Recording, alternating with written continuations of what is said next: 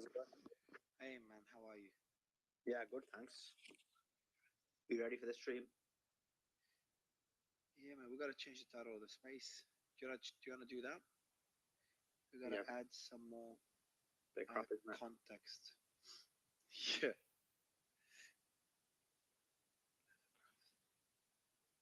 Sending out the invites.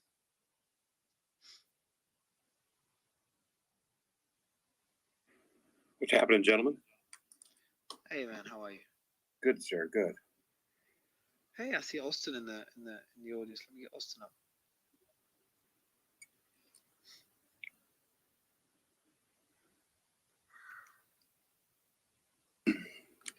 I know we keep sending out those invites.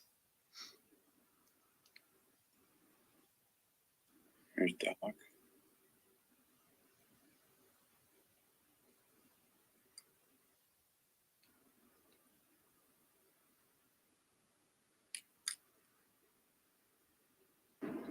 Just as a heads up, Mario and Solomon and Trash, I'm going to have spotty cell service for a little while. I'm still on the road. So if I drop out due to that, I'll just put a request in when I have stable service again. Man, it's so much better to hear you on that microphone than your headset. Well, typically, so typically the audio has been aggravating. Like, I don't use Bluetooth when I'm at my house. So like the last 2 nights I've done work before the start of the space. But like right now I'm still on the road. So I'm using FM Bluetooth through the truck radio. I don't know why, but Twitter seems to like this more than just the phone by itself. It's aggravating. No, bro, your mic is really bad in this kid stuff. So, Austin, you've been away for a while, man. How are you? I'm doing all right. Did a bit of traveling. Obviously different time zone means it was harder for me to join y'all for the normal hour. But other than Are you that, back home now? Yeah, back in the. As always, the Ukraine beat's a tough thing to watch all the time, especially today with some of these videos coming out. But we're back. I saw that video. Are you talking about the one that War Monitor posted an hour ago? Brutal. With the execution, yes. Yeah, that was just a reminder, the ugly side of humanity. The reminder of ugly side of war. When people talk about it so easily, Yeah, the ugly side of war in general and war crimes in particular. Yeah, absolutely. I dated a girl that was United States Air Force. She was EOD, so she was on the front lines of like spec ops in Afghanistan and Iraq. Some of the stuff that she told me was pretty brutal.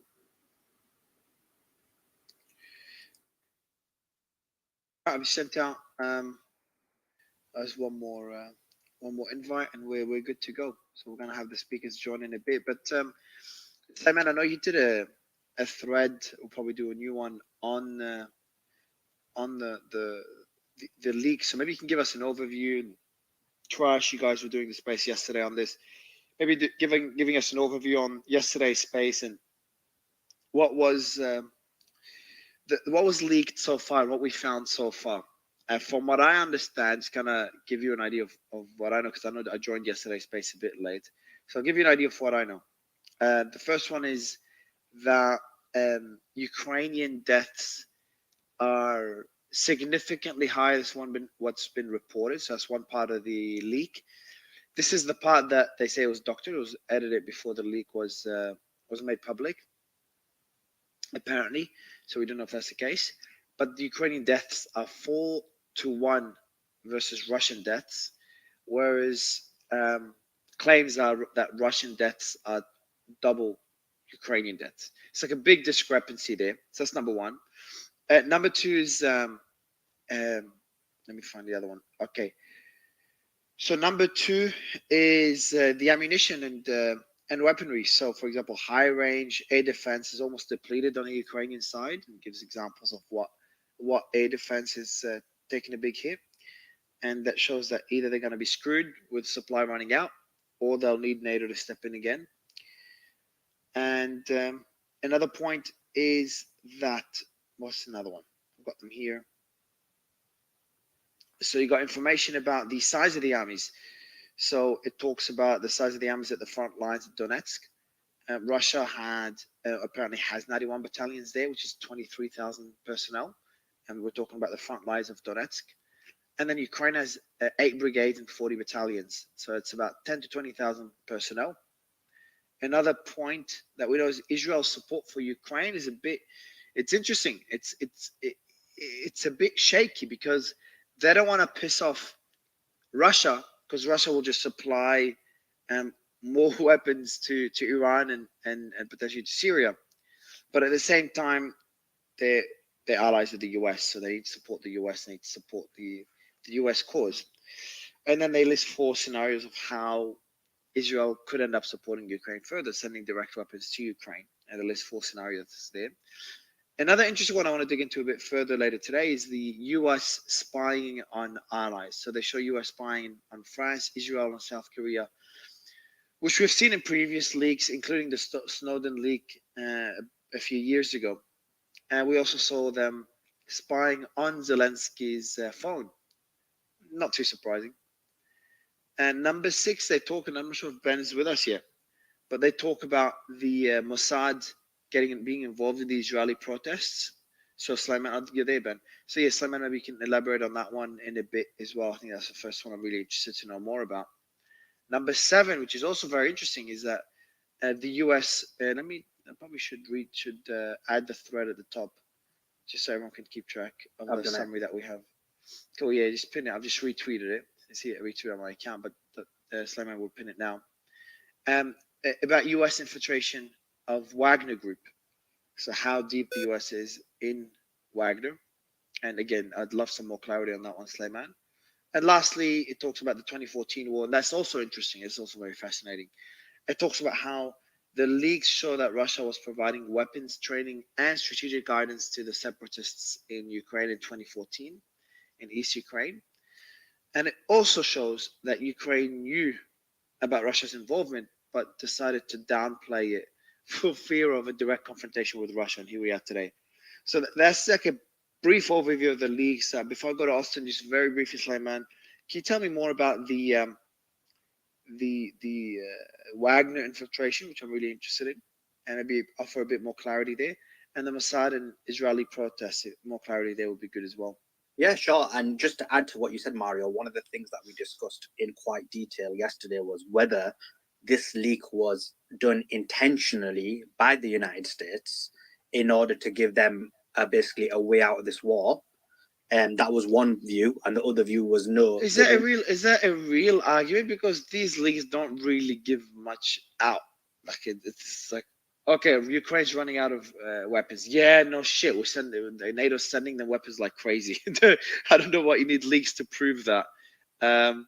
Ukraine they've got more soldiers dying. That's going to create more sympathy for Ukraine. So Mario, I don't agree with that, because I remember on your space, because I went back and looked at my thread, what I wrote. And one of the reasons I wrote is because on your space, both pro-Ukraine and pro-Russia people were arguing that no, they're not running out of ammo. So that is the fact that it's now officially been leaked does present a different avenue and idea to the masses. Yeah, but you'd leak something different, man. Like I just think this is a way to garner resistance to the war. That's definitely not the best leak to achieve that.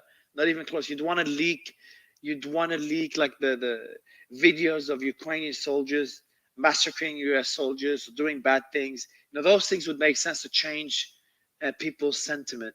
Not the problem is those videos would not permeate. By the way, this is not my position, but I'm just explaining what the position is. Yeah, I'm pushing back as a position. So the problem with that is those videos would, first of all, not get the penetration that you want. We have those videos for a long time from both sides. What this is that it's going in mainstream media, which a lot of these arguments were. We were making them on Twitter, we were making them on social media, where these voices were allowed, but in mainstream media they weren't. So the argument is that although if there's a massacre, mainstream media will cover it. They might not show the video, but they'll talk about it. They love talking about massacres. It gets many clicks. So I'm not talking about massacres. Obviously, that's different. But I'm talking about individual. Well, we're not having many massacres. People are from both sides are basically claiming that it's not massacres, and so there's propaganda going on in both sides. But this specifically, the argument is that this is finally this news. Ukraine running out of weapons, Ukraine losing soldiers, is finally being penetrated into the mainstream media, and hence why now average people who are not even the US, yeah, it just makes no sense. Even the US saying that, hey, we're at, you know, the files could be doctored, especially the deaths. They're pushing back around the files' legitimacy. So I don't see it, man. I don't see that. You said it's not your stance. Yes, so whoever has I mean, I was just telling you. Who has that stance is Mr. Cunningham here. Is he? I know he's here yesterday, not yet. No, he's in. That's definitely not it. It's people like Patrick had that stance, as well as a few other people who believe that it's a psyop from the U.S. government. And the argument is that this leak doesn't provide anything new. Like, this information, the government already knew it. The military already knew it. So this information isn't new. So the only people it truly could impact as new information is people who are not on social media. The only people would impact are people not on social media. I don't see it penetrating the news here in the U.S. or at least in California at all, honestly. It was on the front page of a few. Yeah, it was on the New York Times and Washington Post. Yeah, but you know, at least still, from conservative side, Doug, we don't read those. Just one more point. It's still on the homepage of CNN. I just checked now. So all those sources are not reviewed by at least people on my side of the aisle, and I would say a lot of independents too. They've discredited themselves with a number of false stories that they've, you know, stood behind, even after, notably the Russia tapes, even after they won the Pulitzers. And they've agreed in their own writings that those were false and they were misled. They still haven't, you know, retracted them. So it's good that those papers are bringing attention to the conflict, because I think it needs to be at the top of our news, because we need to be talking about peace for everyone's benefit, and we're just not. It's too bad. But also, I think another point to make on this, why I think the point is not practical, is that no government would want to actually leak documents that demonstrate that it has failed in its own policy direction. And I think that's what this exposure does. And most of the things that are exposed are, at a surface level, really things that are deeply known anyway. So I don't see how that benefits or makes the argument or the case of a step back of policy. No, for right. Not only this, they say in the leak that, hey, we're spying on our allies. That sounds ridiculous. It wouldn't work. I mean, what government would want to do that? To make themselves look like idiots in front of the world community, yet they've argued perpetually that this war is a go. I just don't see any substance in that argument. Right. The argument is that basically it gives the US an opportunity, which I don't agree actually. But no, that's what I'm saying. That it gives the US an opportunity to pivot away from the war. Yeah. Yeah. But what would place that pressure? The intelligence that they already had, yet they continuously supply weapons. No. So the assumption is, based on this argument, that the general masses would then be speaking against the war. And in terms of spying on your allies, I think we had Brian on here who said that that's no big deal. Everybody spies on. He's here now. He's about to report, but his argument was from the U.S. CIA perspective that everybody spies on everybody. That's not a big deal. Hey, Flayman, can I respond to Farag if I'm pronouncing his name right? Yeah, sure. I would just say that it probably would be appropriate, in my opinion, not to consider the U.S. government a unilateral, united front.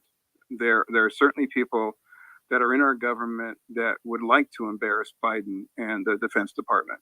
So I don't think that you can, at least I don't, exclude that possibility in looking at the motivations behind whoever like this. But remember, if you're looking at it from the premise of the argument as it's presented, which is it allows government to step away, the premise is that government would have needed to leak it. If you're going by the premise of the argument laid, then that, of course, your argument falls away, because that's not the premise that they're presenting. We're all just sort of guessing, right? We don't even know where these documents came from. Some discords, you know, there's no chain of evidence that supports pointing the finger conclusively at one side or the other for release of these I documents. So you have to I discuss agreed. both So we sides. have to discuss based on the premise of the argument that one lays, and I'm simply challenging the very premise of this argument, in which is you can't say that a government would leak its own intelligence as to step away from policies that it constructed. It's not practical. So No, real so quick, that wouldn't be your premise. That wouldn't be a defeater to your argument. What would be the defeater to that argument is if there was an understanding that they do not want to move away from this policy. And so if they don't, then you're right. But if they, hypothetically speaking, did want to move away from the policy and they wanted some form of reason for moving away from the policy, and that was pressure from the people as an example, that's what the argument is. But if they wanted to move away from the, let's look at the evidence we have. Oh, sorry, okay. Yeah, no, it's real quick. I want to give an update on some news. So I've been looking today to see if there's any additional reporting. Fox News came out and said the same thing I'm about to say, as well as many other outlets.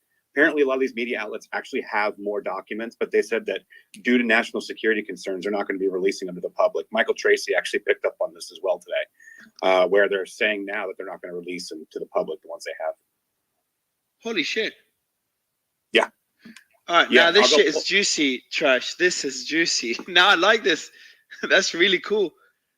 Yeah. Yeah, so let me go. We gotta find. Yeah, let's Trash. Are you able to find those files? Let's try, because they're public, so we gotta find out what they are and get ahead of them. Dig them up and literally analyze them. For So sure. basically, but the more bigger thing from that is, again, a scenario where journalists are basically not going to report on things. Oh look, no. Before you start using this opportunity to start shitting on journalists, we have to respect. Look, in this case, journalists, they want clicks. That's how they make their money. So for them not to put out a story, and again, I'm not putting all journalists equal. Some are obviously corrupt and a lot more biased, and they get paid, etc. And others are trying to do the right thing. But at the same time, there's an argument to be made where some things should not be made public. Now, what those things are is a whole different argument and a whole different discussion. So I just don't like if there's files that would give the locations or the names of U.S. intelligence working in Wagner, for example. Would you want this stuff released, Slayman? List the names of. I agree. That would be unacceptable to be released. But the issue is that I don't trust journalists, so I don't think it's as. Bro, you don't trust anyone, bro. If we start talking about your trust issues, that's a different discussion. Austin. So real quick, Mark. Yeah. So, but all right, go ahead. No, real quick. It's a 30-second clip. It's a 32-second clip of a Fox News correspondent at the Pentagon, and they're reporting on this. If you want me to play it real quick. Yeah, absolutely, man. All right. National Security Correspondent Jennifer Griffin, live at the Pentagon this morning. Good morning. Good morning, Dana. The revelations have sent shockwaves through the Pentagon and the national security establishment, and sources tell me could be worse than the Edward Snowden leak because of the real-time effect on allies, their trust, and the war in Ukraine. Fox News has agreed, along with other news organizations, not to publish the leaked, highly classified documents, which were discovered last week. Details about the scope and scale of the leak remain sparse. So now they're all taking an official position not to release, and that's kind of crazy. Yeah. So okay, I've got my notes down, ready to kind of run through this here. Number one, the narrative that I'm currently stuck on right now is that the only sort of objective being achieved with these leaks right now is mass confusion. Because if you take the stance that the Russians have leaked this, there are plenty of things in these documents that make the Russians look bad, right? Whether it's the casualty counts, which with the initial leaks showed that it was about a 2 to 2.5 to 1 ratio towards more Russian casualties towards Ukrainians, which later on Russian channels, we saw that edited to, or sort of falsified to show a 4 to 1 ratio with 4 Ukrainian casualties to every 1 Russian casualty, everything like that. If you look at the initial sort of leaks and where they're coming from, this doesn't necessarily paint the Russian armed forces in a good light. And so it really doesn't make sense for the Russians to do this. Now, on the same point, the other narrative that, Suleiman was kind of talking about is this idea that this is like a U.S. leak to sort of denigrate support for Ukraine and everything like that. But there's a ton of stuff in here that's like very much unrelated to U.S. support for Ukraine. Whether it's the conversations going on between U.S. and South Korean officials, the potential negotiations between the El-Sisi government in Egypt with the Russians, the idea of Wagner potentially infiltrating into Haiti. Like, there's stuff in here that makes zero sense whatsoever for the United States to sort of sacrifice these diplomatic relationships that much time, effort, money, and equipment has been spent on building for the sake of maybe changing public opinion here. So I neither buy the narrative that the Russians did this, nor do I buy the narrative that the US did it, purposefully at least. But what's very clear here is just the scope of these leaks are so insane, because the way that the United States and many other countries, the Russians do it, the Chinese do it, deal with classified information is via compartmentalization. So let's say hypothetically, someone in here has a security clearance. On the higher levels, it's known in the United States as a TSCI, so top secret compartmentalized information. So somebody working on top secret information on Russia is not going to be privy to top secret information on North Korea. And that's by design, because they don't want, the only people receiving such a wide breadth of information on, different countries, different regions, different issues are folks at the highest level. I'm talking director level. And so furthermore, when we talk about logistics here, in order to access like classified information within the United States government, and this is also the same with the Germans, it's the same with the Chinese, everything like that. The information itself is compartmentalized, and if it's digitized, it's tracked. So when we look at these, we're looking at someone who has printed out these documents and is taking photos of them. The devices that these documents are stored on track whenever someone accesses something like a printer or any sort of external device. So whoever did print these out was tracked doing so. And so the investigation will actually be probably quite easy to determine who did this, because of, again, like I said previously, the width of, what other government employees printing out, top secret information on supposed Russian intelligence efforts in the UAE about oil trades, and then also doing the same thing on stuff going on in South Korea or in Israel. Like, this is spanning way outside of like normal compartmentalization protocols. And because of that, I don't think the Russians have the intelligence assets to make a play like this, nor do I think they want to admit to, and which is why we saw, Russian info streams sort of call this as a psyop. And likewise within the United States, there's so much unrelated stuff here to the war in Ukraine that it seems to be like an immense sacrifice for what could potentially be very, very little. Austin, I got a question for you. First of all, I agree with what you said, to be honest. But specifically, and we do have information that these documents came, like basically they were only accessible to the United States, like foreign nations didn't have sight on these.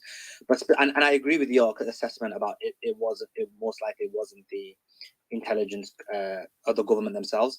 But then, and we know that how the documents came into how we got them was they were put in a Discord, and then later someone took them from that Discord and put it on Bow Wow's Discord, and from that they were then collated onto Telegram, and then later we found them and then reported on by the New York Times. So my question is this: based on your experience, or even your we're speculating to an extent, how would a document like this end up at the Discord? Yeah, I got some stuff to add whenever you guys want me to chime in. Yeah, we'll definitely go for it. So how, so the logistics of putting this on a Discord are clearly someone had access to, if these are legitimate, and I think that is actually a legitimate question to ask, right? So from what we know, they have been, they have been authenticated as legitimate as a totality, but in terms of the specific things, there's no guarantee that they haven't been doctored, but they Yeah, and it's from what we've seen though is a very mixed bag of responses from both the U.S. government and from foreign governments. Like the South Koreans came out today and they said that it was all falsified. The Egyptians said the same thing, and then from within the U.S. it's been very mixed on sort of. I mean, all the DoD has basically said is that they're conducting an investigation into it. But if these are hypothetically if these are legitimate. Someone would have had to have access to classified digitized sources, whether those are laptops or iPads or anything like that, across departments, and then been able to print that out. And then the process would be they would print it out on the secure printer and bring it outside of what's known as a SCIF. So that's like a secure compartmentalized information floor. So when people are doing work on, and again, this is pretty standard practice across the United States and also across like China and Russia, thing like that. When you're working with classified information, you're basically kind of locked in a basement. You're not allowed to, bring things like phones in or anything that could be hacked and stuff like that. That's standard operating procedure. So this person would have to print this out on a secure printer, smuggle out those documents again across departments, and then bring them back to what looks like a home desk. Like I've seen some guys do analysis on like what's on the desk, and also some of the documents like aren't classified information. Like one of them that was included in the drop on Discord was a character sheet for like a tabletop RPG game like D&D. So they would take photos of these, probably upload them to, I would assume, a burner phone or a burner device, and then send that to a Discord server or multiple Discord servers, or as we've seen in the past 3 years in particular, like video game forums. Like I'm sure you guys are all attuned to the classified information leaks that have gone on the War Thunder video game forums. So that's sort of the process, right? They're getting it from a sort of top secret location. They're bringing that physically to a home or another domicile, and they're taking photos of it, and then they're uploading those photos to these forums or these servers or things like that. So is there anyone on the panel who holds the position that there is a possibility that it could be a PSYOP and was leaked intentionally by the US? All right, let me pick this up here. So a couple of issues. Number one, let's the one category of thinking should be, have we learned anything that we did not already know from a bunch of different sources? I would discount the value of what is so-called leaked. But take another category here. You have to drill down and understand what is happening in Washington, D.C. and deep in politics. So let me just give you a quick primer. Everybody knows the Republicans are cratering. Every president appoints 4,000 personnel at the top of the government. Then when you count those people that are appointed just under that, we're talking about 10,000 people. Jobs depend upon who sits in the White House. Now, the Republican, if you look over time, the far right wing is getting smaller and smaller in the United States. They have a vested interest, and this happens in every single election. Whichever party is not in power, and in this particular case, the Republicans are falling back to the whole Trump issue, the far right wing issues, etc. They have a vested interest to make the Democrats and Biden look as bad as they possibly can. So for one, if we are to assume that the leak is absolutely for real, then I would suggest that there's some rogue person somewhere in that senior executive political appointment group that I've just described to you, who is trying their very, very best to improve the Republican situation going into the next elections. Robert, you're breaking up considerably. A rogue in very data, Robert, data that was so-called.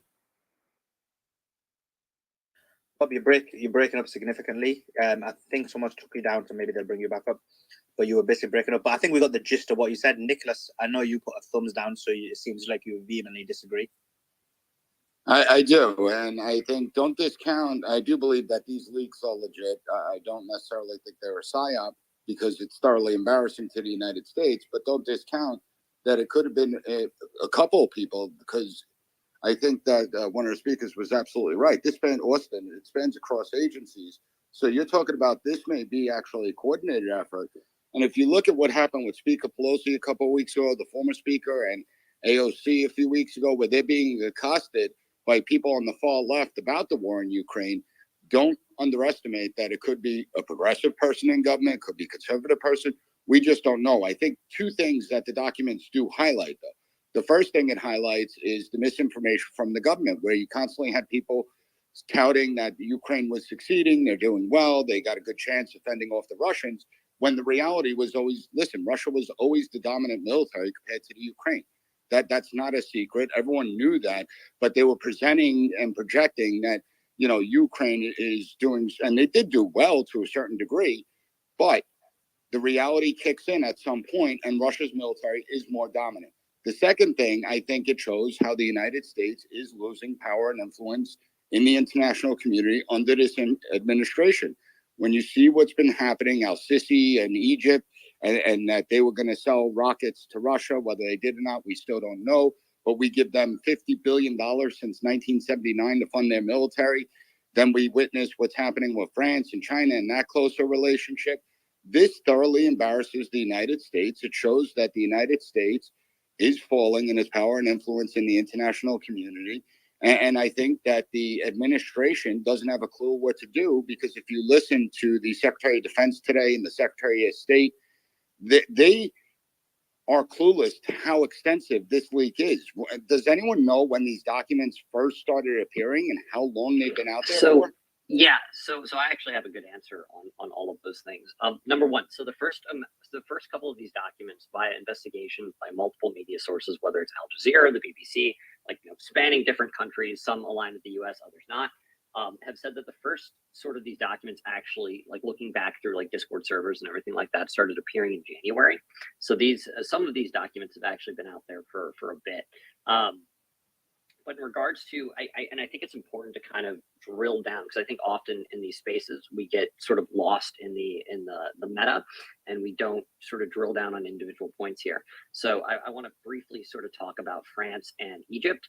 So in regards to the supposed negotiations between Al Sisi and Russia over the supplying of Grad rockets in exchange for something that hasn't been said, I think there actually is sort of a logical conclusion someone can go to, and that would be for sort of preferential shipment for grain. Because if you look back at the time that these conversations happened, the greatest fear, so, you know, multiple countries were fearing, you know, lack of liquid natural gas supplies. Egypt wasn't actually in a huge energy crisis, but what they were in was a food crisis, because traditionally they've shipped and imported most of their grain from Ukraine. So that would seem like a sort of valid carrot to offer, you know, the Egyptians, to say that, like, look, we're going to, from the Russian perspective, we're going to alleviate the potential, you know, famine you might go through if you're willing to provide us with arms. That being said, there's a serious risk in doing so, because, you know, as Nicholas pointed out, over the last, you know, couple of decades, $50 billion of U.S. money has been put towards Egyptian defense spending, and on an annual basis, we put about 1 billion, give or take a couple hundred million there. So that's a serious risk for them to do. On France and China, I think it's important to note that Macron previously, if you look at the current protests and strikes ongoing in France right now, the last time we saw something of this caliber was the Yellow Vest movement.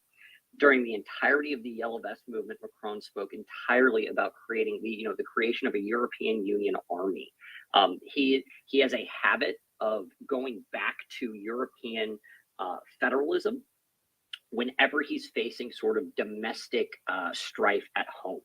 And so I understand why a lot of people are looking at his visit to China as being like, oh, France is turning away. I think it's more important to look at Macron's history as a politician and note that every time that he faces like domestic problems, he pivots to this sort of grand idea of European federalism and Europe as like the third pole in a multipolar world.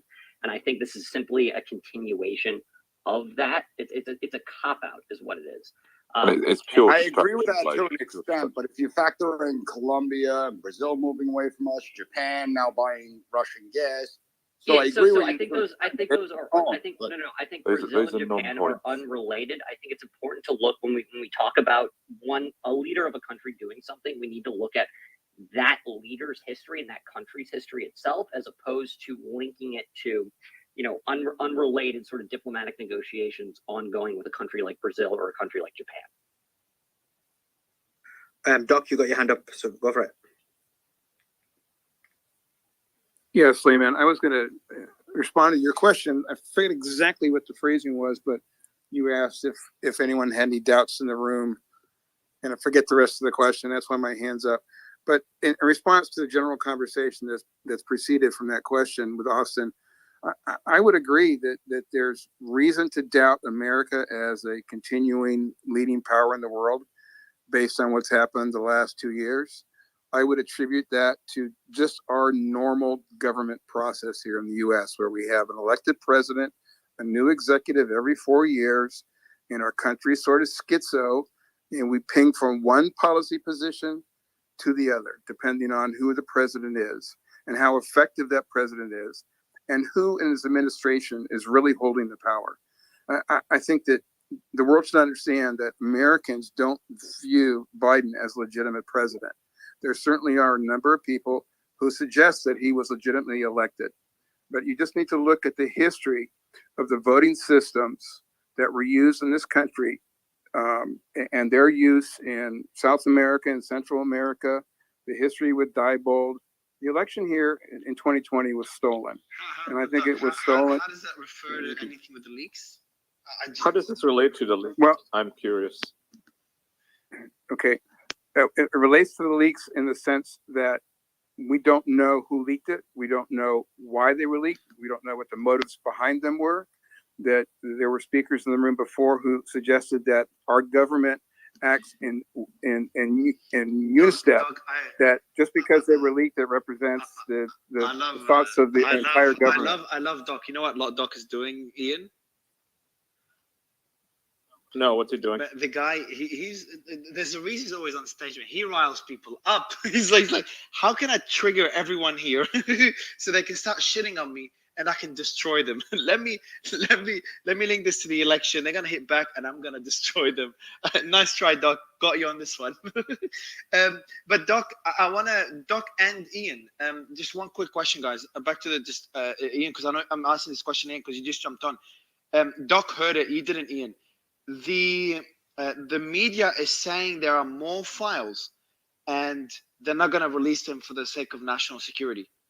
I've just tweeted the video. Michael Tracy, who was on stage earlier, is coming back. I have like kind of a hint as to what the files are, and I can say that it is for national security. There's pretty damn good reason not to release them, actually. Is it? So what parts of the files? It'll be because of the extremely confidential stuff that puts people in danger. Let's put it that way. Yeah, but also, Ian, just on that, after the Assange links and WikiLeaks, the media was very heavily pursued by the US government under the Espionage Act. And so I think they'll also be slightly concerned that they have to, even if they're in the correct for press, they will have to put up a hefty amount of legal fees to protect themselves from making sure they didn't put American lives in danger. Yes, because that's not protected. So if you go with what Ian said, I totally understand it. If that's the sole reason, which I doubt. But if you go with what Rob said, that's example of why I believe that there's a problem with journalism, because we know from the Edward Snowden leaks, no lives, from what I remember, and I did read up on this for a number of years ago, there was no, although the claim was that military lives were put in danger, the result of that suggested that wasn't the case. And so if he'd been censored in the same way it is now, we wouldn't have a lot of the surveillance, the spying that was occurring on the American people. So again, this is another example where you see journalists in cahoots with the media. If what Rob's saying is the case, if Ian's saying, I'm not agreeing with it, by the way, but I'm just sort of saying I think that's probably, if you're Fox News or whatever, you just don't want to have to put up $5 million plus to defend yourself when they come for you. Well, did they come? Does anyone know? Did they and Doc obviously might know on this as an attorney, but did news outlets face legal issues due to the Snowden leaks? Does anyone know? Absolutely. Yep. Absolutely. What were The Guardian was one of the worst in the here. UK. I can Guardian was attacked by say the that. UK. Okay, That's guys, not the guys, reason you're here. both speaking citizens. I think it's important to point out the differences though between this leak and the Snowden leaks, because I think what we're seeing a lot from a lot of media sources right now, like as from the clip that Trash showed, or that we all listened to, with Fox News talking about how like this could be more damaging than the Snowden leaks. That personally, I don't think it comes anywhere close. If you look at the Snowden leaks themselves and what sort of came out of that, you have information on the collection methods being used by various U.S. intelligence community agencies. You have information on assets being used, and to an intelligence branch that presents a far larger threat than sort of just like information that you're holding close to heart. Yeah, also, and I don't disagree with that in terms of, but you also don't know if they've seen, leaks that are far more compromising, which is why they don't want to release them. So we just don't know the full facts of it. But from what we've seen, I agree it's not. Anyway, it's interesting. The press are saying it's the worst leak since Snowden, not that it's worse than Snowden. I think that's a nuanced but important difference. Yeah, and I guess based on the way journalism is going, we probably won't see many more. Yeah, no, hold on. Sleman just wants to take every opportunity to shit on journalism. And just to be clear, the knife in there and twist yeah, it. bro, but I'm the guy I'm obviously one of the people in Sleman as well. But I'm doing a lot in competing with journalism and putting them on the spot and reporting on things they don't report. But I just don't want to use every opportunity to kind of shit on them in every chance I get. No, in this case, let me give you context. Hold on, bro. The media organizations that reported on the Snowden leaks faced, and that probably that kind of supports your point, and no, it doesn't support your point. Media that reported about the Snowden leaks faced various challenges and pressures, but did not face significant legal issues directly in the US. So Snowden leaks, the most major leaks in I don't know how long, the media companies did not face significant legal issues in the US. So the system is doing its thing. Now you might argue saying, okay, then why are they not leaking the information now? But then as Ian said, there's some shit there that will put people's lives in danger. We use the Wagner example, releasing the names of the intelligence. So just thought I'd throw that out there. Yeah, so my argument is not about using an opportunity to like diss them. This is a major issue, and this is always a litmus test. Whenever major issues occur, there's always a litmus test or a case study to see how society is going to progress on those issues in the future. Now, if it's what Ian said, and it is that, which I'm not sure if that's the case, because that was the fake argument they used about Edward Snowden. But let's say it is, okay, that's fine. But if it's not, which I believe it to be the case based on the argument they made about Edward Snowden to silence him, it shows once again that journalists are in cahoots with those in power when they're meant to be holding. I don't think they are. In cahoots, I wouldn't so say it publicly. I'm going to push back on what Sulaiman is saying here. I'm just going to push back on it because of what the media is actually covering. For instance, the Washington Post covered this big story today, right, about how Zelensky is going to Poland. He's gone to Poland, and there have been discussions, and this is on social media right now, right? They're not the only ones reporting on this. Other people have access to the files, have been covering this as well, reporting on how Poland may be moving to push Ukraine to give up Lviv, for example, because he owes Poland a lot of money, right? Zelensky, his whole regime owes Poland a lot of money due to the support they've been giving in this conflict with Russia. Right, so this is one of the ways you can pay back through business deals. That stuff is coming out, right? This is stuff that's extremely damaging to the whole war effort, Ukraine's war effort, I should say, right, as well as America's interest in the region. So I don't think what Sulaiman is saying is true at all. I'll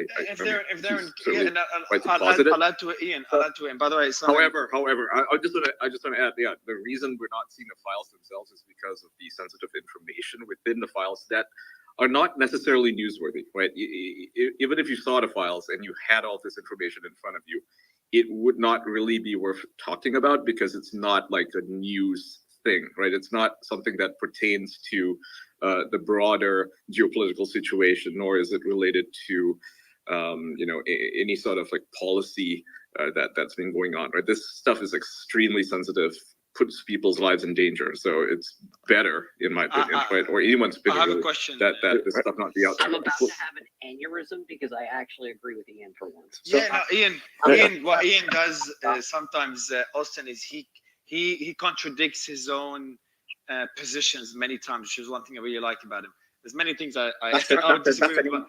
That's an insult. I don't think it's a contradiction. Yeah. I contradicts. I think people read too much into what I'm saying I'll sometimes. rephrase it. Challenges what people would assume your position will be. So it's a better way of putting it. Yeah. So for example, you were the one reading the Twitter files. So you're one of the main people in the world that was calling out the media being in cahoots with the government, and you were very critical about it. But then you're like, I'm not going to use every opportunity to kind of make my point. If this doesn't apply, it doesn't apply. It is what it is, or at least in your opinion. Exactly. But Cement, also just one more thing I want to mention.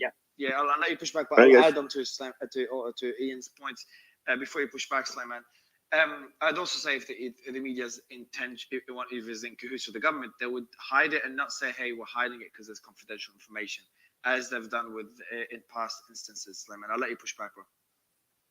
Yeah, so just coming back on the point, so I would say that is the reason why they would actually do that, because the main reason why they argued that Edward Snowden should be silenced is specifically the reason which Ian gave.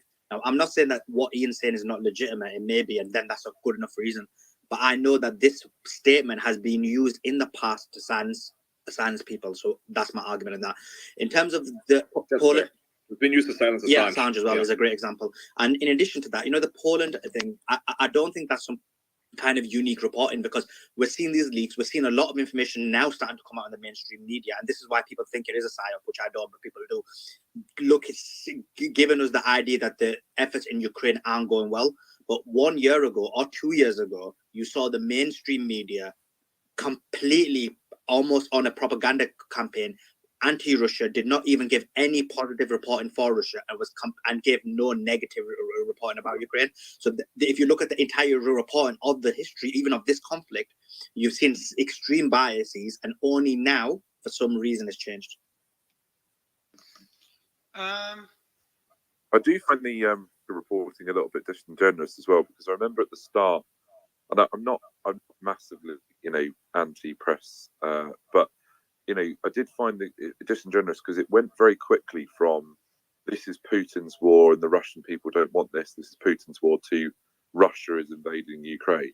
So we lost the sort of the Russian people don't want this bit quite quickly into a very kind of geopolitical thing. I don't know if that was intentional or it was just easier semantically, so they did that, but that did feel quite quick. Yeah, so Jeff, I'd love you to jump in on this one, but it's also like just one thing to point out: the media is very open about one thing, what their incentive is. Their incentive is to get clicks. So as you think about what they're going to write about and what tone they're going to use, That's not true, Mario.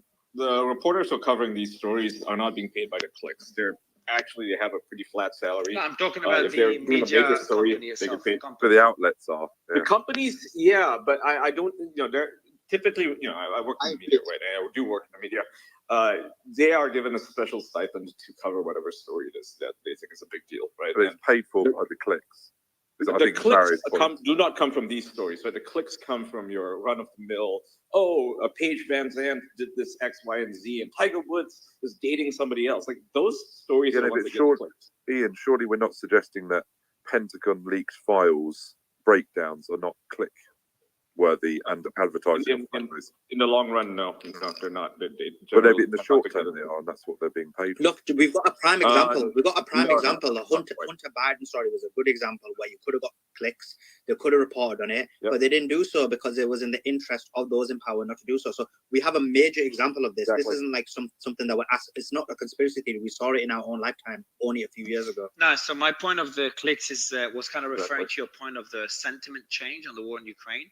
How initially they were a lot more supportive, and if the general sentiment of citizens kind of shifted over time, which is pretty common in those cases, then you might see the media kind of shift a bit as well to It's give and take. Honestly, it's give and take because oftentimes, if you're the New York Times, then you drive the narrative, right? You're not really concerned with what the public is thinking. You're going to publish something even if it's unpopular because it is through your reporting as the New York Times or the Washington Post. You're the one setting the narrative, right? That is the power that the media has. That a lot of people it sets the agenda. It's not things online influencers where you see like.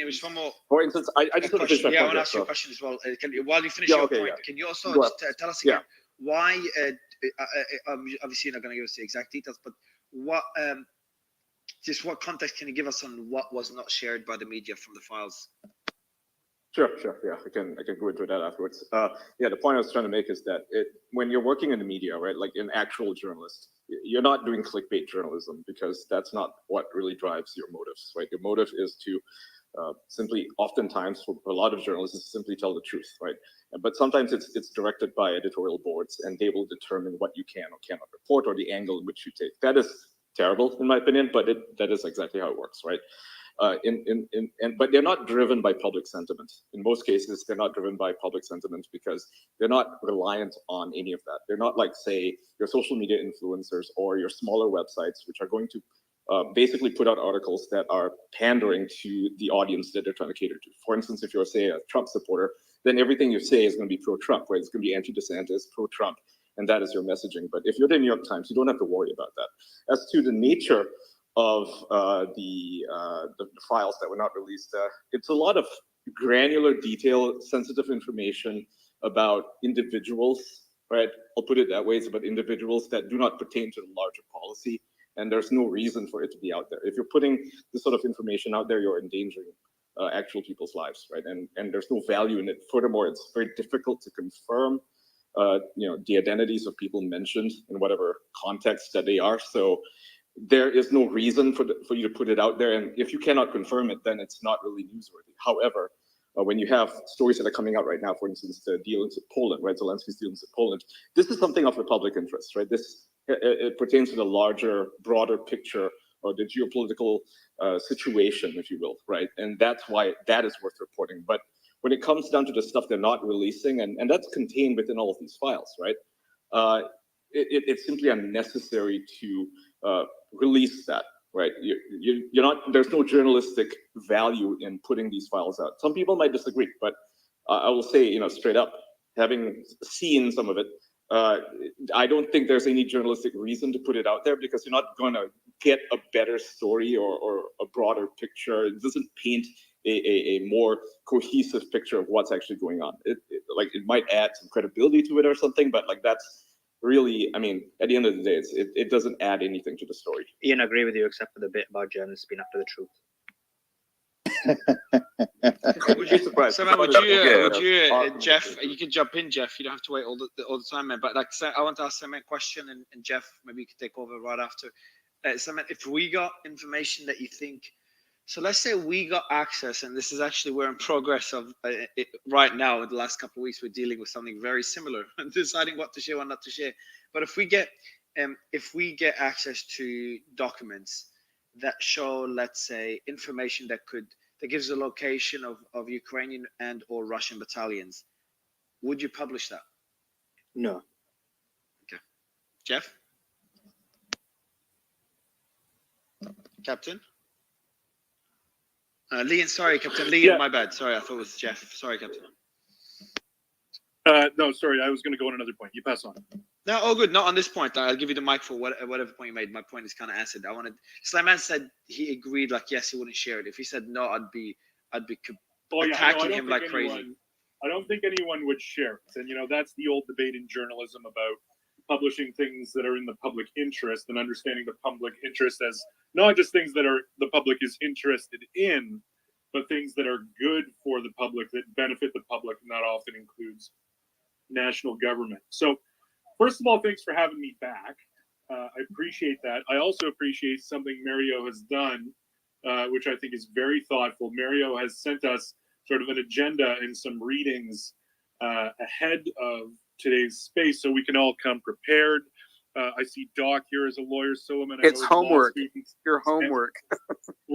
Some people see it as homework, but those of us with legal training appreciate the difference between a hearing that is prepared and a hearing that is not prepared, and the difference it can be night and day. So we appreciate that, and that's given the opportunity to do some readings about leaks generally, and to come with some authorities in hand. And I want to suggest that the leaks that we're seeing are entirely consistent with the historical trend of leaks throughout American history. And I've looked specifically at the Plame affair, the Pentagon Papers, at Watergate, and at the Hutchison letters from 1772. And the trend I think we can identify in all of those things is it tells the public something that, it kind of already well knew, particularly with respect to the Pentagon Papers, where a report authored by Robert McNamara, the Secretary of Defense, was made public. All that report said was stuff that Cronkite had already reported on live television, particularly that the war in Vietnam was unwinnable. Now, the revolutionary thing about it was that they had known a long time before, and much later we would learn that Nixon was offered peace in Paris and refused it for electoral reasons, shall we say. But the idea itself was uncontroversial, and just similarly, what we're seeing here is, oh my word, we're at a stalemate in this war, and the Ukrainians don't quite have all the equipment they might like. These are things that we already knew. The sources and methods that we've been touching on, all right, that's important. I won't gloss over that. But the Hutchison letters from 1772 that were obtained by Benjamin Franklin, those letters just confirmed that, oh yes, the British want to tax you, and if you don't pay your tax, there might be consequences. That surprised no one. The Watergate leaks revealed that political parties spy on each other, as if we didn't know that. But the proof of what we already knew became, revolutionary, which speaks to something that our friend Derek Weinstein was talking about here in the room yesterday. He's like, look, we can't go to ground on any of these issues we're discussing because we can't agree on basic facts. And these leaks, we treat them as being so important and they move politics so much, but in fact, what they do is give us the certainty to go to ground on something that, well, I think already we all pretty much already believe. So in a way, it tests Dr. Weinstein's, theory, about what we do when we actually have certainty and know the truth about the things we know. So thank you, Mario, for the space. Thank you for the homework. I look forward to receiving more homework. Thank you very much. Hey, Mario, real quick. On the news right now on Fox, I can play it if you like. Mark Thiessen from the Washington Post is talking about the intelligence leak, 53 highly classified documents posted. Play it for sure. It'd be great. Okay. I just wanted to play it off my TV, so let me give me a thumbs up once I start playing if you can hear it. Perfect. Thank you. I'm going to rewind. You mean Mark Thiessen, the George W. Bush speechwriter? I guess that's who it is. Here we are. Mark Thiessen, Josh Holmes, co-host of the Ruthless podcast. Can you hear it? Chief of Staff to Senator Mitch McConnell. Yeah. And Jeff Manchester, national politics reporter for The Hill. Mark, this is a big deal. I mean, it's a really big deal. It's a huge deal, and it is worse than Snowden because Snowden gave away older intelligence and he gave away programs. This is exposing human sources. I mean, they're exposing how we penetrated the Russian Ministry of Defense, how we penetrated the Wagner Group. There are people right now, I would assume, who are in danger of being killed or in hiding because when the Russians find out that we knew certain information, they knew who had it and who didn't have it, and they can go after them. And if you see all these oligarchs happening to fall out of buildings, you might see some U.S. sources falling out of buildings too. So that's going to cut off intelligence to us, and it's going to deter other people from sharing with us because we can't be trusted to keep those secrets. And Julia, it also comes at a time when allies seem to be shifting, at least talking like they're shifting. France, for example, and China, and that's a concern up on Capitol Hill. Absolutely, and lawmakers are already recess. However, I think they're going to be Julia Manchester from The Hill. But the timing of this is so interesting. I mean, in Ukraine, they're about to launch this counteroffensive against Russia. You have the South Korean president who's about to visit Washington. So it creates really an awkward dynamic all around. And, you know, obviously we all know that countries spy on each other, adversaries and allies. But I think the details that are, you know, essentially laid out in these leaks create just an awkward dynamic and could potentially damage relationships. Which is why maybe the president and the White House have already been asked and answered that they're not going to have a press conference on this trip to Northern Ireland, and he's not going to speak to the press. I'm not really sure what we'd say at this point. I mean, look, absolutely Josh clear Holmes. intelligence agencies provide an incredible amount of safety and security for the American people, but it's hard not to say we've got a problem. Right? I mean, if you look back, Chelsea Manning, we talked about Snowden, drone leaks, now this, and in the interim, you had a 4-year period where you had senior intelligence leaders perpetuating a fiction against a current occupant of the White House. This is an ideological problem here, and how these sort of ideological sleeper cells maintain access to the highest, most classified intelligence information is anybody's guess. But once they get to the bottom of this, I think you got to have a serious conversation about reform here. Yeah. All right, meantime, you've got the Manhattan District Attorney now suing the chairman of the House Judiciary Committee. He was on earlier, Chairman George. Do you want to continue? What the hell are these idiots talking about? You can stop it now. Yeah, I think that's enough. Okay. I mean, I just So that confirms what I know about. The Yeah, so I feel like my quota for bullshit for the night, so I mean, I thank agree with you, Michael. If anything, that adds to my point, which is they've just made a blag about people being in danger based on certain vague statements, and then that's the basis of why they've basically stopped. It's not the vague statements. I've seen more than that. So they're saying that people won't trust the US. We know that people would know about certain intervention. Oh yeah. I mean, that's mostly a new. That's mostly a new point. I think historically the U.S. So go ahead. Sorry, go ahead. Oh, I was just gonna say, I think I've read almost nearly every document that's in circulation at this point, and I don't know that there's any that have a marking that suggests human intelligence. And I was listening to somebody else on TV. The one that came out an hour ago. Oh, maybe I missed It's that absolutely. one. There was a guy. There was a CIA guy who was on MSNBC. He was saying, "Thankfully, as bad as this is, it doesn't actually compromise any human sources. So we should be brave about that." Maybe he was wrong. That's not. Yeah, he's wrong. That guy's wrong. All right. Yeah, I reserve the right to not know the full details there. But anyway, I mean that's the thing. All these people. I mean, Mark Thiessen was a speechwriter in the George W. Bush administration for Bush, and then Rumsfeld. He was one of the sort of hardcore Iraq war types. Not that that discredits anything he might subsequently say 20 years later, but that's the sort of background he has where he's just reflexively inclined to defend state secrecy as the sacrosanct principle. I mean, these people act like these aren't public records. I mean, these are taxpayer property. Yeah, they bear certain classification markings, but they make it seem like it's like this duty of all citizens Michael, to recoil with horror if you get documents. Michael, if you get documents, Michael, I get what you're saying, but when there's actual humans, names, docs, things like that, I think the dynamic. And Ian, can you tell Ian what does it include exactly? Like, does it have names? I don't care. I still want to see it. If it's there, I want to see it. I mean, you can look for it if you want to look. I tend to be on the stance that if the release of a document directly gets somebody tortured or killed, I'm generally against the release of that document. Exactly. You can hardly even prove that half the time. They just cite that as a scare tactic to dissuade anyone from I mean, it can be used as a scare document. tactic, but not in this case. Not in this case. Like I said, I have seen what's in there, right? How would you know, specific Ian, people? not in this case? How would you have any idea of that? I mean, seriously, how would you know that? Ian, you see names of specific people? Yes. Yeah, there are okay. names. There are names, but how Could you DM that to me? Names and addresses. But like I said, we can't verify who these people are, right? And we can't verify if any of this is real. But if it's there, then I mean, sorry, what you doing, Ian? Ian, sorry for sorry, I interrupted you. Carry on, and then I want to go to call because. Well, I'm sorry if these CIA saboteurs are inconvenienced. I mean, but I want to see the document. Just a bit of structure, please. So, Cole, you were going to say something specifically about you. Have you seen the names as well?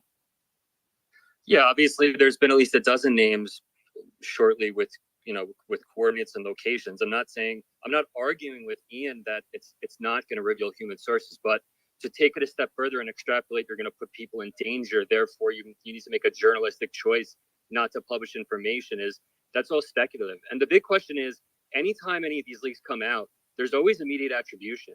Even if it's negative, there's immediate attribution to use it as a tool. There's no attribution here. There's not even a suggestion of attribution, which is very suspect, in my opinion. I want to bring Naim in. Naim, I mean, you heard the discussion we had earlier and Ian's argument that it does disclose people and puts people's lives at risk. My argument was, if it does, fine, we can do it. That's fine if they're not released, but I don't believe they do. I believe this is used in order to censor. What's your thoughts, Naim? Well, I haven't seen them, and I've had a lot of trouble finding these documents. It's a little suspicious to me that CNN, New York Times, Washington Post, NBC, they've seen dozens of these, but online I've only seen about 5 or 10. But if they have names of people, I think that's just as a journalist, they would have to use their good judgment and probably not publish those, make them public.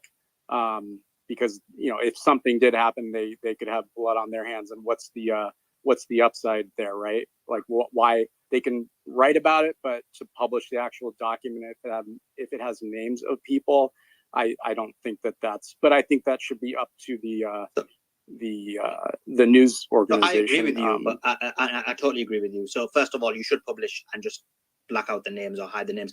But the issue is this, Naim. Yeah. What about the argument that I stated that actually this was used with us? This argument was used with Snowden before, and then we found out it not to be the case. This argument was used with Assange, and we found out not to be the case. Well, and so can we really trust journalists? I mean, it depends. I guess that's up to the person reading the article, right? That's up to you. But as far as Snowden goes, that was a little different because he was a whistleblower from the agency that went directly to the press with, flash drives or hard drives with all this material exposing a vast spying network with just tons of information.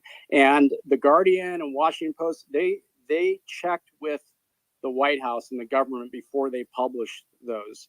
And as far as what I know about the story is they were basically not prohibited from publishing it. So, and in fact, those journalists won Pulitzer Prize for that. Well, hold on. The government can't prohibit the publication of the document. That's prior restraint. Well, I didn't say that they can. I'm just saying that these two publications went to the government first. To seek comment. Right. Not to get approval. The government didn't ask them to not publish them, like we're sort of seeing in this situation, as far as I know.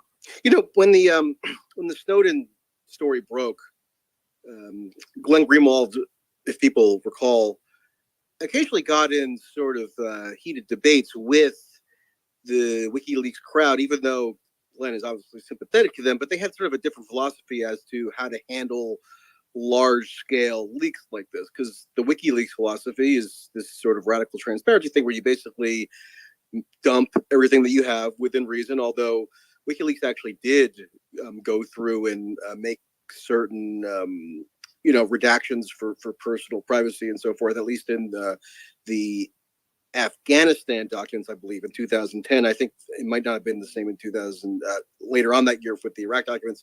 Anyway, it was sort of, but it was kind of a jumble.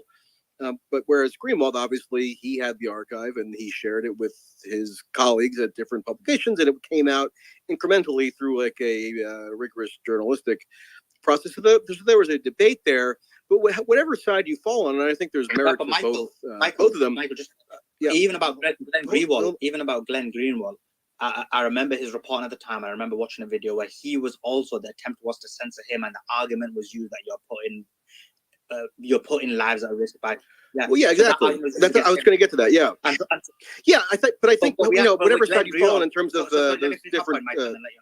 With Glenn Greenwald, he's like a man of integrity. Like he'll release the truth irrespective of the consequences, and we've seen that.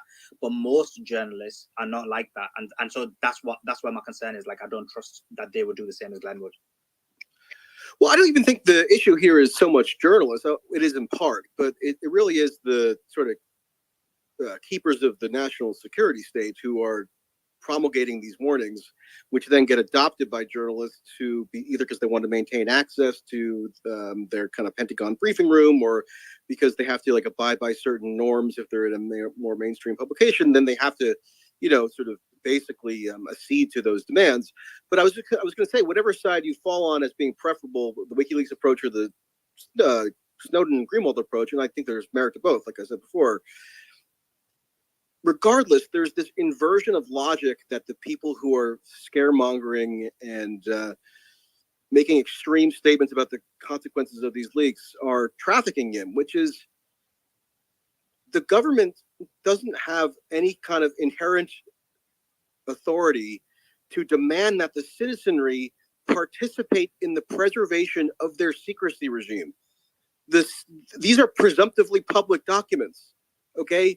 The government concocts this whole classification regime to conceal them from the public so the public can't see in detail and in real time what the government is doing in its name and with its tax money.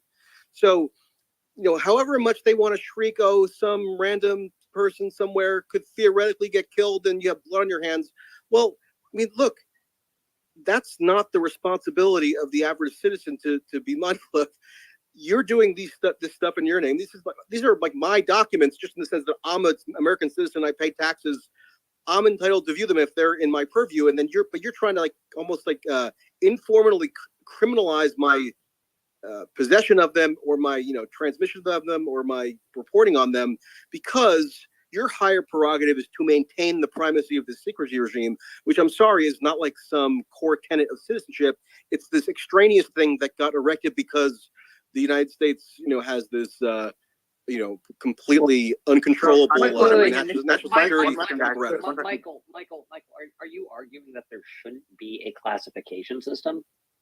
No, I'm arguing that I'm not obliged, nor is anyone, to help the government preserve that classification regime. So what you're saying is, like, let's have a little back and forth here, because I think this is actually an interesting topic. Well, yeah, let's include more than just two people here as well. Look, the state went in to the president, Mar-a-Lago, right? I just want them to finish this point, and then you can come in because it's interesting. Go for it. So, Michael, I understand where you're coming from here, and I do disagree with it, but I do feel like there are certain bits of information where I understand your. I don't know if I'd call it ideological, but I feel like that would probably be the best definition. That a citizen is not obliged to coalesce with the government when they're already in possession of something like this.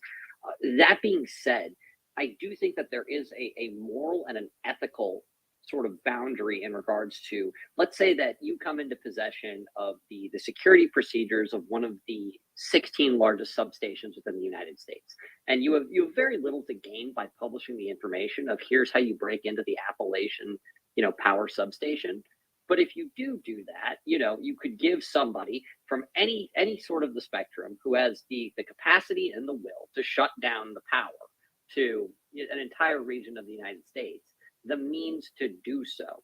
So on the one end, I understand your sort of prophecy of liberty and the idea that you don't owe the government everything.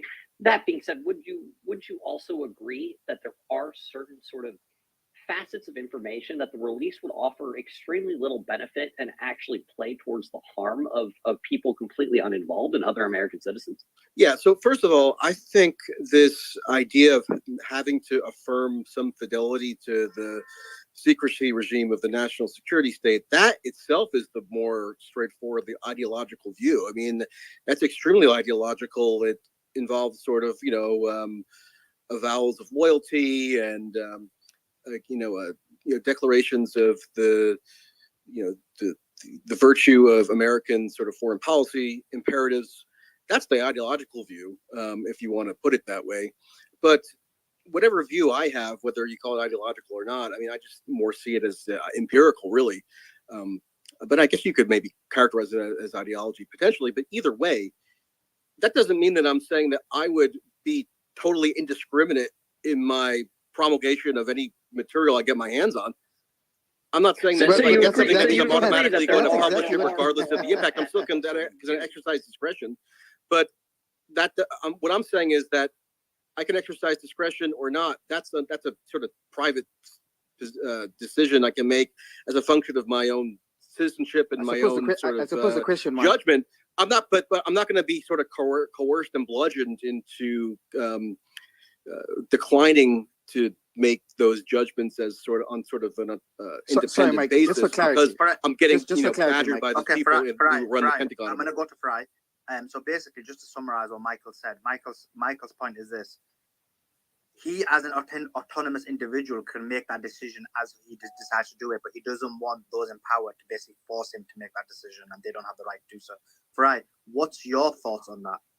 Okay, yeah, no, because I wanted him to come to that, because at the end of the day, we're still going to have to practice journalistic discretion, but partnered up with the fact that you still have to balance things out in the question of within the context of national interest. So, in as much as you make that point, and you do say that you would not, you still want to retain that autonomy, but will not act in that indiscriminately. If that is the case, then I think that's what all of us do, and so I don't know what the argument is. No, the argument is he laid the argument out. Well, his argument was that he can make the decision. He should be able to make the decision himself, but those in power should not force the decision on him. Yeah, but if you look at the Guardian, well, I guess the argument is: are we obliged to adhere to the dictates of the national security regime and the secrecy of government as some kind of paramount? Well, in many respects, we have that independence as demonstrated by the Guardian, but we balance it against our own sense of national security as how it will jeopardize. The interests therein. Yeah, but and to be fair though, I'm with Michael on this one a little bit personally. I mean, you guys know I try to keep it balanced and just moderate, but what I've seen time and time again is okay. Like you could make that argument to me that yes, do I want anything of importance to leak out that risks national security? The problem is that same label has been used to deny FOIA requests, to do all kinds of things that we should be able to get transparency from our government from, and they have ever expanded where that label applies to. And so there has to be some pushback on this, and that's why I say, like with what Michael's saying, yeah, I think that if a person considers himself a true journalist, right, then you would want to uphold the integrity. So I think that, but you would like to be able to make that decision. And if we keep allowing this encroachment of labeling everything as a national security problem, whether it is or not, whether we can see the information or not, I think is the problem. And when we're supposed to have a more transparent government that is of the people, not the other way around. And you don't have to be a journalist, right? I mean, you could just be a non-journalist citizen of any kind and still believe in the same sort of. Michael, I actually love your takes, and I would like you to add more to it. But I just want to bring a few people in because I have no self-control. Yeah, no, it's cool. I love your takes because they generally agree with mine. So I know you're talking from a. Bro, like Michael's honestly. Yeah, I know. It's like yo. Agree with me. I have no self-control. It is what it is. You invite me, so take it as it is. Exactly. Yeah. I mean, this is all your idea. Right. So I want to bring Nicholas in first, and then Doc, because I was going to go to Nicholas about the same point. I was going to ask you the same question. So if you go ahead, and then I'll go to Doc. Well, I just want to piggyback off what Mike said. When we look at it, don't underestimate the revolving door of government officials going into journalism, particularly with the network media outlets, where they have an enormous amount of influence. The former intel officials that now work at these journalist organizations, former defense officials, they have an enormous amount of influence and say on whether it's national security or not. And I think Mike's right. Journalists should practice their own discretion. They shouldn't be reckless and irresponsible, but the information, if it's out there, needs to be reported to the American people so that we could come to our own conclusions. Yeah, and I don't know if you guys saw this. I posted the clip a little while ago, and I'll shut up after I mention this for a while. But I posted a clip of Fox News from today, where the Pentagon correspondent, which is already a red flag. What is her name again? Here. Security. Here, I'll just play it for you real quick. It's very quick. Correspondent Jennifer Griffin, live at the Pentagon this morning. Good morning. Good morning, Dana. The revelations have sent shockwaves through the Pentagon and the national security establishment, and sources tell me could be worse than the Edward Snowden leak because of the real-time effect on allies, their trust, and the war in Ukraine. Fox News has agreed, along with other news organizations, not to publish the leaked, highly classified documents, which were discovered last week. Details. Okay, so she's saying that she, in a kind of collective agreement with other media outlets, agreed, I don't know with whom exactly, but they have some agreement not to publish the documents, which is incredible because they wouldn't have gotten them presumably from the government, or at least that's not the origin of them. They've been leaked. So why are they brokering these agreements? So that's where there's so that's a one form of journalistic discretion you can exercise, but others might have another take. Doc, I know you wanted to come in, and I want to ask Michael's question to a few people because I think it's important. I appreciate that. Thank you, Suleiman. Look, Michael and Austin are both articulately arguing two sides of the coin, right? The balance is somewhere in the middle. And I tend toward Michael's side right now simply because we cannot trust our mainstream media in this country. They are infiltrated by the intelligence agencies, and the media infiltrates the intelligence agencies the other way. We had our government, at the secret request of Biden, go in and invade the ex-president's home to get documents that they said that they needed to see. Well, I'm sorry, he has declassification authority. So, and then Mike Pence steps up and says, "Well, I did it too," to sort of whitewash the whole thing away. We can't trust our media. Fox is working with the other major networks in their desire to keep Trump from coming back to power. Okay, Paul Ryan, right, the ex-Speaker of the House, went on. Let me finish. Paul Ryan went on CNN. What does this have to do with Russia? We're going to talk about this. It has nothing to do with Russia. We were talking about the U.S. intelligence agencies and the interactions with journalists and whether or not something should be published or not. You want to talk about Russia? Let's talk about peace. Let's talk about peace. If you're making the argument of publishing, you need to make it, but you're kind of digressing, but it's fine. Right, let me go. I mean, I don't care about publishing it one way or the other. That's an argument between journalists. Frankly. That was the question. I'm just saying I can't trust the media to represent our interests. That was the question that was asked, so then you should have let me skip you then. So coming back to the Michael's point, because I think it was a good question. For Austin, how would you? It's a call because I think you had a very interesting take on this. Michael asked a very interesting question, which is that essentially these documents, it wasn't that they weren't given to reporters from the National Intelligence Agency, but it was actually leaked on a Discord, via Discord, and then they managed to acquire this. Allegedly. Then they managed to acquire this, and now they've got some kind of agreement that none of them are going to basically give this information to the public. Is that? I mean, what precedent does that set? One, and two, what are the concerns that do you have in terms of not having this information to the public? Do you trust the journalists when they're saying that this is in the national security interest? Yeah, I actually do, and I feel like I may be a bit of an opposition voice on this. But if we look at the history of journalism, we look back a couple decades, right? The ability of the government to sort of tramp down on journalists previously has been far higher than it is today. I mean, 20 years ago, there was no fucking Discord, right? There was barely an internet for people to be able to find and actively share this information so quickly.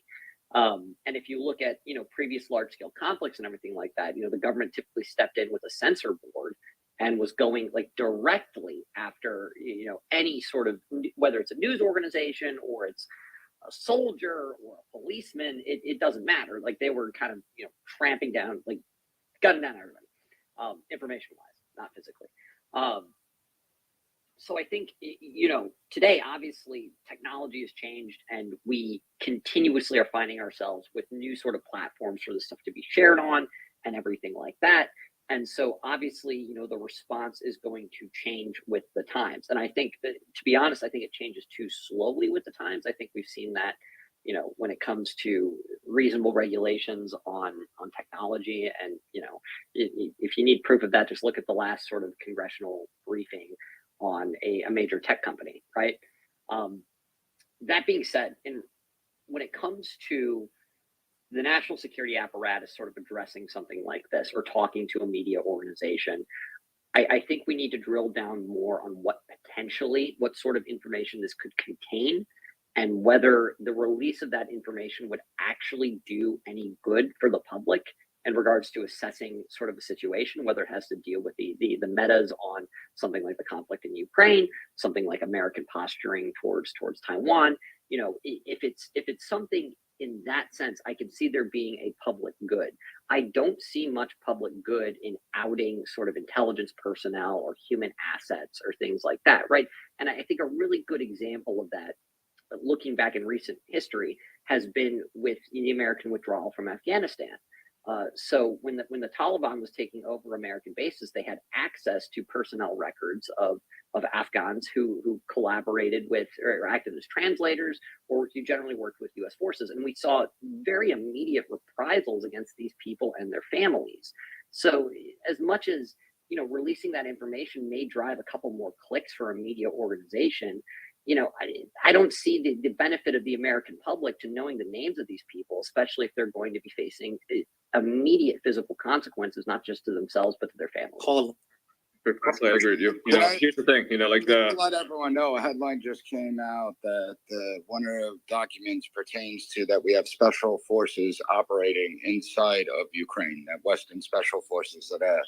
Yeah, so that one. Well, that was one of the first things I came across. We talked about that yesterday. That stuff is out there, yeah. And see, that is part of a broader picture, right? That stuff is worth talking about because it pertains to actual policy and the geopolitical situation. That's something that is of the public interest. That's sure. But did anyone here really think that special forces were not operating? It doesn't matter. It doesn't really matter, right? Like, it doesn't matter what you think. You have to go against what's Yeah, I heard tons of rumors about it. I didn't get. I heard tons of rumors about that for months after the war started, with people saying how sure they were that was the case, and it seemed plausible to me. But you know, you need evidence to form beliefs on things, at least in my reality. So it's good to have documentary confirmation. I think a lot of people like to dismiss things that seem obvious. I mean, look at the Twitter files. A lot of the stuff that's in there, people. I'm not dismissing anything for an hour. We're talking about how this confirms what we know. Yeah, having that confirmation is important, right? Now, if those particular files, the ones with the intelligence, not intelligence, with the number of special forces, there's 97 people in there, right? Like 14 or 15 of whom are American, 50 of which are British, followed by Latvia, followed by, I think there's one from Netherlands, right? And French. If they publish the names of those soldiers, that would be a different story, right? We wouldn't be publishing the names of the soldiers. What the hell's the point of that? What's the value in that, right?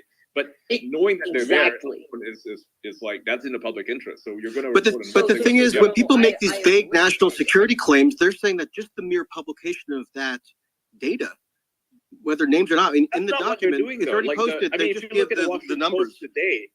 They'll say that that's a national security on the broader story. They're fine reporting on specific instances where Zelensky's traveling to Poland and deals that are being made. They're talking about, for instance, the movement in South China Sea of the U.S. forces there. I mean, that stuff is being reported. That's not being suppressed at all. All they're not releasing are the actual files which contain people's names. And you don't. I mean, even let's say the hostile but no, that's not right. Whatever it is, that's not right. Has that information already. There's no point in publishing this. It's docs. No, that's not, Ian. That's not right. Fox said, in conjunction with these other news organizations, that they're not going to publish the documents at all, even the ones that don't contain any compromising information, just contain information in the public interest because of some weird agreement that they're not really describing with the Pentagon, presumably, which is extremely dodgy. Yeah, I agree, Michael. And just to add to the point where you guys were talking about before, we had an indication, or we believed that Western forces were in Ukraine. But even then, although we knew it, some people denied it and they argued that actually, no, this is Ukraine fighting on their own and the West is only supplying weapons. So this is, again, and I think people were saying in yesterday's space as well. So this is just gives us concrete evidence that actually there are Western forces in Ukraine. And so it is the West or Suleiman. But no, I think it's important to let's bring a little bit of context in here, because when we look at the numbers being put in these leaks, right? I think the total is, I think Ian said it previously, of something like 90 total from various different countries, everything like that. 97. 97. Okay, so let's say, for the sake of argument, that that's true. if that's true, right, 97 folks from various different countries, if we look at previous sort of, and my guess based upon history, because we've done it, the Soviets did it, the Russians have done it, the Brits have done it, it's across the board. The Chinese have done it. These are most likely either one of two things: advisors or observers, because 97 people from various different countries are not going to be all operating together. Number one, because of language requirements, but also number two, based upon what sort of subsets of the military that they're coming from. But if we look at previous sort of conflicts in the past 30 years, in the past 60 years, everything like that, whenever a country is providing material aid to another country, they will generally send people into that country to either train local forces on those pieces of equipment or to observe how that's being done. I mean, this is a doctrine that came out of post World War II space. It's existed. It's not a separation, nor would I call it an escalation from previous conflicts that the United States, Russia, China have been tangentially involved in. Well, first of all, the total number that's on the document is very unlikely to be. The argument that wasn't the argument. The argument was whether there was actually Western soldiers in Ukraine, and obviously this was being denied. But obviously now we know that it is. So no, actually, there have always been Western soldiers in Ukraine, and that's based upon mostly. So during the early stages of the war, we actually saw some documents released about the amount of American Marines and also British Royal Marines that were in the country. And that was sort of purported as Western direct involvement in the conflict, when the reality of that situation, when those documents came out, where these are embassy guards, right? These are, the United States' military personnel deployed in every country that it has an embassy, because every American embassy has a Marine detachment there, right? And so that's why I think it's important to bring up the context and the potential use of, if these documents are correct, special operations forces within the country, and then talking about the previous instances where that's been the case. But because the argument. Hold on, this context. Yeah, that's misleading because go on, Mike. I was gonna. Well, yeah. Well, first of all, there was a report last October in The Intercept, which cited current and former intelligence officials that there was a quote extensive network of American clandestine operations going on inside Ukraine. So it has been reported before, but this, as far as I'm aware of, is the first government document that corroborates the existence of the U.S. forces in the country. Also, another thing to note is that the total number of personnel cited in that little box on that one document is almost sure to not be the comprehensive total of the number of special operators in the country, because that total wouldn't include, with almost complete certainty, JSOC, which is the Special Operations Command for U.S. Special Forces, because they have their own autonomous command structure that reports directly to the president and are notorious for having secrecy that sometimes even thwarts the ability of other parts of the armed services to know what they're up to. And second of all, it wouldn't include CIA. So you could say that. Hold on. On top of that, Joe, part of the whole premise of this operation, this mission in Ukraine, as Joe Biden articulated it, as many others did endlessly, is that there would be no U.S. boots on the ground in Ukraine. Okay, and I'm sorry, but if there are U.S. troops in Ukraine, the ones that are cited in that box are not simply on embassy duty. There's a specific unit. It's a Marine unit that is designated specifically for embassy security that might be specifically tailored towards some kind of embassy security. But we don't know what the exact parameters of the authorization are for any of these forces. And I've talked to people who are, abreast of things, who are, sure that not all these special forces are somehow, tethered to the embassy in Kyiv and not permitted to do anything else. Even if you look at the defense attaché, they go out of Kyiv to do supposed weapons monitoring missions, of which we have no real, independent verification that that's all they're doing. The point is, there's a sprawling American on-the-ground operation in Ukraine in a war zone, and that is directly contrary to the assurance given by American government officials in order to sell the war to the public. And this flatly undercuts a core rationale there.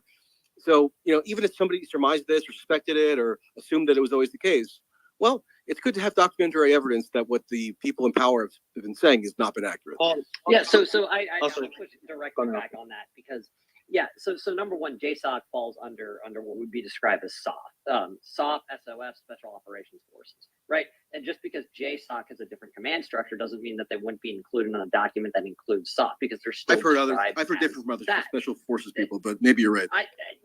I'm sure. Okay, yeah, I mean, if you'd like to cite any of those people, I'd be happy to hear from them. That being said, though, when we talk about, so when you're talking about embassy security and sort of Marine deployments and everything like that, Marines doing embassy security are more so delineated under DSS or Diplomatic Security Service as opposed to being attached to a direct Marine unit, because it makes no sense to attach, the 14 embassy guards at the embassy in Brussels to the 1st Marine Expeditionary Unit, because if they're going out and they're going on deployment, it takes a lot more logistics to get those 14 guys off of embassy duty for some reason to deploy with a specific unit.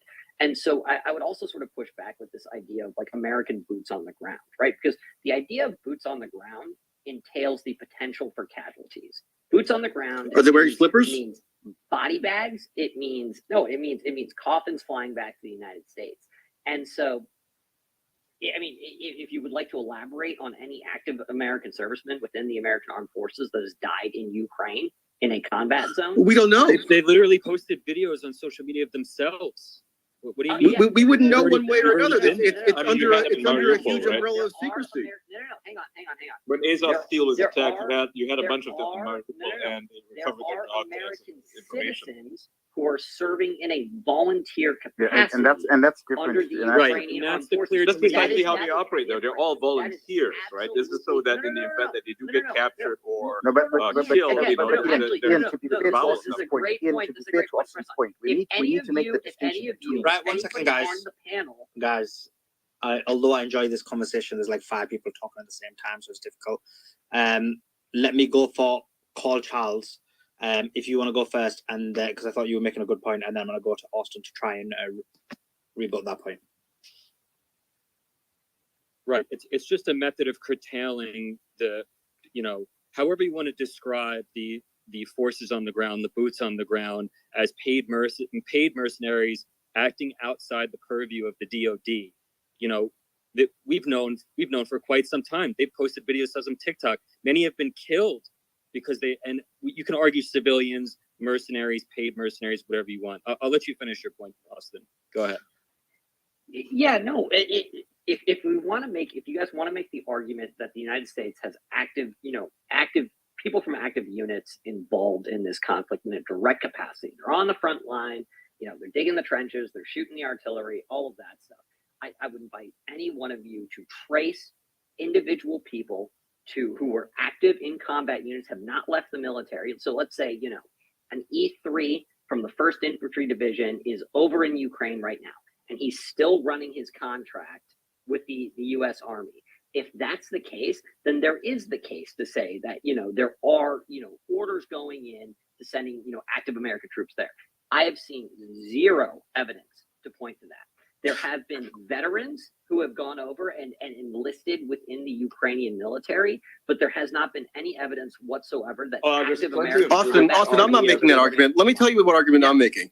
Okay, so beginning in April of last year, there were reports out of the British media, the Times, that British special forces, not volunteers, not quote unquote mercenaries, members of the official. Active Ben duty. Wallace himself confirmed it, right? Right, we're in Ukraine, and not just doing embassy duty. Okay, they were quote training, and they were paid very well, by the way.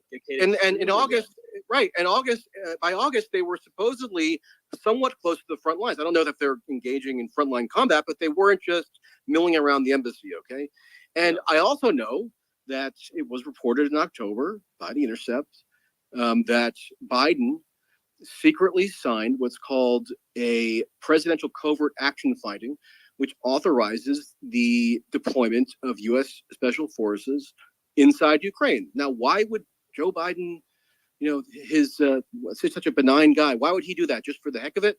Well, I don't know. I can't make you a firm argument about what any of these special operators have been up to, because the whole point is they've been operating under an enormous cloud of secrecy, which we're incrementally only being able to puncture in part now through this latest revelation, which gives at least some partial documentary corroboration of the existence of at least some of them. And we can give context to their presence in Ukraine even prior to the conflict, right? There's Operation Orbital, which was the British military operation to train and support the armed forces of Ukraine, launched in 2015, and they've been there ever since, right? There's no reason So the why they US. would completely. I mean, the Florida National Guard were there before the invasion, and then were taken out. Yeah, I think that, to my knowledge, Canada has left already, but a lot of the British guys are still there, and many of them have shifted to Poland. That's where they're training a lot of the Ukrainian troops nowadays. But the operation continues to this day. I'm sure it has a different name now, right? But that's the impetus for this whole thing.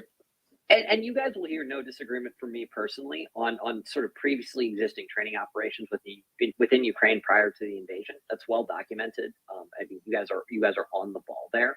But my whole sort of prerogative here on context, right, is when we use words or terms like boots on the ground, right, we're assuming either that's active Joe Biden's combat or active. Those are Joe Biden's words, but those are that's a phrase that's been used for a long time, right? And I think it's just important to establish that sort of context when we talk about something like this, and when we use sort of phrases like NATO versus Russia and things like that, when there's long established historical precedents for the observation and the advisement from a power not involved in a conflict versus a power that's hostile to it. I don't know what you mean by not involved. I mean, and what precedent are you talking about? Let me ask you this, Austin. Austin, let me ask you a question, okay? Do you think that if, let's say, from the outset of the U.S. intervention in Ukraine, and I use intervention as shorthand for the whole kind of panoply of interventionist policies that the U.S. is executing in Ukraine, if you think it had been told to the American public from the outset that even though Joe Biden might have given this nominal assurance of no boots on the ground in Ukraine, and even though you might kind of quibble with what exactly that means on technical grounds, what we're going to do is just be forthright and let you know there's actually a presidential covert action authorization in place that allows for what, again, was reported months ago as a, quote, extensive deployment of U.S. Special Forces on the ground in Ukraine. Like, do you think if that was conveyed and people understood that that was a component of the mission, that there would be a different perception, or at least there would be a more informed understanding of what was actually going on? Instead, they, as a matter of PR, concealed that information from the public, and the public, I would think, has ought to know what its government is doing, especially in a war zone that is helping to bring about the most dire sort of nuclear brinksmanship since the Cuban Missile Crisis. Yeah.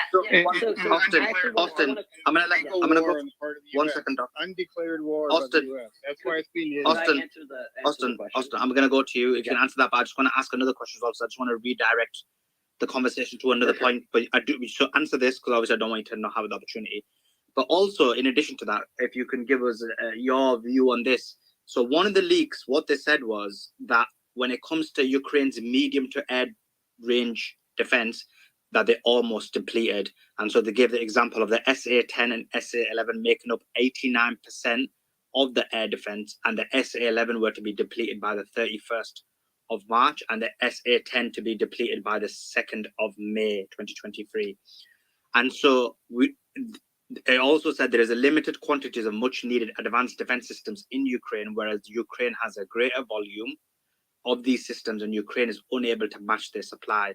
In addition to that, Ukraine has limited to no air-to-air defense, A2AD. This means there is a major need for replenishment of these defense systems. So and in addition to that, we know there's serious issues of ammunition. And so things are looking really bleak is what the concern is from these leaks. So, I mean, when it comes to that, is that a big concern in terms of all the data that essentially Ukraine is running out of weapons and they're not able to basically maintain this war? Yeah, so, okay, So I'll address Michael's point first, and then I'll address yours, Suleiman. So with the numbers being talked about American soft, they're nowhere near the amount of people needed to conduct any sort of operations. It's just the sustainment's not there. It's nowhere near there. What those numbers indicate to me is that these are either observers or advisors, and they're being deployed probably nowhere near a combat zone. And if they are, I mean, they are being kept very well safe because we've seen nothing sort of indicating American casualties in this at all.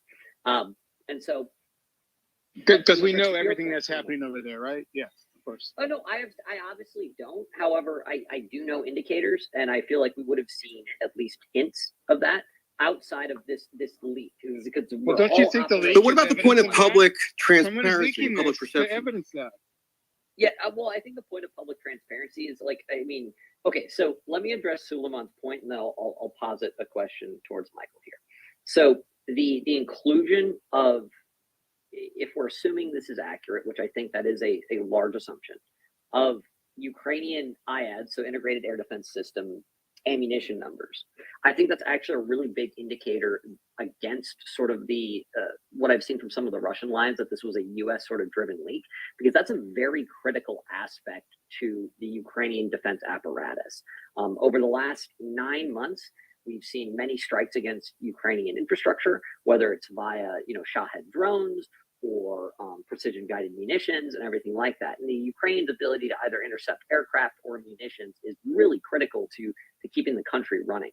And so if this was, as some Russian sources have said, sort of like a US driven leak, the inclusion of that information is really, really critical and really damaging to not only the Ukrainian war effort, but to the US government's position on this. And so I think that's a really big indicator for me, at least, that this isn't the US sort of driving these leaks.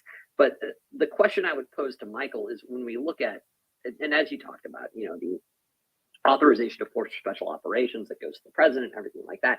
Can you tell me a similar sort of operation that was given, point blank to the American public before that operation went forth, coming from the president? Like, obviously,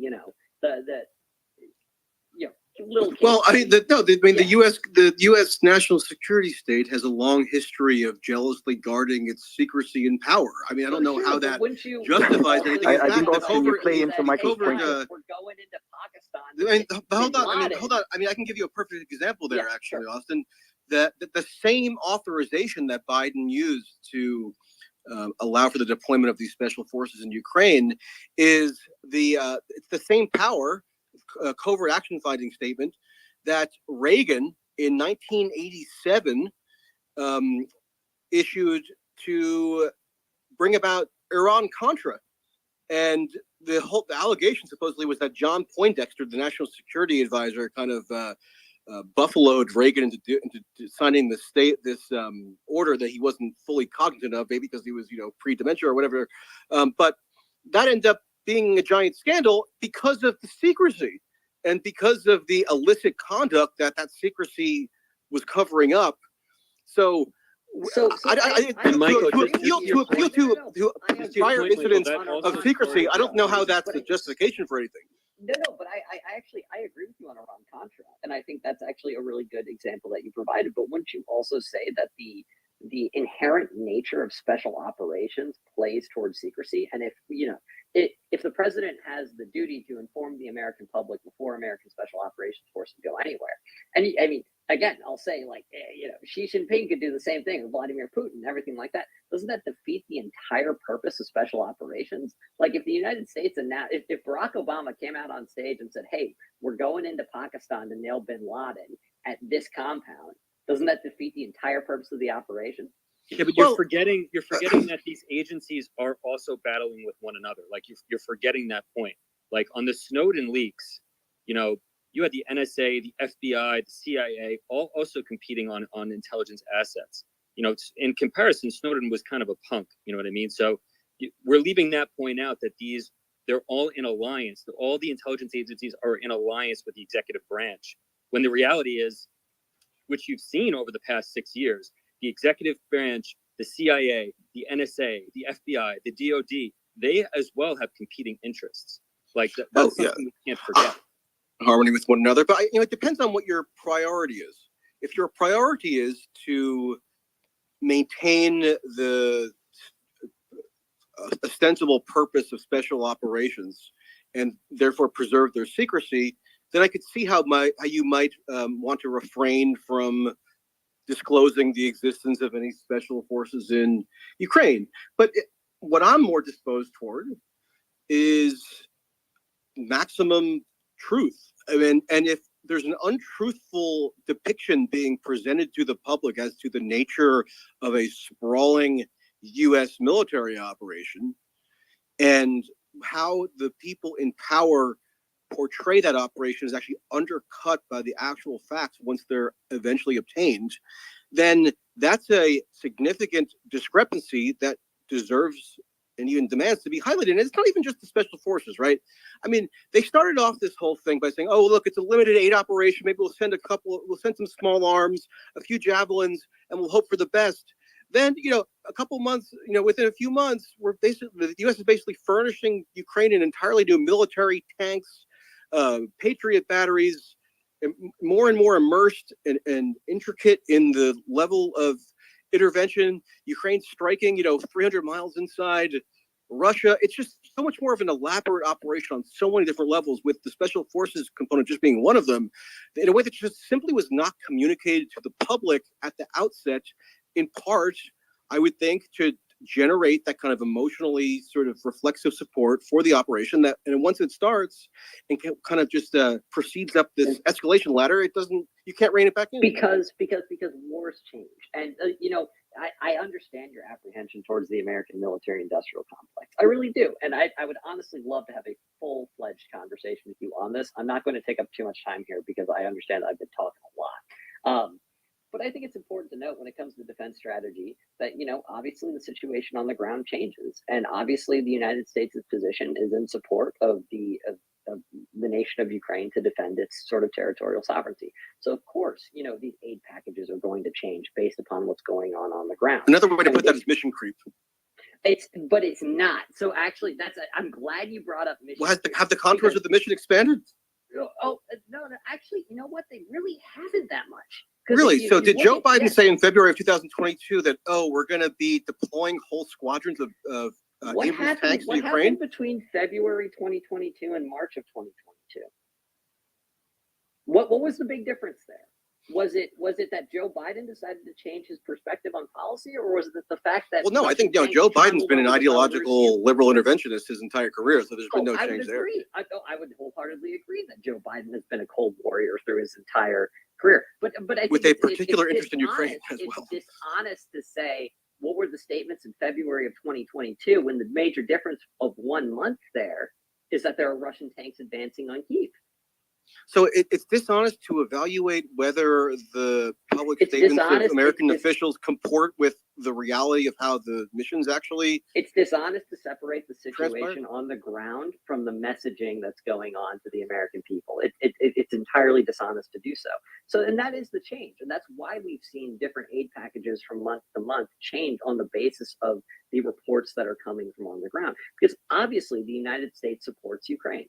That's been fairly consistent since 2014. And supporting Ukraine, I mean, that's just sort of a generality. I mean, there's some meat on those bones as to what the policy is. Well, that's what's that has to be analyzed. Policy, though, as an analyst, what drives the particulars is the situation on the ground. And so yeah. Right. It's not democratic will.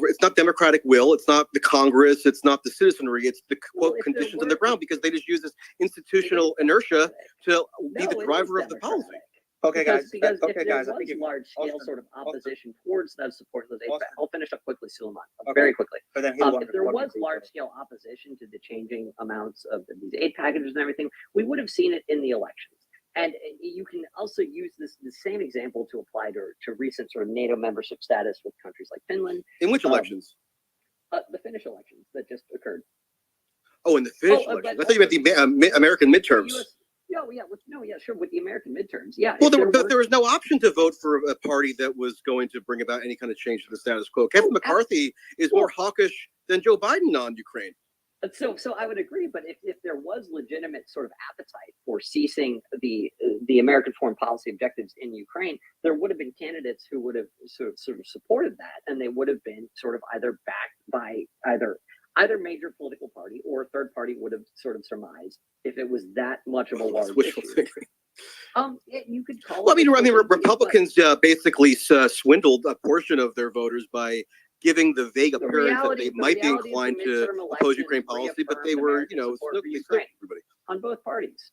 That's the reality of the situation. Yeah, okay, guys. So I mean, I agree with you. Like, there's no party or alternative party that is basically against the war.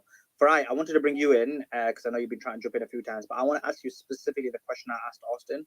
So now looking at more specifically from the perspective of the war, do we have a situation, and do these leaks now further give us further information to basically give us an understanding that Ukraine are significantly in a bad situation and they're running out of air defense and running out of ammunition?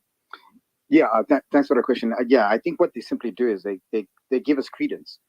There's always been talk about, well, listen, Ukraine is not performing quite well, and of course, the mainstream narrative has been that they are, but this gives credence to the fact that actually what we have been assuming is actually true.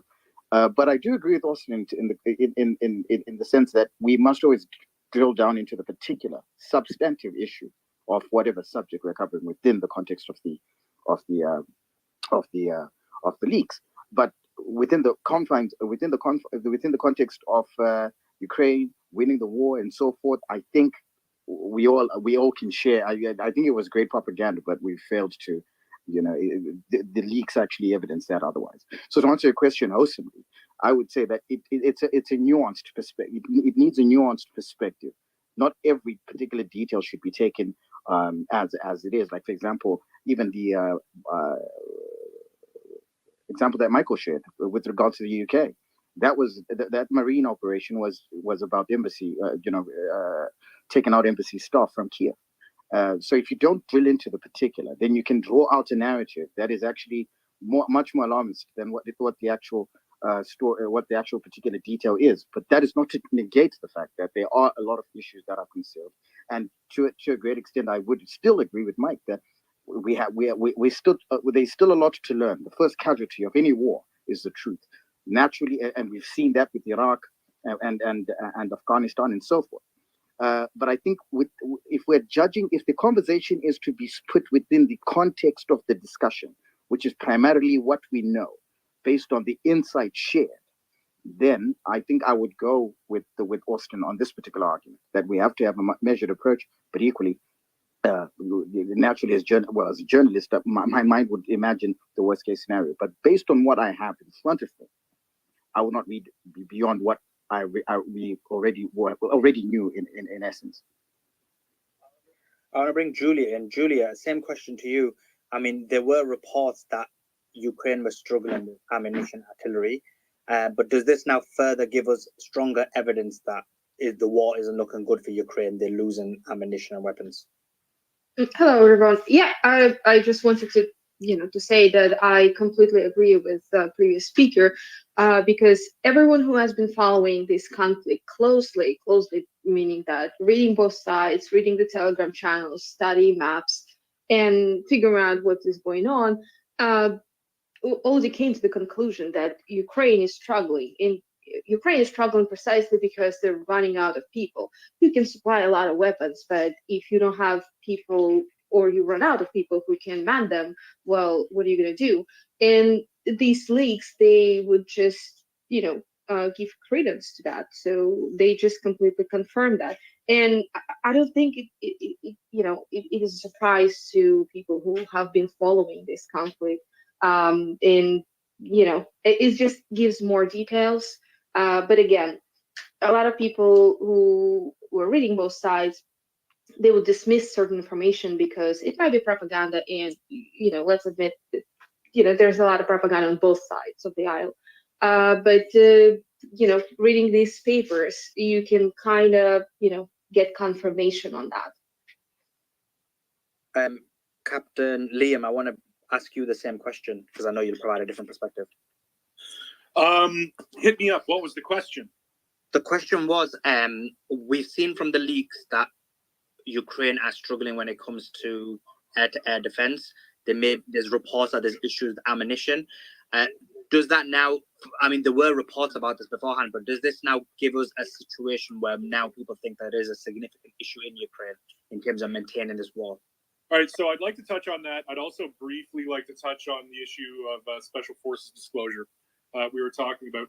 That doesn't surprise me. I mean, one of the first things that we heard from Zelensky at the outset of this war, when the West, offered him a way out and told him, we'd get you a plane, is he said, I don't need a plane, I need, bullets and ammunition. So he's been running low on ammunition for some time now, and that's sort of been a theme with him. Doesn't surprise me to see numbers backing that up. On the question of the special forces people and boots on the ground and what that means, history teaches us that the public cannot be trusted with this information, full stop. And the best, most recent example was in my country, Canada, during the Afghan war, where Stephen Harper, the Prime Minister, was very candid about people he called trainers, which, of course, is a euphemism. These are Tier 1 Special Forces operators, who were present in Afghanistan, engaging in all kinds of missions, intended to be non-kinetic, but close to the front, who were primarily tasked with training and observation. Now, I can't imagine that it would make sense for the United States government to send and Congress to authorize billions of dollars in expensive military equipment to be sent to the Ukraine, and then for them to not send expert personnel to show the Ukrainians how to use it. And we've seen this again and again. Green Berets tying Stinger missiles to the sides of mules, leading them to the top of the mountains and teaching the indigenous people how to use them. So the fact that they are there is unsurprising. And when you look at the reaction the Canadian public had, which I'm going to respectfully suggest is similar to how the American public behaves in terms of it being risk averse, there were daily questions in the Parliament of Canada. How many guys? Where are they? What are they doing? What units are they from? And it dominated the media narrative for a long time in a way that ultimately was counterproductive. In fact, if you look back at the first speech given about the war in Iraq in Parliament by Prime Minister Jean Chrétien, where he announced that Canadian soldiers would not participate in that war absent a further UN resolution, the question that then opposition leader Stephen Harper had asked him was, what are you going to do with the special forces guys embedded in American units now that those units are now going to war? Will those embedded soldiers continue to participate in this kinetic overseas mission? So the trend we see from people is if you give them information, they will always want more information. Give a mouse a cookie, that kind of thing. I don't think there's a threshold that will ever satisfy the public. So telling them about special forces units in a war zone, even when they're engaged in training and observation missions, I think history teaches us that that's not a good idea. Wait, Captain, that's an amazing statement that you made there. So you're saying when you think the public cannot handle this information, you mean that the public would exercise excess scrutiny that might be inconvenient to the people in power and might wish to ask critical questions about the propriety of the policy that's being carried out in their name and with their money. That's what you mean by can't handle it, like too active in their once again, I feel like oversight, full circle, and their democratic oversight. That's what you mean by that. That's not what I meant. Thank you for taking what I said and interpreting it in the least charitable possible way. You said that people can't handle the information. Yeah, no, I don't think they can. And firstly, it's like Colonel Jessup says, right? You can't handle the truth. And right, he's right. And this is what Eric Weinstein was talking about yesterday. This is his new second rule for discussing politics, which is the Jessupization of politics. That deep down in places you don't talk about at dinner parties, you want us, you need us on that wall in Guantanamo Bay. We all know the speech. And who's going to do it? You, Lieutenant Weinberg. But there is a legitimate concern First of all, that if you give the public this information, they will fail to understand that the idea of boots on the ground is vague on its face.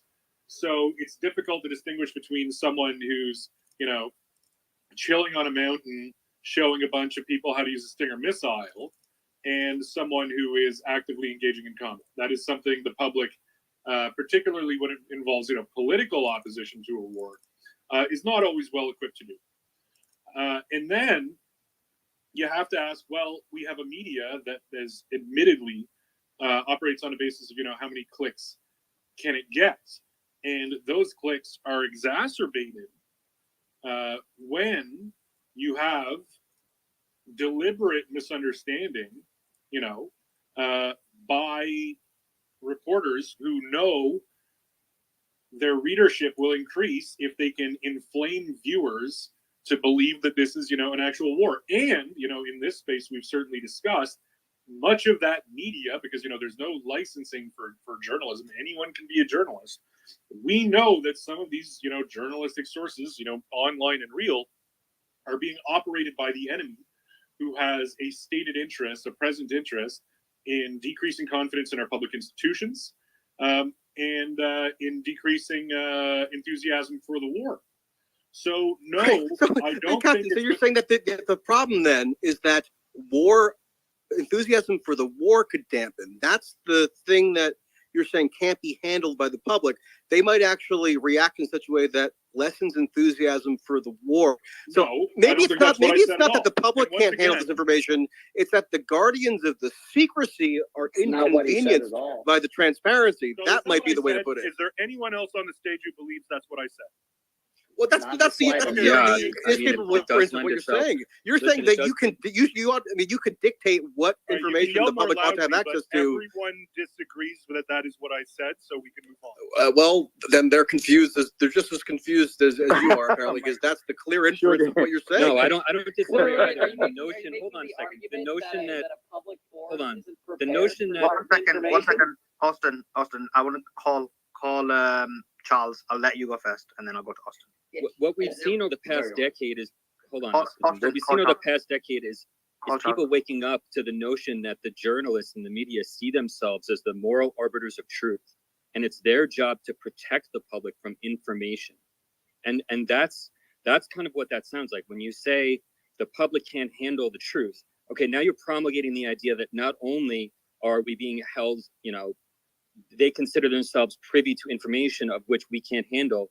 But that just promulgates the idea that narratives and propaganda can be concocted in order to increase the narrative, increase the public perception positively of a war that they don't agree with. For example, Ukraine. Most Americans don't want to be involved in a proxy war in Ukraine. So saying withholding information because it's going to negatively impact the public's perception of a war that we should not be engaged in the first place, unless I'm misunderstanding, that's kind of what it sounds like. Because I feel like that might be of some assistance to some of the people in this room. What I said was the information then becomes available to the enemy, who has an interest in promoting certain narratives, including discouraging enthusiasm for the war. Right, but you are never going to succeed if your goal, and that's the current goal of the media, which is to protect from misinformation, however you want to identify it, because of even, I forgot the exact verbiage that was used in the Restrict Act, which was to, further dissuade or further create divisiveness or unreliably, to further destroy trust in public institutions. Well, people at this point don't trust public institutions because of that very fact. Because they've now woken up to the idea that they're not getting the full truth. So you're fighting a war that's not only unwinnable, but that leads to tyranny. If that gets into the wrong hands, that's a pretty valid point. Captain, you're saying that you ought to determine for everyone in society what information they have access to, because your prerogatives are to prevent the enemy from getting information or to maintain. Is there anyone else on Those are political imperatives that you're saying ought to supersede everybody else's. No, but Michael, an earlier point that you made. So since I didn't say that, please don't presume that's my view. Thank you. Okay, let's move Well, on. you were saying that people, I mean, you're telling everyone that they can't handle the information.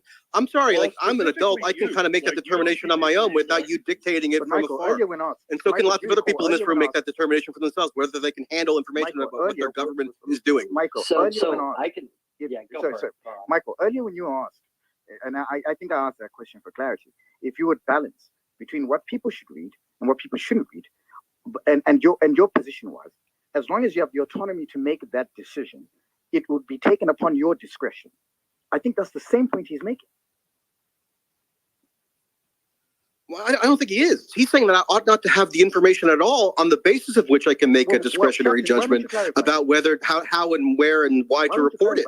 He's saying that that information should be withheld from me, and the government should be empowered to retain its secrecy authorities so that I don't even so why don't we allow become privy to it in the first place? Clarify that point, because that's how I understood it. Okay, what would you like me to clarify? So I'm pretty clear on what your worldview is. That's a long-standing worldview. It's just right. One second, Captain. I'll ask the question. So the question is this: that in your view, because your concern is that information should be restricted if there's a situation where it could get into public enemy's hands, and the enemy could then use that against you. So let's say I was a journalist. Would that should that information be restricted to go to me, because then I may make the decision that I want to give to the public, and then that information may end up in enemy hands and be used against the United States. So is your point that the information be restricted from me, or that I should make that decision? Captain, sorry, you have to unmute because I muted everybody. It's bottom left. Captain's bottom left. Liam. So let's imagine that scenario. Let's imagine that Suleiman is the president of the United States of America, and that he's sitting with a journalist, and he has a choice about whether to give information dealing with the war and its operation to that journalist. All right, I think it's fair to presume, and this is consistent with the media training that is available broadly, that there's no such thing as being off the record, and you expect anything you say to be reported. That's not true. This is standard media training. I've had millions of people off the record. I mean, that's just not true. I mean, that should be corrected. That's just not true. Okay. But go ahead. So one of the standard pieces of training that goes standardly to members of parliament and to media executives is that you will not have a remedy if you agree with a reporter that something's off the record and then they go publish it. It is now public. That is also not something that is respected under the regimes of secret information, right? You are not going to have a defense for violating whatever your Security of Information Act or classified documents legislation is. Oh no, but that reporter told me it was off the record. That is not going to assist you when you come up on charges.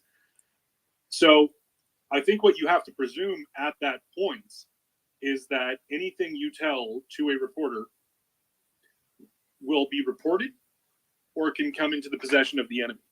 And so that speaks to what information you can and cannot give to reporters. It would be astounding to give something operationally sensitive, to the extent of lives depend on it, to someone whose only purpose is to report the news. That would be astronomically strange. So I just think that the way Michael understood your point was actually no. Michael made no effort to understand my point. No, I understood it very well, and it has nothing to do with even with the media. I mean, the media is sort of not even the point. First of all, this is a side issue, but the idea that there's no such thing as going off the record with a journalist is just total nonsense. If you're dealing with a journalist who has integrity, then yeah, there is that assurance that's maintained. Otherwise, the journalist is never going to be told anything in confidence again. So they do that to maintain their ability to continue doing journalism. I mean, if I just went around disclosing everything everybody told me off the record, then nobody would ever tell me anything again. I mean, so that's just not true. But it's not even like what would you theoretically give a journalist. You were talking about what ought the public to be informed of. You're saying if they receive certain information, they can't handle it because of a whole variety of reasons. There's going to be used for clicks and clickbait, and because the public just doesn't have the maturity or something, and they're going to get all worked up like they did in the like they did in Canada over the special forces in Afghanistan. What you're doing is you're supplanting your political and sort of tactical judgment as to what information ought to be in the public domain for everybody else's. Nobody else can make a discretionary decision as to what they ought to know about what their government is doing. Your discretion overrides that because you have a political investment in, withholding information from the enemy, as though that's not also a subjective determination. Like, you're not the sort of divine monarch here. I mean, it's a pluralistic, open society where information is presumptively, at least in the United States, not allowed, per the Supreme Court, to be thwarted in that kind of way by the government. No, I'm not suggesting that I should be the arbiter of these things.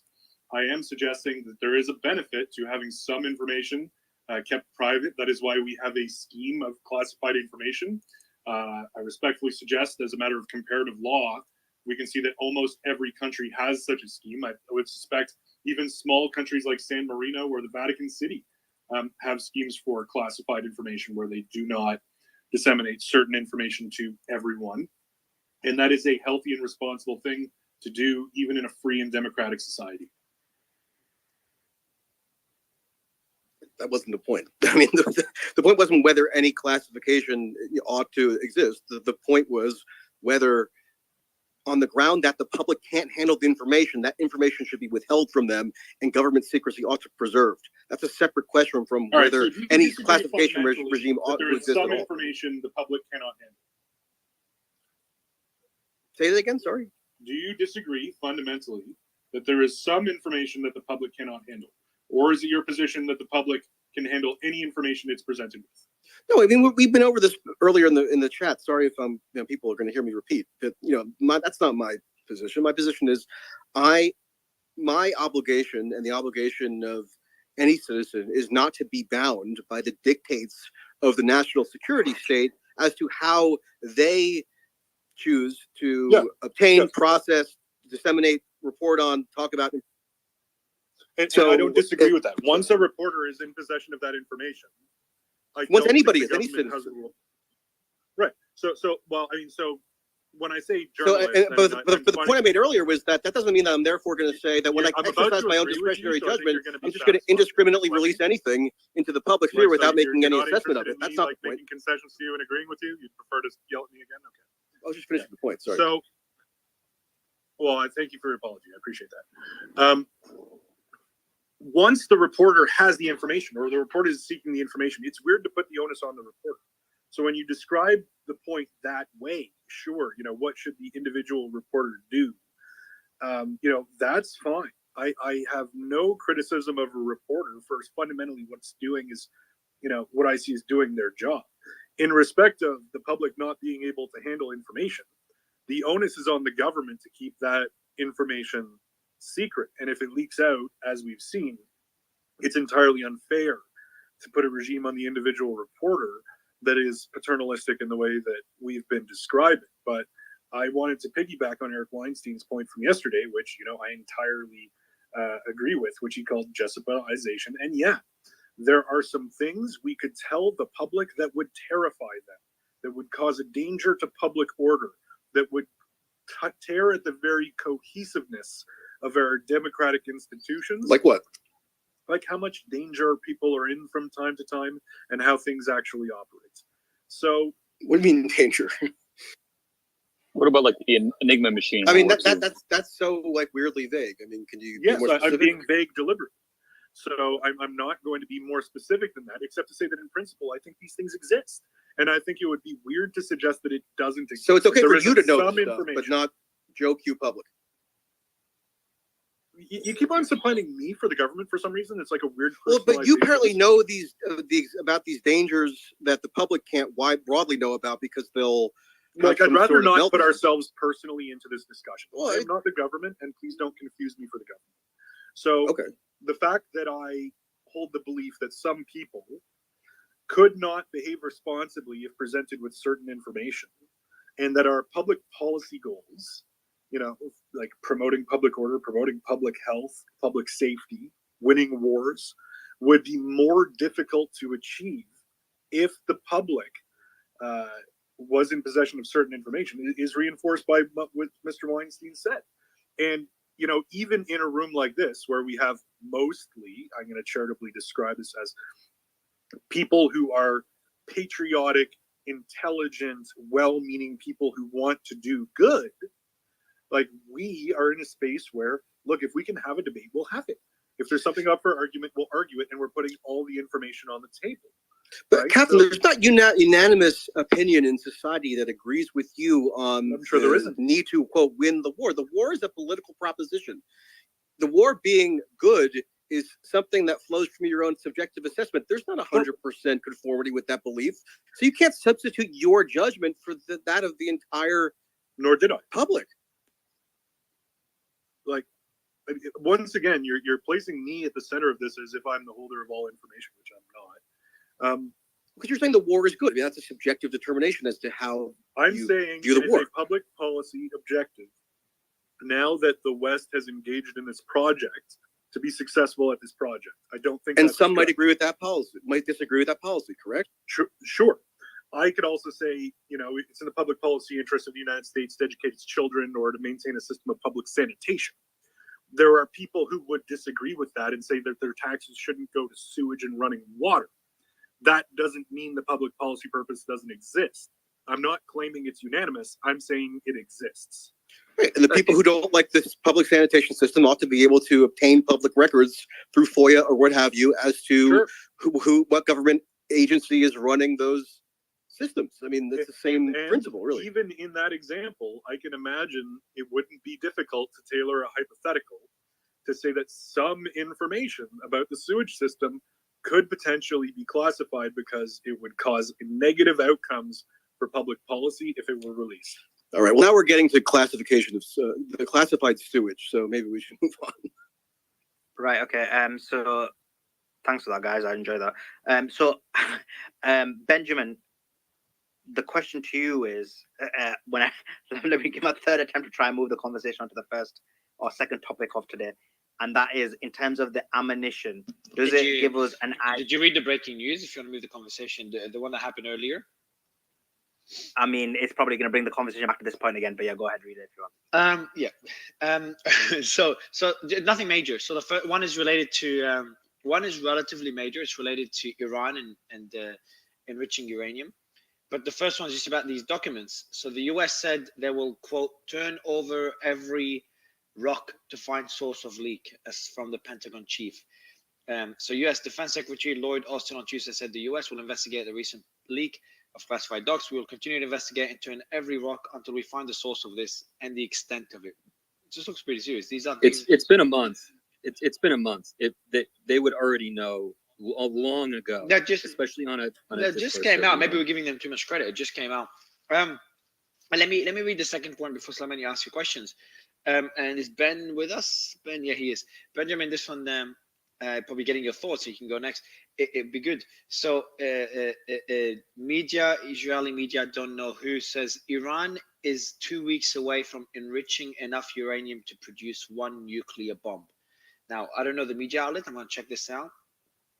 But also at the same time, there is a narrative to over-exaggerate things relating to Iran, just to try to They always convince. do that. Yeah, yeah. We're To always convince. 6 months or 6 weeks away or 2 weeks away from Iran developing a nuclear weapon. We need to attack them now. You know, it's just typical. Yeah. Well, I would agree with that, right? So like I said before, I've been hearing for the last, 12, 15 years that I've been hearing from all Israeli leaders and American leaders that Iran is 6 months away from developing a nuclear weapon. I remember Netanyahu's graphics, right? He had the picture of the bomb and with the red lines and so forth. Yeah, so I mean, I've been hearing that it is 6 months away for 15 years. Exactly. I was gonna say the same thing. It's been the narrative. They've been a month away from.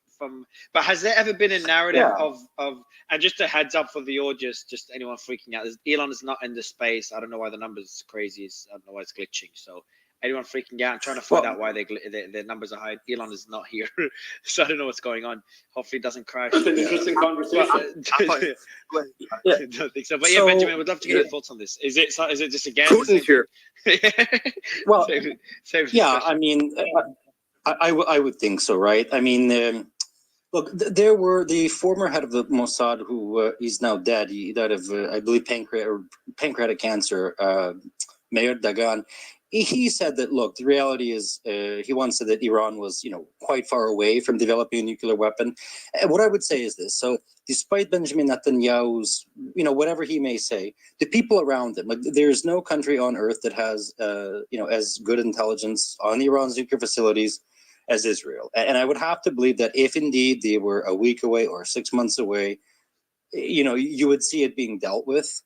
So I don't put a lot of validity in that personally.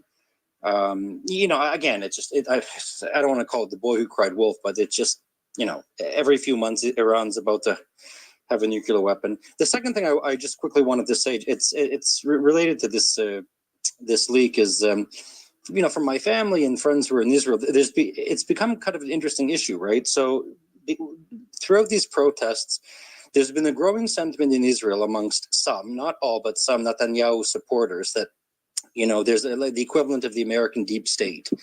You have a certain portion of the American population which indeed does believe, the CIA, the Justice Department, the FBI, all these organizations are working together to, I guess be the swamp, or they were working together to prohibit Donald Trump from his agenda or to destroy him, whatever.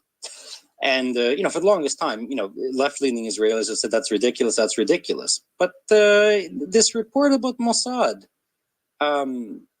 encouraging people to protest against Netanyahu, it's a huge revelation, right? I mean, look, whether or not it's true, they've denied it, of course, but it's very interesting, right? It's concerning, sure. So Benjamin, like as you said, there was a feeling or sentiment that this was happening, and now you have a revelation from the US that this is happening. What do you think that the implications of that are going to be, and B, what do you think the consequences of that are going to be? So I don't think there'll be any consequences. I mean, he may, if it is true, he'll probably replace the head of the Mossad. But again, I don't know. It's very hard to say that it's valid, right? Just a quick question. Yeah, sure. Will he be able to? Because we know, for example, he tried to fire Galan and that didn't work. Oh, yeah. I mean, the whole Yoav Galan thing is a very different situation. Yeah, of course, he could get rid of Mossad head in a heartbeat, and he would, right? I mean, that's a very serious allegation to suggest that the head of Israel's Foreign Intelligence Service would be conspiring against him or against his government. That's a very serious allegation, especially when you get to the nature of what it is Mossad does and how much trust, Israel and the government places in Mossad. That would be a catastrophic revelation if true. I don't know how true it is though, right? I mean, that's just for me personally, and it's just a gut feeling. That seems like a little bit of a bridge too far. Usually, in my opinion, all the security branches and the government are pretty lockstep in tandem. It's an outlandish accusation, but it could be true. I don't know.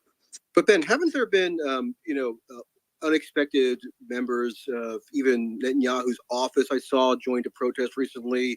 Lots of sort of defections and people who you might not expect to become protesters have. So do you find it that implausible that Mossad could have? I do. Yeah. I mean, normally people I can only go on what I've heard, right? I mean, look, Mossad is usually a non-political, non-partisan entity, right? So it would be akin to saying, well, Mike Pompeo or George Tenet or John Bolton, right? They were.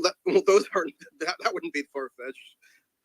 Okay, well, I'm just using an example, right? It would be making the accusation that a member of Donald Trump's inner cabinet, or the head of a national security agency, the revelation was that there's evidence that they were publicly planning a coup against him, or they were publicly. Actually, bad example. Bad example. I mean, the Trump's own administration colluded basically to potentially oust him from power with the 25th Amendment on the ground that he was incapacitated. Okay, so all right. Well, I want to push back on that a little bit. All right. So yes, I read the report. Ben, before you push back, I just wanted Mario.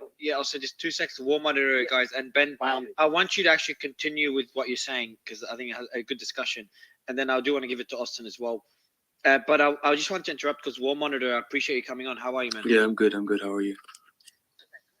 Good, man. Good. You're tweet of that video really got a lot of attention, and I would love to just get a quick update from you, what that video is, how common or uncommon this is. Definitely don't tell us where we can watch it and stuff. I don't want anyone going out and watching it. But I do think a few people have been telling me about it, been pinging me about it as well. So what's that video? How common are these incidents in the war? And I know that there's a very ugly side of war, and we're seeing it. Yeah, indeed, it's one of the ugliest videos I've ever seen when it comes to war crimes. We've had a lot of war crimes from both sides during this war. Most of it ranging from executions on the spot of POWs, but this was pretty different because it was we know what happened before because we've seen headless soldiers from both sides, but this was a brutal video of a soldier that's very much alive getting beheaded, and the information we have on it is pretty limited now.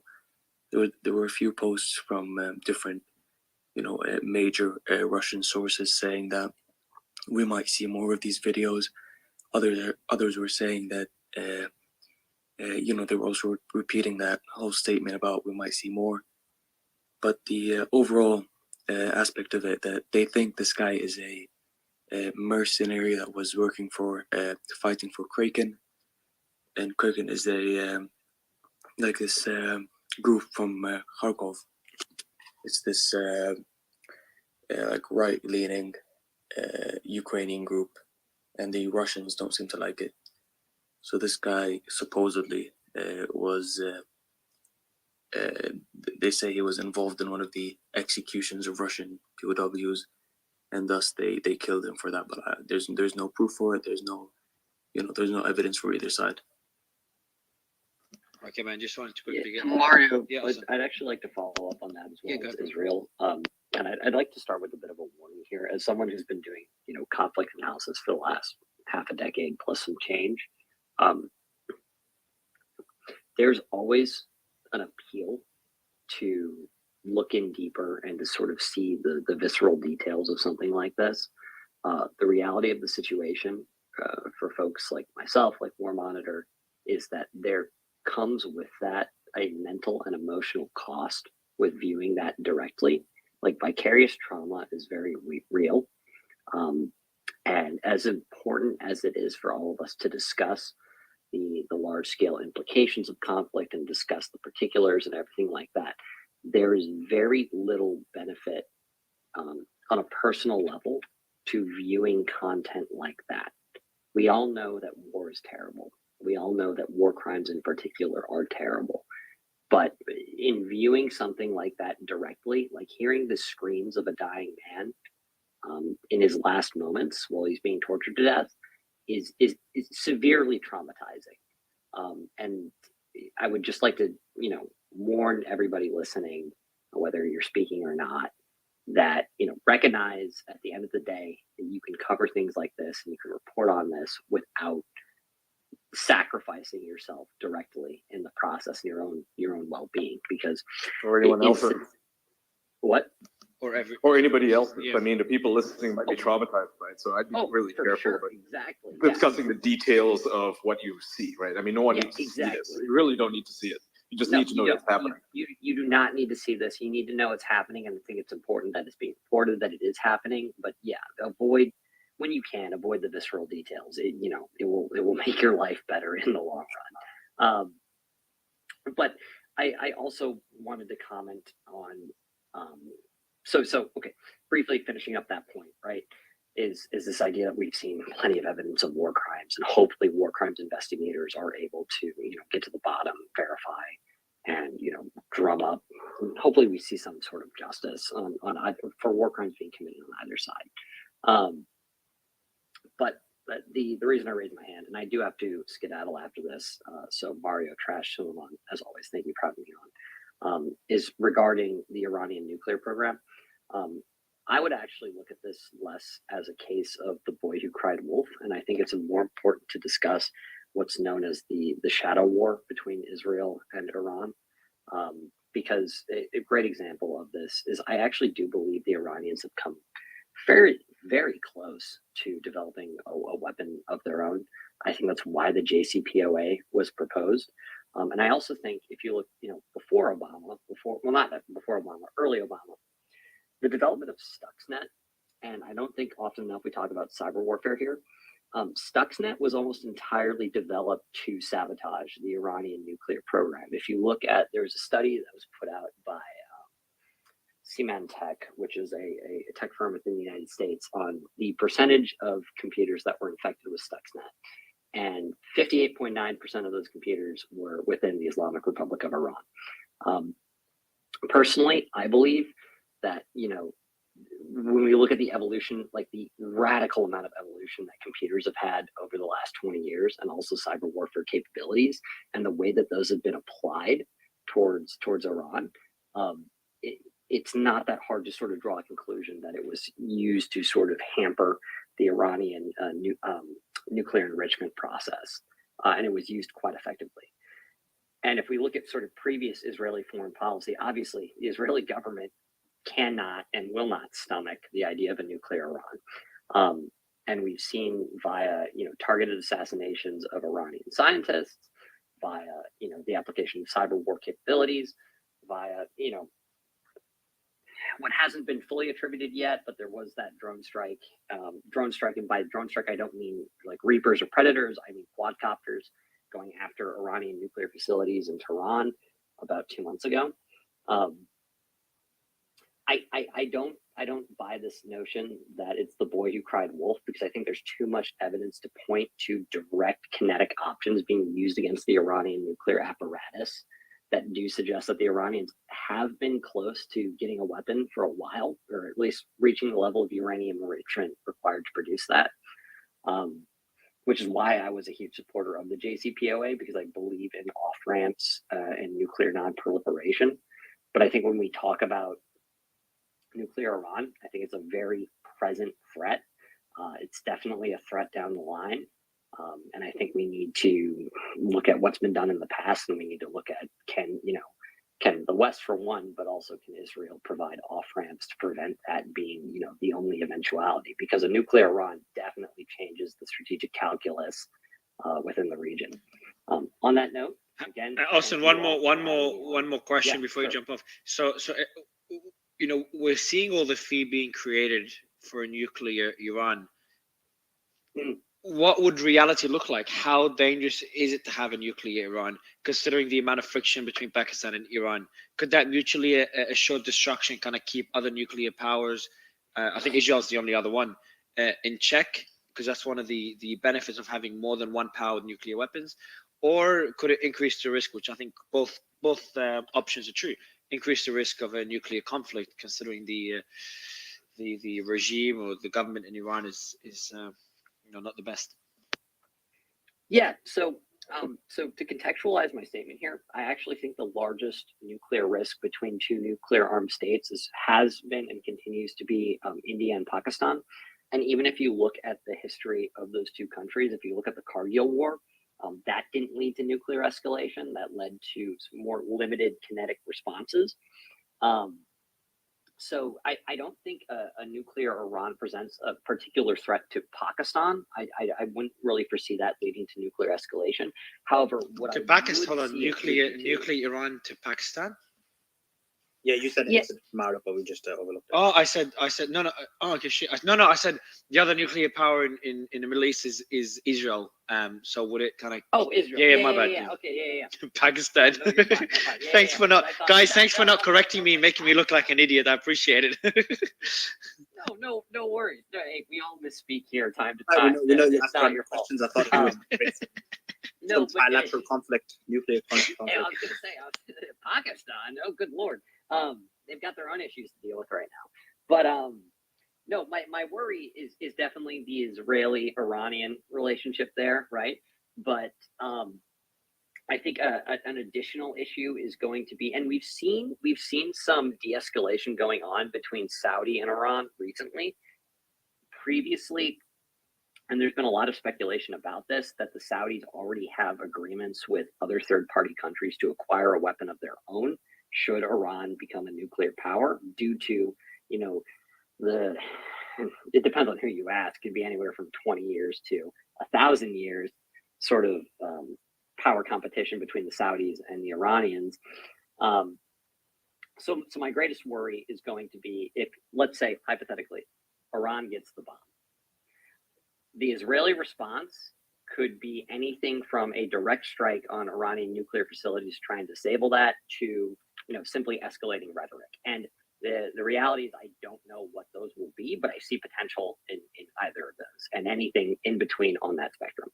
On top of that, if Iran has the bomb, I think there will be a serious push from the Saudis to get a bomb of their own, to sort of reestablish some sense of a balance of power there. And I think no matter what side of the political spectrum we all fall on, I think we can all agree that nuclear proliferation is not a good thing for stability, especially since we've spent so much time talking about like nuclear threats from Russia and for strike policies and the prospect of World War III. I think we can all agree that like arms reduction treaties are generally a good thing. And the more nuclear countries there are in the world, the more unstable sort of. Especially what concerns me is like a nuclear power with where power is centralized, where decision making is centralized. This one for me is more concerning than just Iran having nuclear weapons, or another country having nuclear weapons. Is they don't have the systems in place to ensure to ensure 100%. That there's checks in place. Nuclear diplomacy has been tempered over decades of different countries like going to the table with each other or going to the wall. And so like the Cuban Missile Crisis, right? Before there was a direct connect between Moscow and the United States. But nowadays we're looking at a Moscow and we're looking at a Washington that have been through those things. And we're looking at an India and a Pakistan that has also been through, up to the wall on those things and learned their lesson. And so obviously introducing new centralized command structures that haven't had the same sort of historical lessons presents a larger risk than what we're experiencing currently. If I could just, one thing to Austin, I should have chose my words more carefully. So the reason why I use that analogy is this. I am of the belief that if indeed Iran was, 60 days, 90 days, 6 months out from actually being able to acquire or assemble a bomb, I think that you would see Israeli action regardless of the international pressure or consequences, right? Even from the US, because I do believe that is the one scenario that Israel would never live with. And absolutely, I think you'd see a repeat to some degree of 1981, Operation Opera, or even in 2007 with Syria. That is just the one scenario that, okay, people can, say, well, sanctions, divest, blah, blah, blah, international pressure. That's the one thing, because it is an existential threat, right? And the reason I say that is because this, people can make the argument, well, Israel has nuclear weapons, so on and so on. Israel does not go to the United Nations and say, this country should be wiped off the face of the map, right? And if you remember that speech by Ahmadinejad, Shimon Peres, who was, they don't say although they he was portrayed, that's the thing.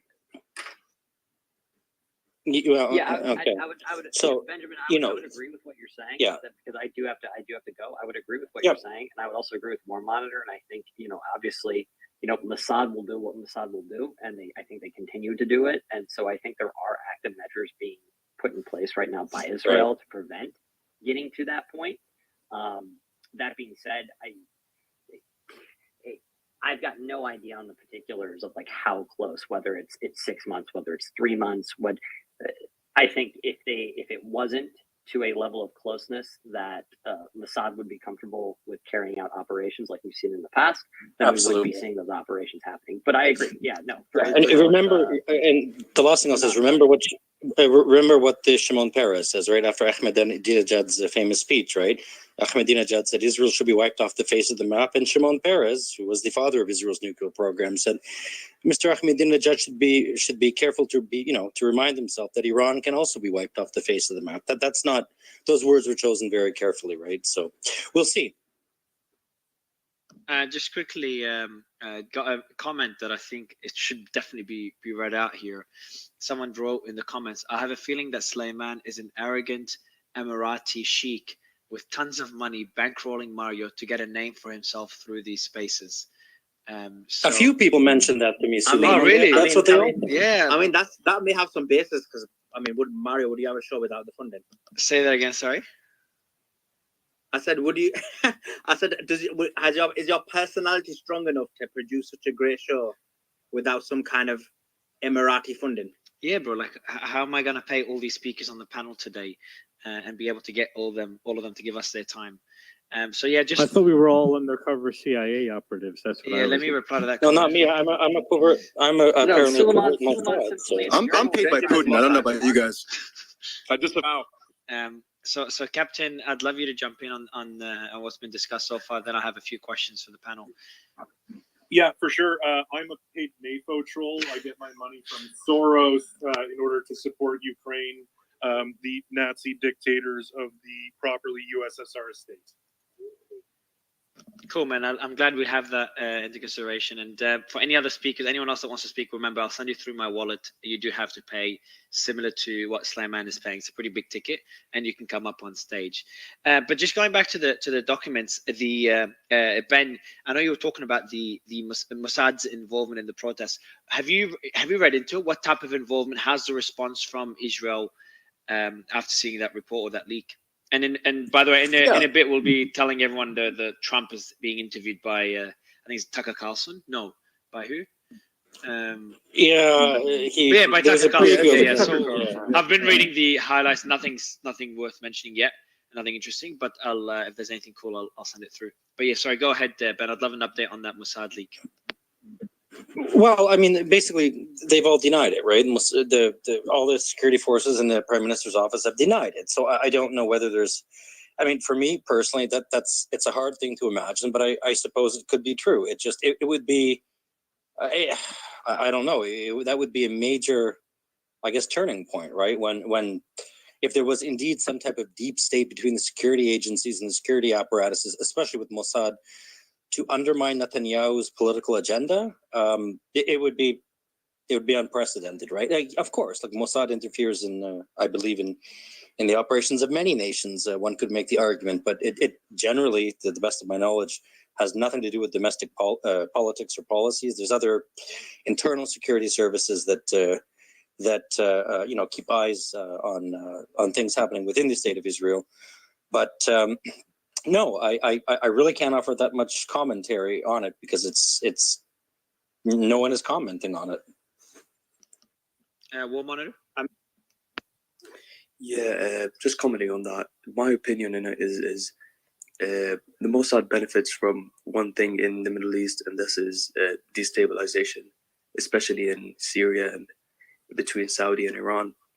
So I think the only way we could see this happening, we could see it being true, is if the relations between Saudi and Iran improved, and that's what we're seeing. So I think Netanyahu's work as a prime minister has led to Saudi and Iran improving relations, and something that the but yeah, US... they wouldn't want to. But they wouldn't destabilize women. They wouldn't destabilize their own country, though. And this is, I think, the argument that. Well, the argument is they want to get rid of him. Yeah, well. You don't know. Well, that's the point right there, right? Yeah. Well, that's the point right there, right? They want to get rid of Netanyahu. Sure. I mean, there's a lot of the protesters that are out there. I don't even know that a lot of them know what the judicial reforms are about, right? It's just people who absolutely hate Netanyahu and they want him gone. Yeah, there's problems with that too, right? You can protest his reforms, but at the end of the day, there was a free, fair, democratic election, and like in any country, right? One side typically has a meltdown that they lost and they can't process it. But in terms of destabilizing Israel, I think that would be the last thing that Mossad or Israel would benefit from, number one. Number two is in terms of, I don't view Iran and Saudi Arabia personally as having anything to do with Netanyahu whatsoever. I don't even know how much, look, they are exchanging diplomatic relations and they opened an embassy. That's one thing. I don't think that changes the calculation that a nuclear-armed Iran is also something that Saudi Arabia could never live with. But then at the same time, Benjamin, what is the reason why Mossad do want to overthrow him? So again, that's why I have a little bit of a hard time accepting that indeed was the case. I mean, so the reporting is that Mossad infiltrated and encouraged people to support the protests, right? That's thus far what the reporting has been. For me, it's a little hard to believe, right? They would normally want to destabilize the governments of another country. I think, you know, like, can I propose something different? Is it possible that the United States leaked this particular bit of information or false information about Mossad causing internal strife within Israel in order to destabilize the Netanyahu government, which, as we know, is unfriendly to Biden? You know what? The documents also purported to, you know, pointing the U.S. to try to pressure Israel into sending lethal aid to Ukraine as well. You know, so it's not just like a protest. But hold on, Ian. I mean, Biden has personal friend of Netanyahu for decades. So that Biden is doesn't squarely mean within the mainstream of kind of traditional democratic, liberal, pro-Israel, hawkish kind of zeal. I mean, so even if there's kind of marginal differences between Netanyahu and Biden, the idea that would rise to the level of trying to instigate his ouster, I think, is very hard to fathom. I don't know. I mean, support Ukraine, right? And right now, Ukraine is the number one issue for the Biden administration, so it really doesn't matter. I mean, Biden is a guy who, I mean, maybe not Biden himself, but the administration. Netanyahu is the same position as his predecessors from a different party. I mean, so there's really been Biden has ostracized his relationship with the Saudis, and you know, as everybody knows, America's had an amazing relationship with the Saudis for decades, right? And even under Obama, I mean, like the reason they're able to have so many weapons is, I mean, they buy U.S. weapons, right? They buy U.S. jets. They've conducted a war against Yemen using American support, and you know, Biden steps in, and suddenly everything is very anti-Saudi, right? He has made threats, right, to over the Jamal Khashoggi thing, right? And now, you know, I mean, the Israelis are not doing what the Biden administration wants them to do, which is to support Ukraine and break their relationship. But we don't with know. Russia. We don't precisely know what the U.S. has been encouraging or imploring Israel to do on that. If I can make Netanyahu has the same position as Lapid and no. There's a difference. On Ukraine, what's the difference? Well, okay, so I want to just say this. So the relationship. So Naftali Bennett got the invite to Washington, right? He got the invite to the White House. Yair Lapid got the invite to the White House. Netanyahu has not got the invite to the White House, and Biden said, no, we don't have any plans to invite him in the near future. That to me is a sign of a major strain in the relations, right? Normally, everyone knows Israel and America have a very good relation. He's only been in power for a few months, right? Okay, but we have to take what I'm about to say next. So you have some of his far-right ministers, Itamar Ben-Gvir, who basically have come out and said, in response to Anthony Blinken and others in the administration, saying, we do not like these judicial reforms. So that's a very, that's a sticking point, right? That is one nation trying to, in the minds of the right wing in Israel, they're trying to say, well, we don't want this, so we're not going to do it. That's why Ben-Gvir said Israel is no longer the 51st star on the flag. That's a powerful statement. So that's first of all. Now, in terms of Ukraine, look, I agree with you that the overall strategy is the same. You had some Israeli members of the Knesset say we should be providing lethal aid. Others say we shouldn't be, and so forth and so forth. I just don't see that there's going to be a situation in which Israel supplies lethal aid, because the relationship between Israel and Russia is very important for a lot of reasons. But if the Ukraine policy is the sticking point that could lead to something so extreme as the U.S. actively trying to foster or instigate or otherwise bring about the ouster of Netanyahu, and Netanyahu's basic position on Ukraine is no different than his predecessor, then that wouldn't make sense as to why the U.S. I don't think it has to do with Ukraine. I don't think it has to do with Ukraine. Well, I think it's more than that, right? At the end of the day, this is the view of a lot of right-wing Israelis. Look, Joe Biden's going to be looking for a foreign policy win going into 2024, assuming that he runs. Donald Trump went for his foreign policy win with the Abraham Accords, right before the 2020 election. A lot of people think that, look, Biden's going to start ramping up pressure to Israel on Netanyahu to start to make concessions that maybe his voting bloc are not willing to give. And so, look, I don't buy into conspiracy theories. I'm not a conspiracy theorist, but look, there could be some logic in saying that Biden would rather have a more Biden-friendly prime minister in to give those foreign policy wins, right? And I'd be curious, could you describe just like the distribution of public opinion on Ukraine in Israel? I know I saw Haaretz, which I subscribe to. They editorialized like a little while ago in favor of Israel getting rid of its aversion to send lethal weaponry to Ukraine. So it seems like maybe a bit of a left-coded demand. But how do you describe like the nature of how Israelis would perceive that issue? Yeah, I would say, and I would be relatively confident in saying that, look, probably 100% of, well, 95% of the population is sympathetic to Ukraine. But on the same token, 80% are dead set against actually getting involved in this by supplying lethal aid for a lot of reasons, right? There's historical reasons, but there's the geopolitical reality of the situation, right? There's a very close coordination between Russia and Israel in regards to Syria. And I just can't see it happening. So the public is very sympathetic, but this is one conflict that Israel, I Does believe it break down by left and right at all, or is it sort of transcend that? I think it transcends that personally. And you also got to keep in mind that Biden administration isn't exactly brilliant, right? Anthony Blinken is not some strategic genius who's always making the right decisions. He and the rest of the gang have made some really dumb calls. I mean, look at what Anthony Blinken said, that whenever he talks to the Saudis, the first thing he brings up, and this is he emphasized this, he made a speech about it, is that he brings up LGBTQ issues with the Saudis, right? That is a pressing issue for the Biden administration. So that's not a very smart move. I mean, what benefit is there to bringing up LGBTQ stuff and talking about how Saudis treat their own social policies, right? There is zero point in it. In a geopolitical sense, that is suicide. That's Ian, stupid. but don't you think that's an American talking point that he says in America, and that's not? No, reality? it's something he has done, and it's something that the Saudis are not very happy with. This is something that a lot of countries that have dealt with Blinken and the Biden administration in general are just not happy with, because whenever they go to these foreign countries, the first thing they do is bring up LGBTQ issues. This is something that Samantha Power has said in Hungary. That's the one thing that is like a pressing issue for her. It's very stupid. You have to keep in mind, these people are not very smart. They have a specific idea of how they want to shape the world, and this is it, right? It might not make a lot of sense to us because I think we're relatively sane people in this room, right? And we think, okay, that's stupid. Why would you do that, right?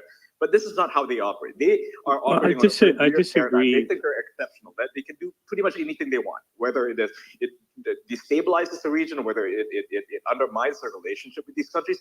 They don't seem to care.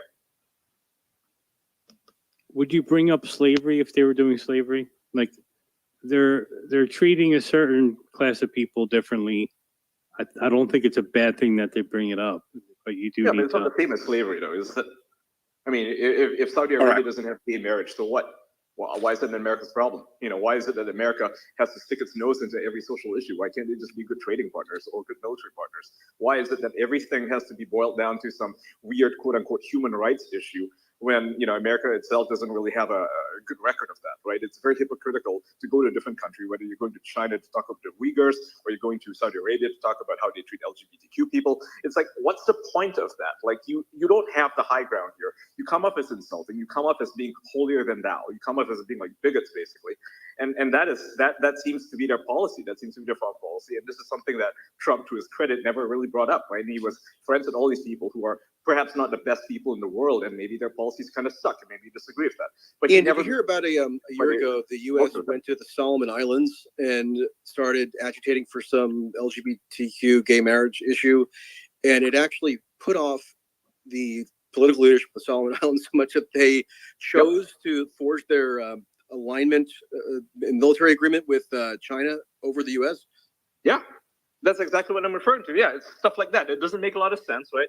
In geopolitical sense, in a economic sense, like none of that makes any sense. It's fucking stupid. But this is what they keep doing, and it's a failure. But you know, I would say they're insane, right? The definition of insanity is trying to do the same thing over and over again, hoping for a different outcome, and that's exactly what the Biden administration is doing. So well, I mean, the Blinken in particular has been an absolute train wreck. I mean, it's amazing that there's not anywhere close to the level of criticism of him in particular that there ought to be, but Biden as well, obviously, as the head of the administration. I mean, they came into power as these stabilizing adults in the room who were so experienced and were going to maintain their allies and the relationships across the world. There was going to be such a clean break from Trump and the chaos. Blinken hasn't had one fruitful diplomatic initiative. They've all been utter disasters.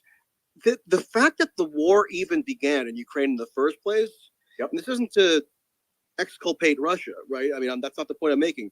But there was a diplomatic impasse to which Blinken was party.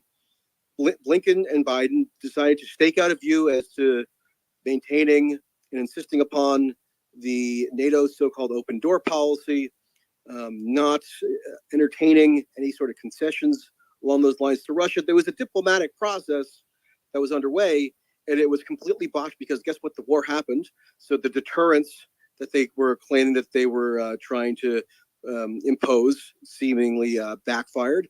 And then this year, I mean, there's never been such that I'm aware of a precipitous free fall of relations between the U.S. and China in the span of like 2 months, and there has been between February and today. Ever since the spy balloon thing, I was at the Munich Security Conference this year in February, a couple weeks after the spy balloon incident. Blinken's State Department squad at the security conference was basically manufacturing this PR hit on the Chinese foreign minister, where they were going around to all the other countries' delegations and planting for the first time this supposed intelligence about China being on the verge of sending weapons to Ukraine, to Russia for use in Ukraine. And then that caused a whole blow up intentionally, because Blinken then used that as sort of a launch pad to then go on TV and let everyone know back at home how tough he was on China, and warning them and sending them the signal, and this won't be stood for. And it has cratered relations with both China and Russia, culminating in the meeting last month where Xi goes to Moscow. I mean, that would have been almost unthinkable before, and it's clearly a failure of U.S. diplomacy. But big time. Blinken and Biden, they don't get any sort of blowback for this incredible spate of failure on that score. It's not that either. I mean, he shows a lot of weakness when it comes to like actual policies that that matter to both countries. Right? Instead, when he talks to the foreign minister of China, right? I forget the guy's name. It's an older guy, right? The guy with white hair. Time was Wang Yi, I think. Yeah, Wang Yi. Yeah. When he talked to him, and Wang Yi schooled his ass, right? He brought up, what did he bring up? And this was right after the BLM riots, right? And just a few months after. And so the first thing he brings up is how they're treating the Uyghurs. And it's like, you have no leg to stand on. I mean, you literally just, whatever our views are on Black Lives Matter or the racial protests or all of these things, I mean, to the world, it's like there's this great injustice that's happening in the United States, that's not dealing with fairly, not dealing with the black community very fairly, the systemic injustice and all this stuff. And it's being, obviously brought to the fore by the media, which is ironic, right?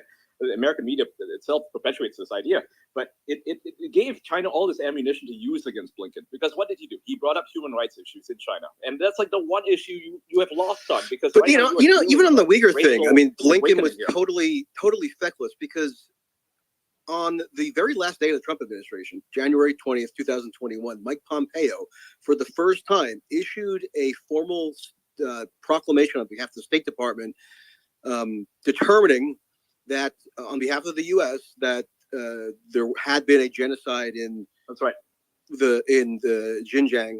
That's how you pronounce it? Or the Uyghur genocide was the thing that was designated for the first time, right as Pompeo was going out the door. And then instead of having any kind of independent position or evaluation or assessment of that hugely consequential decision, because if you're actively accusing a country of genocide, I think they're ongoing. If they're perpetuating ongoing genocide, do you think that's probably going to have some effect on your bilateral relations? Blinken just adopts it without he adopts it. Yeah, right? He just adopts it on 80. He just adopts it. So he just basically subordinates himself to Pompeo. I shouldn't narrow it to Blinken. Biden is also fully on board with this, but it's actually emblematic of how there's actually much more continuity than the average sort of partisan things between Democratic and Republican administrations. The Biden administration just completely carried over everything to do with China, Trump's China policy, and then made it several times more aggressive. Hence the low point in relations today. That's right. So I just want to bring in Dustin. Dustin, just to change the conversation slightly back to the leaks. One of the issues on the leaks was that the US was spying on its allies, and some of the countries that mentioned were France, Israel, South Korea, and South Korea. Yeah, South Korea. Now, surveillance also said or showed that South Korea was concerned that ammunition that they were given to the US would end up in Ukraine, so they didn't want that ammunition to end up in Ukraine. I mean, where does that leave the US in terms of its allies and the fact that they're actually spying on them? Yeah, no, so Well, I wanted to come up. I'm not an expert in all foreign policy matters, but I am close. I do know Egyptian President El Sisi. I was in the building when he met with Hillary Clinton and President Trump back to back right before the 2016 election. And then I did a yacht party with the Egyptian delegation and some other reporters. And the whole thing that it's highlighting to me, like, that I think is important to bring to the discussion is like the schizophrenic nature of our foreign policy, right? Where we switch out depending on who the president is. And now we have basically the holdovers from the Obama administration in charge of foreign policy. The hatred of the El Sisi government that they were willing to express to us publicly and allow us to report on, like, can't be understated. So we asked, obviously they'd had this meeting, like what their thoughts were about the two different candidates. And the response that we got back from the interpreter, we were meeting with the media secretary and the foreign secretary, told us that, quote, she's an evil bitch who supported the Muslim Brotherhood terrorists in my country. And like, we'd never be able to support her. And this is important when we look at the broader situation, right? Which is the Obama people who they have bad blood with have taken back over the foreign policy apparatus. And so like when I saw in the leaks that Egypt was sending munitions to Russia, like behind our back, I wasn't surprised at all by that.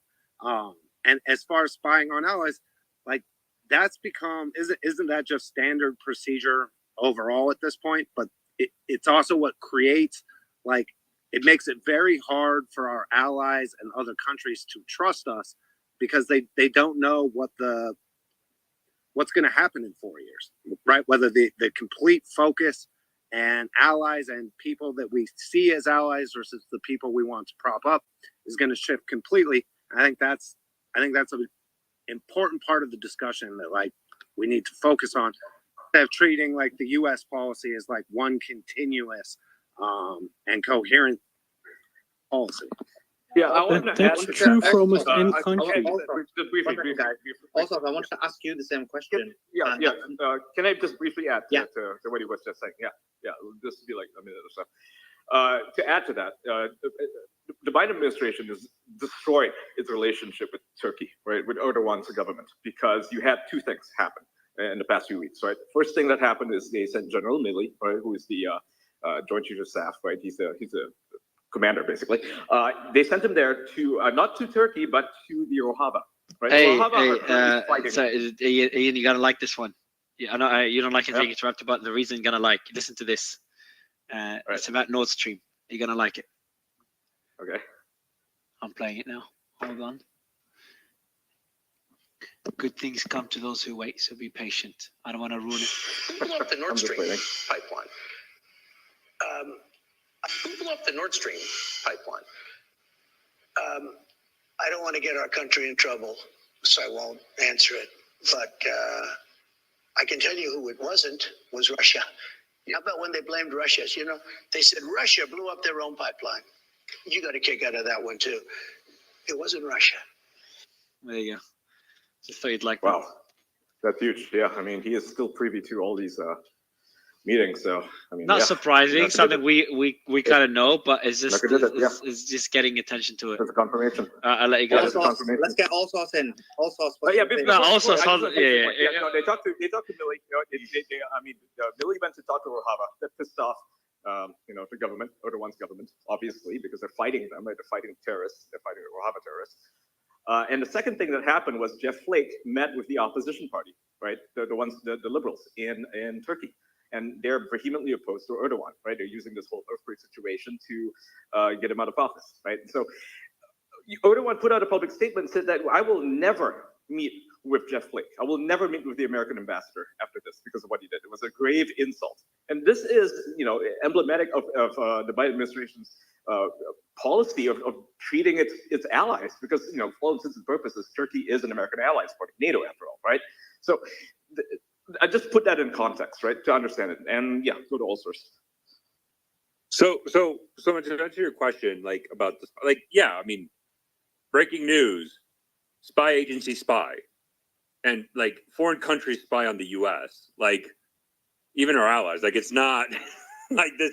It's called the nature of the game. We all spy on everybody, unless you're like Five Eyes. Like yeah, everybody's gonna spy on everybody. Just welcome to the world. Like, Five Eyes doesn't always cooperate either, to be honest. yeah, and so yeah, exactly. I mean, so like this Also, idea. Oh, just to ask you, obviously you know Yeah. more about it, but what about the fact that the spying on Zelensky? So while he's there tap dancing around his room, you guys are I mean, not you guys, sorry. The US. Did you say you guys? I got that. I got that. You got to pay me more, Slay, man. You got to pay me more for this shit. Also, yeah, exactly. I mean, why are we surprised? I mean, of course. I mean, yeah. Again, this is why we have intel agents. But what do you also? What do you think about the? Before continuing with the intel, what do you think about what I just played? The Trump clip, like that doesn't mean much to you. I know it's not news to us, but just to mention it on Fox this openly. I mean, okay, let me tie this in, like, because when he said that, the immediate thing that came to my mind was the Sumer Hirsch article, right? And one of the arguments that Sumer Hirsch was making was we utilized NATO countries like Denmark, Sweden, Norway, right? Norway specifically, right? So that we wouldn't tell the Gang of Eight, right? The top Republican and Democratic leadership in Congress. But the Biden administration then is going to tell Trump, like that. Exactly. Yeah, exactly. Yeah. So, I mean, Trump is a former president, right? So he like got it 100%, understood. He has his opinion, but Also, do I believe? Also, specifically this point, what Ian made, does Trump have access to intel? The way we understand it, the way I understand it, is past presidents have access to intelligence briefings. Are you saying they don't? So you know, let me full disclosure. I'm not like an expert, but let's to your point. Let's use a specific example, right? Let's use a specific example. So when Obama launched the raid in Abbottabad that killed Osama bin Laden, right? Bush, the previous president, didn't know until after the operation was executed and the soldiers were back. Obama called him, and then shortly thereafter, it was like the rest of the world was kind of let known, right? Obama personally called Bush and say, "Hey, you know, this happened." Right. So former presidents still have their security clearance. Former presidents, a lot of times, like that, you know, former presidents are, even though they're private citizens, quote unquote, they still represent the U.S. government. And a lot of times former presidents will still meet with foreign dignitaries. So let's say, you know, it's not inconceivable to say, you know, Trump might meet with, you know, ex-president of some country, and he might want to use talking points for the U.S. government. Right. So, hey, here's some information for you, classified information, to get you in the mode to understand what's going on. That level, yeah, that's fine. But this idea that a former president would have access to like clandestine operations that is at the POTUS level, you as a former president, you're not going to have access to that, right? That's not how it operates and works. The most Russian-friendly president in our lifetime. On top of it, they're definitely not going to give him that. I mean, Debatable. No, that would be actually, if I may, so this was a point that Ian and Tracy were getting at that I actually kind of agree with, right? And if you look at the Trump and Biden foreign policy, like the administration, let's get away the personality, like the personality aspect of it, right? But there has been a very continuous, in many ways, there's been very continuous, you know, aspects of U.S. foreign policy. Ian, I would disagree with the Erdogan example with the ambassador. I mean, that's why we have ambassadors. Ambassadors meet with literally everybody in their country, like opposition figures, the presidents, the politics. I mean, that's the role of an ambassador. Okay. We see that. Would you agree with the Milley example then? Nick Sortor just said Biden barred Trump from receiving intel briefings, and he sent a New York Times article. That was in February of 21. Oh, so okay. I did not know that. Thank you, Nick. But even if he didn't, like, again, like, that's where it doesn't square to me. Like, why would Biden launch an operation if we're going to take Sumer Hirsch as the like the truth, right? And this is the most reliable. That you guys know, I don't believe in that. But let's say that his argument is true. I just can't square I'm not going to tell the Gang of Eight, but I'm going to tell a former president of the opposition political party about this clandestine. That's where I think this is Trump. I think he was speaking more from a personal opinion. We know, I mean, Trump, we all know how he is. I think it's not, he says what is in his mind. You can love him or hate him for it. That's how he operates. But I don't think he has some sort of inside knowledge of how the this It'd be even if he doesn't get intel briefings, it's hard to believe that an ex-president, former president, doesn't have information that the average Joe He has doesn't have. access. You got He might, access. maybe he doesn't have full access. I'm not saying the same access as the president, Yeah, but not at least full access. Yeah, he's enough on the side, access to right? take But what he he will says have seriously. Yeah, and he still, Maybe- he still has meetings in coffee. Yeah, Here's maybe about Trump, Vladimir right? Regardless Putin- of what you think of the guy, right? Regardless of what you think of Trump, you can say that he's not a serious person when it comes to domestic issues, when he's talking to celebrities, or talking about DeSantis, for example. But one thing you can and should take him seriously on is his foreign policy. This is something that he is impeccable with, right? There's a reason why he managed to, foster peace with North Korea, befriend Putin and befriend Xi, and there's a reason for that, right? They respect him, and this is a man who is, very much. Even if you look at the leaks or the nature of the leaks that were not leaks, sorry, the files that were supposedly at Mar-a-Lago, one of the things is that he kept dossiers on all these foreign leaders, right? Like supposedly he had some information on Macron, and he did have a great relationship with Macron. Keep that in mind. So this is a man, right? Ian, you gotta be seriously with some kidding me. domestic issues, but You have to be kidding foreign me. issues, no. Like I would say he's Hold impeccable. on, before. I'm By the way, not I kidding you. just want to give first.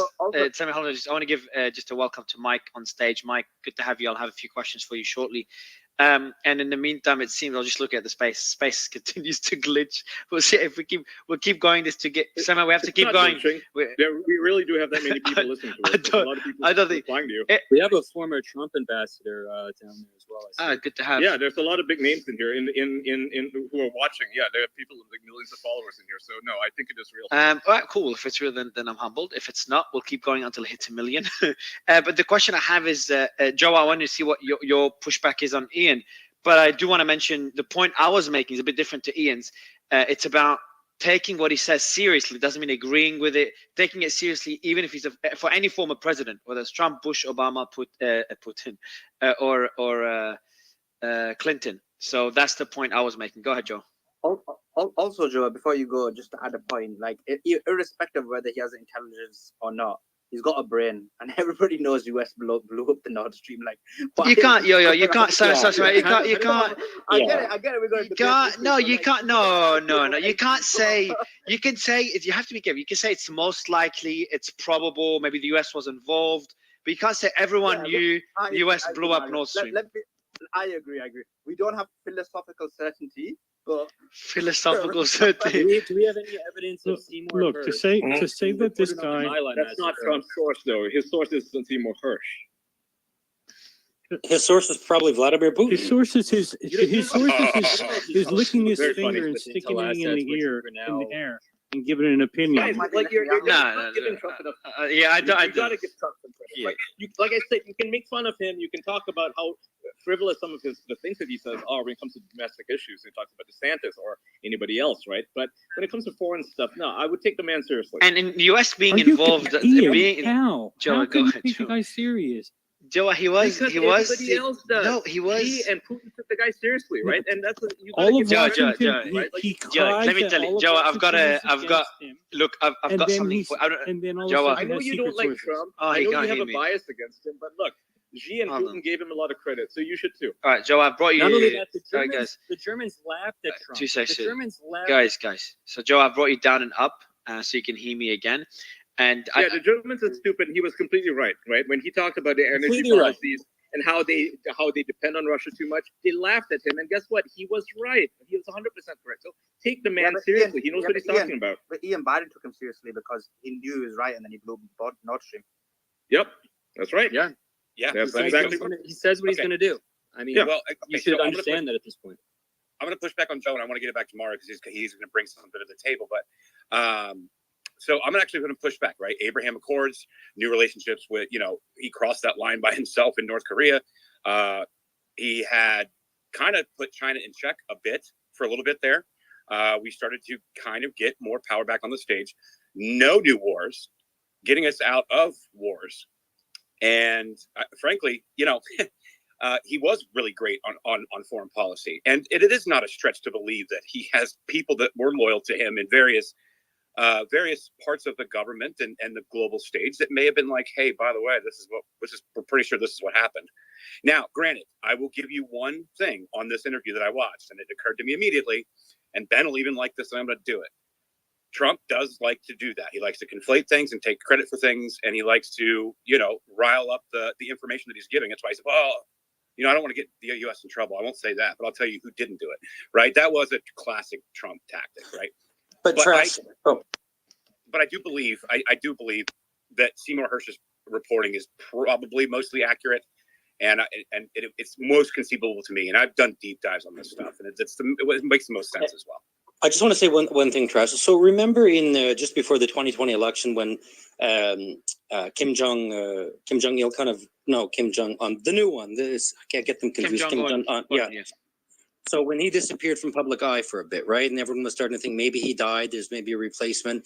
Remember the press conference that Trump gave out in the Rose Garden, right? A reporter asked, well, do you know anything about Kim Jong Un? And he said, well, you know, what about it? That it was something like that. And somebody said, oh, well, he actually just made a statement. He said, well, actually, I do know about it, but I can't tell you about it. And then he said, well, no, Kim Jong-un hasn't made any statements. That would be major breaking world news. And it turned out nothing was wrong with him. So listen, I'm not saying I like him or dislike Trump, but he has a tendency to be a little overly flamboyant with, you know, with some of his statements, right? I mean, what was the point of trying to play up the fact that maybe something mysterious had happened to Kim Jong-un, right? When clearly listen to this statement. I think Joe would love this statement. And by the way, Joe, you were asking a question. I brought you down because you kept asking, like, you convincing us not to take him seriously. I just want to remind you, he was your president. So like him or hate him, a former president should at least be taken seriously. Doesn't mean you have to agree with him. Can I comment to that? Yeah, I would. I'll just want to read out. So he's talking about President Xi. He said, President, so people ask me how smart is Xi. I said, top of the line. You never met anybody smarter. Kim Jong-un, top of the line. Really smart. Putin, very smart. President Xi is a brilliant man. The look, the brain, the whole thing. the words he chooses. Joe, go ahead. Yeah, look. He's spot on about Xi. Look, Ian said something about me being biased. I am biased against Trump, and I'm biased against Biden. I'm biased against both, right? But to say that he was excellent on foreign policy, we had the worst relationship with our allies ever under Trump. He met with the Taliban and gave it a country that we were in to the Taliban, who then gave it to China. We pulled out of northern Syria, left millions of barrels of oil for the Russians, who then gave it to the Chinese and Russia to control that area. What are you talking about? He met with China and got his patents finally approved. What are you talking on at the exact time they were having dinner with Xi? That's what he did. He was good for Trump organization, not for America. No, but now, so you're suggesting that we should stay put and we should continue fighting and have a war, and then by pulling out, regardless of we should have been there in the first place, and regardless of the consequences, if the local area that we were supporting, if we weren't doing the job of actually getting them established in a government, getting a proper army and police force put in place, then Trash. Russia had no play at all with China because China was going to get natural gas from the stands. Right, by giving northern Syria to China, Trump made Russia a player with China. This is where the relationship formed, was because of that. And you guys don't see all the pieces. You're looking at individual things and be like, he's great. No, this was formed because of Crimea, because of Obama's mess up, and because of Trump's mess up. Both of them messed up and gave Russia enough power to now be able to partner up with China the way they are. They were both horrible for foreign policy. They look at their own. Ambitions, foreign policy and you're that's talking it. about, Joe. Are you talking about the globalist idea of new world order, or are you talking about a multipolar world? No, I'm talking right? about Americans. I'm talking about protecting Americans, not about worrying about the world. In Trump's worldview, it's about a multipolar system in which every country plays fair, right? That's the reason why he wanted to pull out of NATO, right? That was one of the reasons he wanted to pull out of NATO. It's a reason why he pulled out of the World Health Organization, because he felt it was too controlled by China, and that they were indirectly supporting China by supporting the World Health Organization. So this is a man, like regardless of what you think of him, he actually called the shots correctly. I mean, he was like, okay, no, correctly for you because you don't live in America. If you lived in America, you would worry about what happens to Americans, unless you're a really truly good for hearted. America. Look at how much more prosperous America was. Would you? I don't want to. Hold on. Yeah, Ian, I do. Ian, yes, but one thing, and I would make that point. I would make this point no matter who the president is. The economy today is not because of what the president did or even the government or anyone did a week ago, a month ago, a year ago. It takes time. Biden's policies are the reason. No. I will push back on that. Biden's policies are the big reason why America's businesses are all failing. He's the main reason why the oil and gas. You don't know how the economy works, then, Ian. Yeah, I'll I'll shutting down the Keystone XL pipeline. It has nothing to do with the impact. So I'm just saying the impact of these decisions, the real impact on the economy, the economy. Yes, look, I won't talk about Biden amendment. I won't talk about Biden. I won't talk about Trump. I'm just saying general statements. So there's this studies. I learned this back in university when I studied macroeconomics. The economy today is based on decisions not only by the president. Decisions I'm not by referring to the economy in general, Mario. I'm talking about. And there's one big decision, Mario. One big decision. I'm referring. Okay, so I won't comment on that. I'm just saying. I'm just giving the general people for 3 months about how deadly a virus was that cost 1 million people lives and wouldn't lock down to stop the spread earlier like they did in Europe, which didn't suffer as much. That was a direct responsibility. This tattoo, because you were wrong on this theory. They've been in relationship well before Trump took office. 2011 they established their partnership. 2011 they had the Siberia Pacific Ocean pipeline. 2011, they had 15 million tons of Russian crude going to China. 2014, 38 billion cubic meters of natural gas. So to say like the Syria relationship is what forced them together. Guys, let me hold on.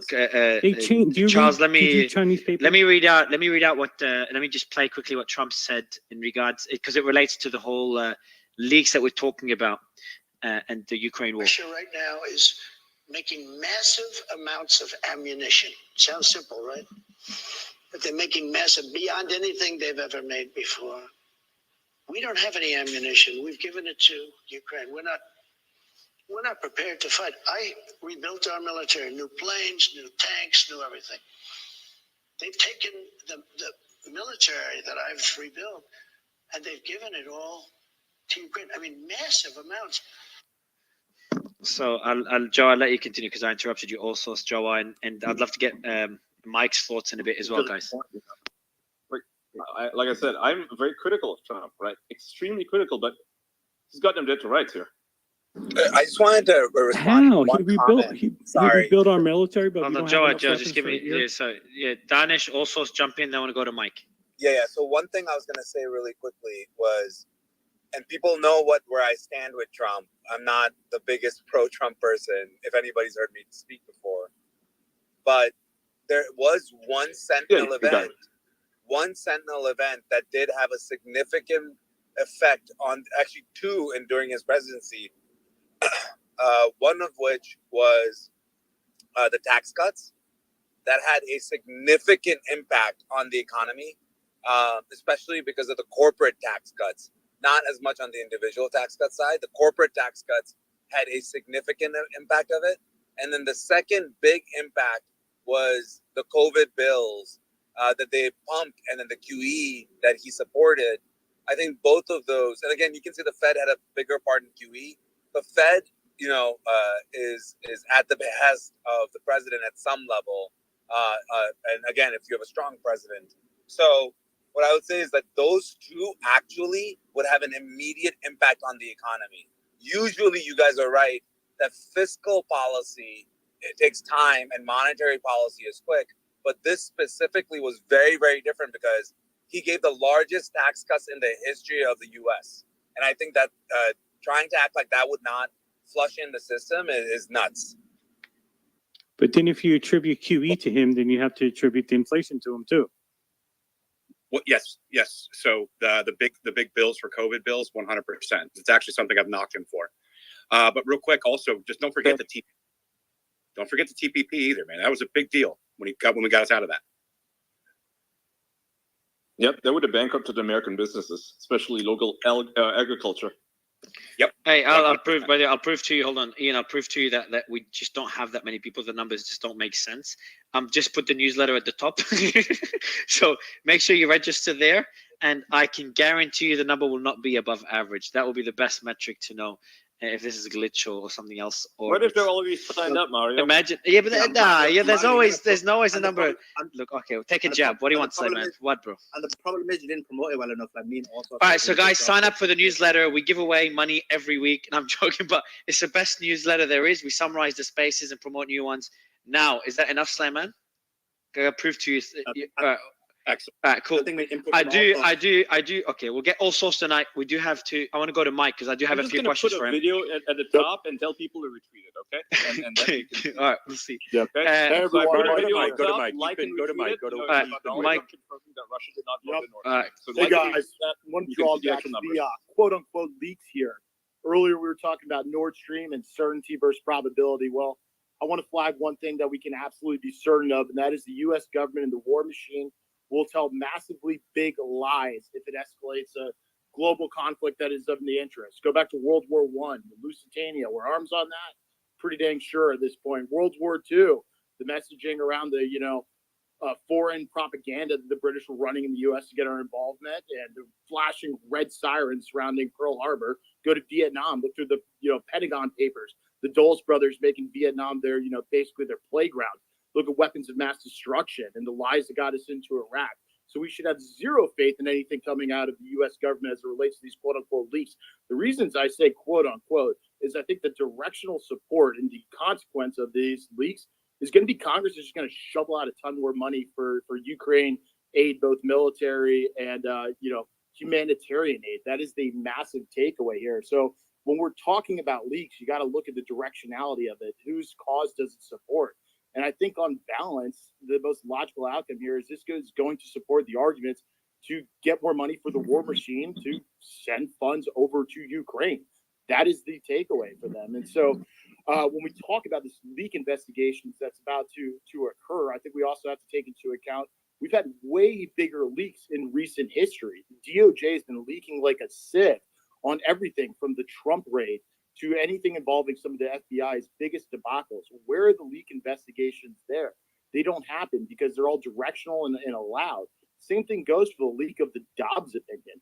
And, not a finger was lifted by the FBI there to actually find the leaker. And so this thing is glows to, high heaven, the way I look at it. And I see a lie that directionally supports the efforts of the war machine won in this space. And so I have cautioned the most extreme skepticism when we start assigning, blame for this. And I think the media is going to run with, the damage to U.S. national security. Well, it's not U.S. national security, Ukrainian national security. And they're confounding those two terms like damage was done to the U.S. national security when I haven't heard anyone make a case for that. And so I think, our propaganda machine, which has been running full steam ahead with Ukrainian propaganda and foreign propaganda in the U.S. system, whether it's the Ghost of Kiev, these CGI scenes, whether it's, grandmas with rocket launchers, this is all going to just fit into that stream of narrative that all directionally points to the same place it's always been pointed. So with that, I'll open it back up. And you'll never hear who the leaker was ever again because the news cycle will start again and people will forget. You're If they absolutely were right. going to have attribution, they would have already made claims, false or not. Yeah. At this point. You know who should be held responsible? Is whoever put that freaking PowerPoint together. That thing makes no sense. It's complicated as heck. What is DOD doing? Can we get better people on the PowerPoints? So actually, that's a good point. So I don't know if you guys know who Aaron Stevenson is. I tweeted this earlier. Aaron Stevenson, he was the DHS whistleblower that came out with Project Veritas. And he had an interesting take on this. It's actually perfect timing. So I'll read the tweet. It says, an observation from Ukraine leaks. Good reason to assume these documents are genuine. Font, size, color, etc. Lingo is pretty accurate. What do I find worrying? He says, one, the most elementary of analysts would never have text overlapping the shell format of the intelligence product, which is Microsoft PowerPoint. Number two, anybody at J2, especially working on briefing material, the Russia-Ukraine conflict, would have had a better skill set. And it shows an image where essentially the RFI number of this and the rating, which is severe, overlaps this line. So it's just like piss poor formatting, essentially, is what he's saying. And he said, number three, the editing process didn't catch this. And I've seen it on many of the leaked documents. Again, assuming they're genuine, it's a little worrying to see these levels of unprofessionalism at that level of government. And it's kind of going to your point there, Mike. And he kind of expertly pointed that out, I think. I wanted to rebut the concept that that we are looking at information that's being leaked in this manner. In reality, if the goal was more support for the Ukraine war, it is actually having the opposite effect. One, it shows significant incompetence of the intelligence agents, that all of this came out all at once, these 50 different documents. Number two, it shows that according to these documents, if they are accurate, there's a portrayal of Ukraine actually losing the war. I just don't see how, Patrick yesterday made a very compelling argument that this would potentially give an out or a soft landing, as he named it. And I don't agree with many things with Patrick, but that did resonate, where in reality, Americans hate a losing war. And this would be clear evidence that the war is being lost. And I think that would be, and especially the manner of which, the way that we talked about Israel, which would be very, very, it does not smell of the nuance that I would expect from the intelligence agencies. Yeah, I don't know. I think it gels pretty well with, Zelensky's speech towards the end of last year, where he's basically saying he needs this money to survive. It conveys a sense of urgency. And I think there's like a beleaguered, sense on Capitol Hill, and especially in the House of Representatives, for more Ukraine aid. And so this gels well with the urgency argument. If we don't give them money, they will lose. So I could see it supporting that. Perhaps, Mike, people will start thinking that they're already losing. And I think that's the thing. And the other second, Americans don't lose. That's the problem. Just a second. Just one last thing. The U.S. government, and especially representatives from the military, have actually said the complete opposite of what was leaked in here. Why would they shoot themselves in the foot and make themselves look bad? It just does not figure. And that's why either these documents have been doctored, or and are inaccurate, or they are accurate, and this was a giant leak from an adversary that is meant to humiliate America and its allies. I think that the latter makes way more sense. Well, I guess we'll know who's right and wrong if another Ukraine aid package makes its way through the Congress. So we'll know soon enough what the effect was.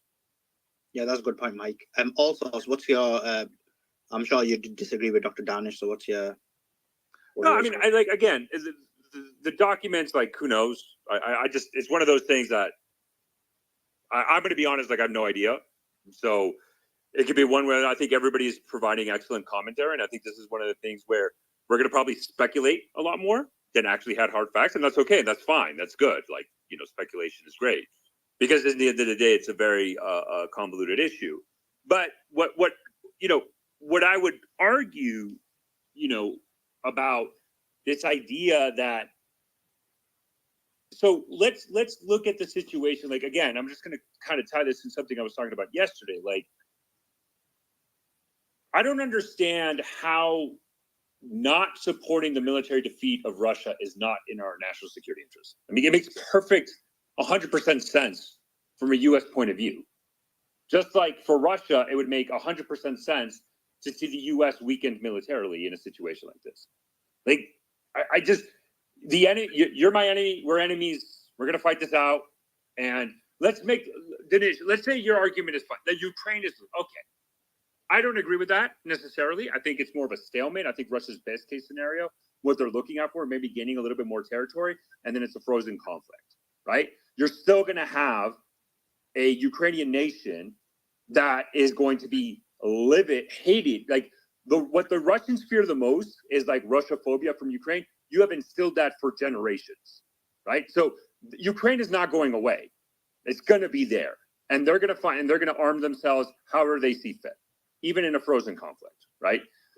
But if you look at it militarily, hold on. Like, if your argument, okay, let's say again that Ukraine is losing, okay, but how would that? That's actually not my argument. To be clear, I want to clarify my argument. My argument is, if this is accurate, then it would have the appearance that Ukraine is losing. I'm actually not even sure if this is accurate, but keep going also. So I want to clarify. Yeah. Okay, thank you for clarification. But I guess it's more to kind of like my point, because for me, how I look at it is like, look, Russia, from a military point of view, is our greatest threat, conventional military-wise, our greatest national security threat in the European continent. Like they're the threat. Like let's not pretend that the U.S. and Russia are going to be friends. That's done. Both the Russians and the U.S. we all acknowledge. Like the Russians have no doubt that the U.S. is the main enemy. And although we want to give Trump for being pro-Russian and like even during the Trump administration, they viewed the U.S. as a threat. Let's not forget the Trump administration was the one who gave javelins to the Ukrainians, right? We all can agree on this. So why wouldn't we, in a national security interest, weaken militarily the greatest national security threat in Europe to ensure they cannot be a next conventional threat in Europe? Also, as you're strengthening them, they have a powerful military and it's getting stronger by the day. I mean, they're producing ammunition, and what's America doing? It's giving all of its resources to Ukraine. I mean, you're not building up your ammunition, you're not building up your stocks. We are how does that investing make any sense? billions. And you're building their relationship. We have the By being so largest. hostile to Russia, you're helping them get closer to China, and China sees that, right? China sees a slightly weakened Russia, and it's taking advantage of that. Given the hostilities that America has shown to China, like America has shown that it has no interest in playing ball with China, but China's going to take its own ball and go home, and it's going to give that ball to Russia, and that's exactly Ian, what you're making this comment that to me baffles my mind. What baffles your mind? We are doing the greatest armament Trash makes this argument that everybody here makes this argument, right? That the war benefits the military-industrial complex, right? Sure. That's one of the main things. Yeah, but it weakens America in general, and it emboldens America's enemies. But if you're saying Russia is building up We're their talking armament, about proliferation here, right? How does this help America? How does this help world peace? I mean, isn't America's goal to create democracy worldwide? It's not world peace. Again, I'm going to go back to who invaded who. That's the question about world peace. Like, when do you want to start? You want to start in 2014? You want to go before that? I mean, we could go to 2014. If we're talking about Russia, Ukraine, we can go all the way back to 2005, 1991 even. No, let's talk about the destabilization of Ukraine, right? Like when Victoria Nuland, stages a coup at the Euromaidan, and that's backed by America, obviously, duh, like you want to go back there? I mean, because like, do you want to? Let's go further back in. Hey, Ian, let's go back. Let's go back further. Let's go to 2005. Like everybody brings up the Maidan Revolution, but like we're going to completely forget the Orange Revolution and what Putin did to Yushchenko back then. Like let's look up Yushchenko. Look up what happened in 2005 when a fraud election. The Ukrainians protested against a fraud election. They did a rerun election. The pro-Western candidate won. And what did Russia do? They poisoned a foreign leader. The president of Ukraine was poisoned by Russia. Like, let's no, I'm sorry. I'm sorry to interrupt you, but you're just giving right now incorrect information. Was it legal to run another tour or not? Maybe you should read a little bit about Constitution and what happened in 2014. The same thing. I'm not talking about Yushchenko. I'm talking about was it legal or not to run another tour, and maybe you should read or listen a little bit about Tatiana Montan. She's a lawyer. She was just screaming about it and telling that it's illegal. What they did is illegal because you can tell all you want that election was fraud, that Yanukovych, it was fraudulent election. And then what happened? And then in another tour, Western puppet basically wins. So that is democracy. But if people vote for Yanukovych, which they eventually did, that's not democracy. Is that how it works? Look, so we came to an agreement in this space last night, and I think it's worth revisiting it, that everyone at least said that they would be willing to let this go on a referendum, that an invasion is not necessary, that whether you're pro-Russian or pro-Ukrainian, we could have one vote to settle it all, send in the UN international election observers, and let the people have their say. Putin will never, ever, ever let that happen, which is why he's invading. When we're talking about election security, let's talk about Ukrainian influence in American politics. I mean, they impeached the president of the United States and Donald Trump over Ukraine issues. They drummed up the Russia narrative that was largely pushed by the foreign policy establishment and the same people upping for, increased conflict now based off this whole conflict narrative. I mean, when we talk about democracy over there, I want to talk about the impact it had over here. They sapped basically the energy from the first populist president in very, very, very long time all over this BS. We have Ukrainians, intel agencies that basically own the Biden family at this point, and we're still going full kilter on this stuff. It's absolutely insane to me. We're even talking about Ukrainian democracy when we really don't have a free and fair one here. Let me, Mickey, go ahead. I knew you're going to get on this. Yeah. Yeah, actually, very funnily, and I can't believe I'm going to say this earlier. I was going to come to Ian's defense of unbelievably just about Trump, and I do think he does have the ability to work with autocrats like no one else, and able to, like, the Saudis respect him in a way that the Clinton administration could never get and get things done. I do have to agree with him on that. On other things with their allies, I agree. Of was course, it the Saudis or was it the $2 billion they gave Jared? Because the $2 billion they gave Jared might be the reason they met. Who knows?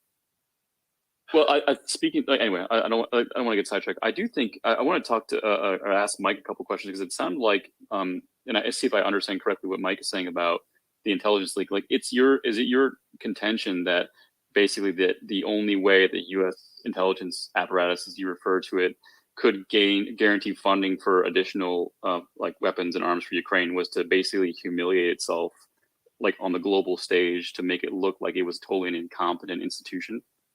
No, it's not my take. That's the only thing they could do. It's my take that we're dealing with big liars who have told big lies over the history of this country. And when looking at leaks, we should look at, like, the directional outcome of it to assess, where we think you believe, right? So, but like you said, the way we would know this to be true if Ukraine got additional funding. Don't you think, like, every single major elected official in the United States has reaffirmed their commitment to continue to fund Ukraine, so long, in their own words, so long as Ukraine wants to continue to fight? So can you explain to me how would additional funding prove your theory that this is an intentional leak from the U.S. intelligence apparatus?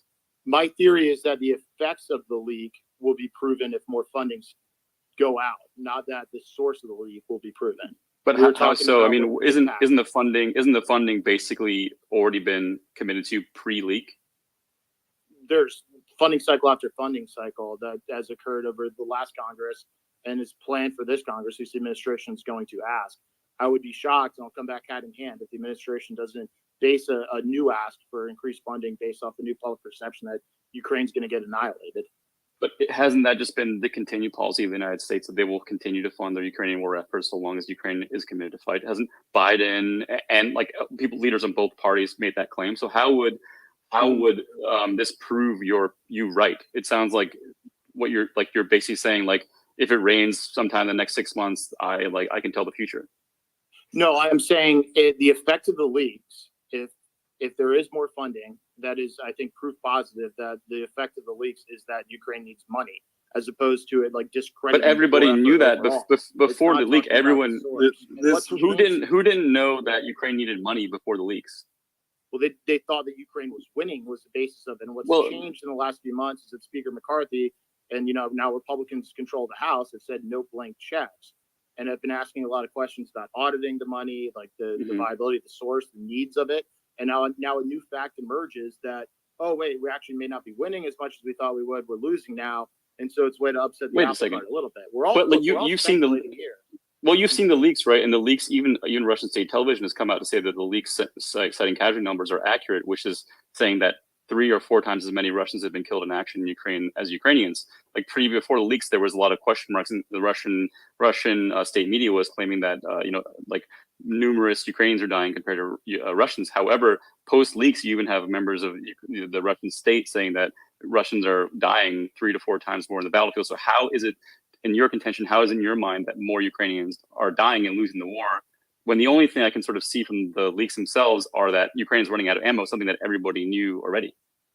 I don't think everyone in America was told the story that, U.S. aid was turning the tide and we were winning because of it. And so whether, like, the effect of the leaks gives us any intel on or theory on the source is not the point I'm making. Where in the leaks does it say that Ukraine is losing the war? Like, what part of those leaks? Like, I'm sure you've read the documents, so, like, there's 5 or 6 of them. Which document are you referring to, and in what way do these documents suggest that Ukraine is losing the war?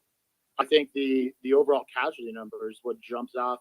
Okay, the overall casualty numbers say that Russia is losing 4 times as many people on the battlefield as Ukraine. So how does that indicate Ukraine is losing? Because the United States is given vastly different numbers. What does that mean? that the United States publicly underestimated the Ukrainian casualties as opposed to You're saying reflected the in documents. documents indicate that the Ukrainians are losing because the documents state more Russian, 3 times as many Russians are dying on the battlefield as Ukrainians. And in your mind, that indicates the Ukrainians losing?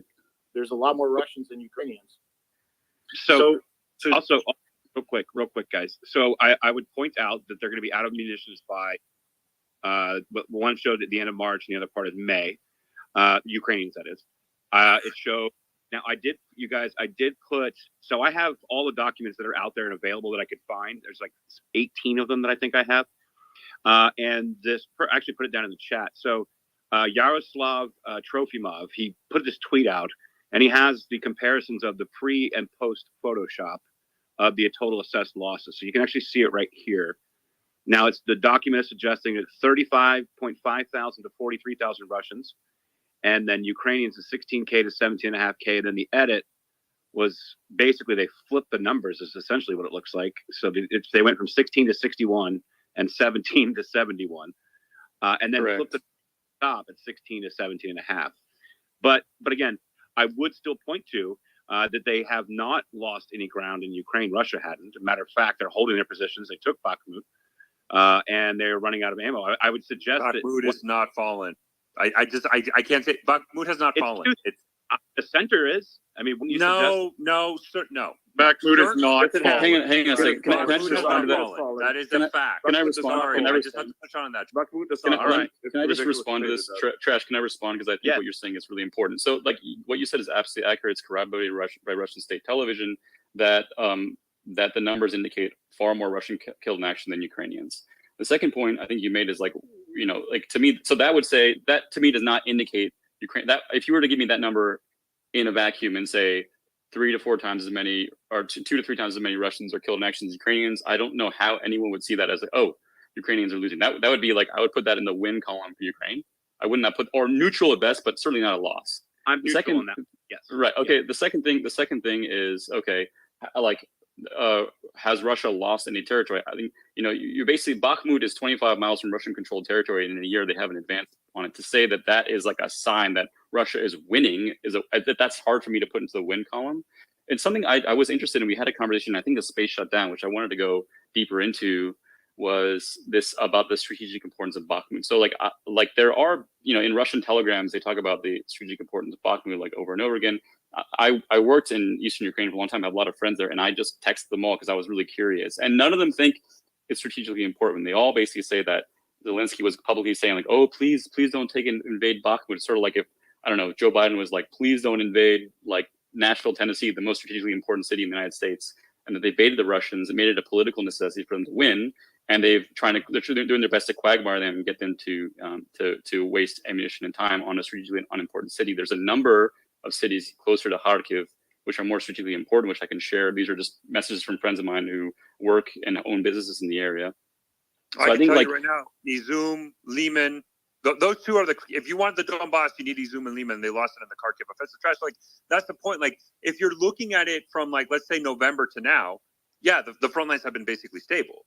But you have to go back, like, Kherson fell, Kharkiv fell for the Russians, like, and then go back to May of like a year from now. Look at the map where the territories were a year from now and compare it to now, to today, and you would see huge swath of Ukraine have been reconquered by the Ukrainians from the Russians, right? And so I think if you're analyzing this from a Twitter space, like a Twitter attention span, which feels like it's 10 minutes, then I would agree. Like, okay, it's a stalemate. We haven't seen that much change, but you have to go out and zoom out. And then the question always comes back to where do we anticipate this going forward? And I think the problem, right, that the Russians are running into with this is that in January, they announced their so-called winter offensive, this so vaunted and I remember I was in a space here with Kim.com, and he said 500,000 Russians are going to rush into Ukraine and they're going to destroy the Ukrainians. They're going to seize the Donbass. It's the end. And it's like, that hasn't happened. If anything, like, we're really talking about such a massive offensive. And if you look at the accounts that geolocate locations and map out the territory controls, the least amount of territories the Russians have conquered since the war started has been the last couple of months. Like January, February, and March, Russia has seized such an insignificant amount of territory that's almost meaningless when you're zooming out in the entire map of Ukraine. So, though I think the Russians have now, you cannot, and I want to be very clear, just because the Russians are having a hard time seizing terrain does not mean the Ukrainians will. I'm not a believer that a Ukrainian counteroffensive means the Russians are going to collapse and it's going to be done. Like, you can't make that assumption. That's a risky assumption. I think it's going to be a very hard battle no matter what. But if you're Ukraine, you're waiting for your chance to do this offensive and you're hoping for the best, but we haven't seen it yet. And I think once that offensive happens and we see how it goes, then I think we'll be in a better position of arguing, okay, is it time for a ceasefire? Is this it? Is this done? The Ukrainians have achieved, or maybe the Ukrainians achieved some success. We just don't know. All sorts. One question I have is, it's a conversation that came up previously, but what is the right time to get to the negotiating table? If you were Ukraine, I know it's Ukraine's decision, but if you were Ukraine, when is the right time? Is it after the offensive? Is it before the offensive? Because what if the offensive is incredibly unsuccessful? Wouldn't that completely fall the bridge? So look at it from Ukrainians' point of view right now, right? But if you look at it right now from Ukraine, like, what can they get? Look, I think look, every side has ultimate demands, maximalist demands that aren't realistic, and that's the mark that they put down, and that's why we're not seeing negotiation. Both sides need to be willing to negotiate and make compromise. So far, we haven't seen that from either side. But if you're Ukraine, I think after the offensive, right, they're going to take the risk, because in the end of the day, if you're Ukraine, you're thinking to yourself, man, I've held Bakhmut since August.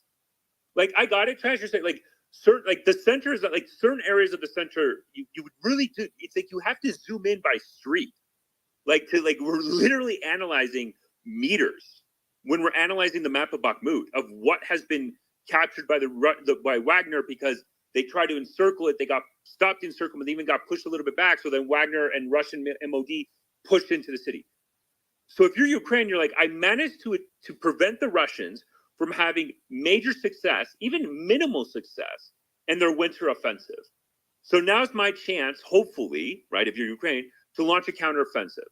After that, Denise, it really depends how we see the offensive goes, right? Because I can make an argument that if the offensive is an absolute failure, which is a possibility, just like anything, it's a possibility. Okay, now there's risk. Does that mean Russia now can launch a second offensive? And maybe I don't think so. I think they're running into issues. Maybe I think they're going to hit Odessa. Okay, Odessa's not going to fall.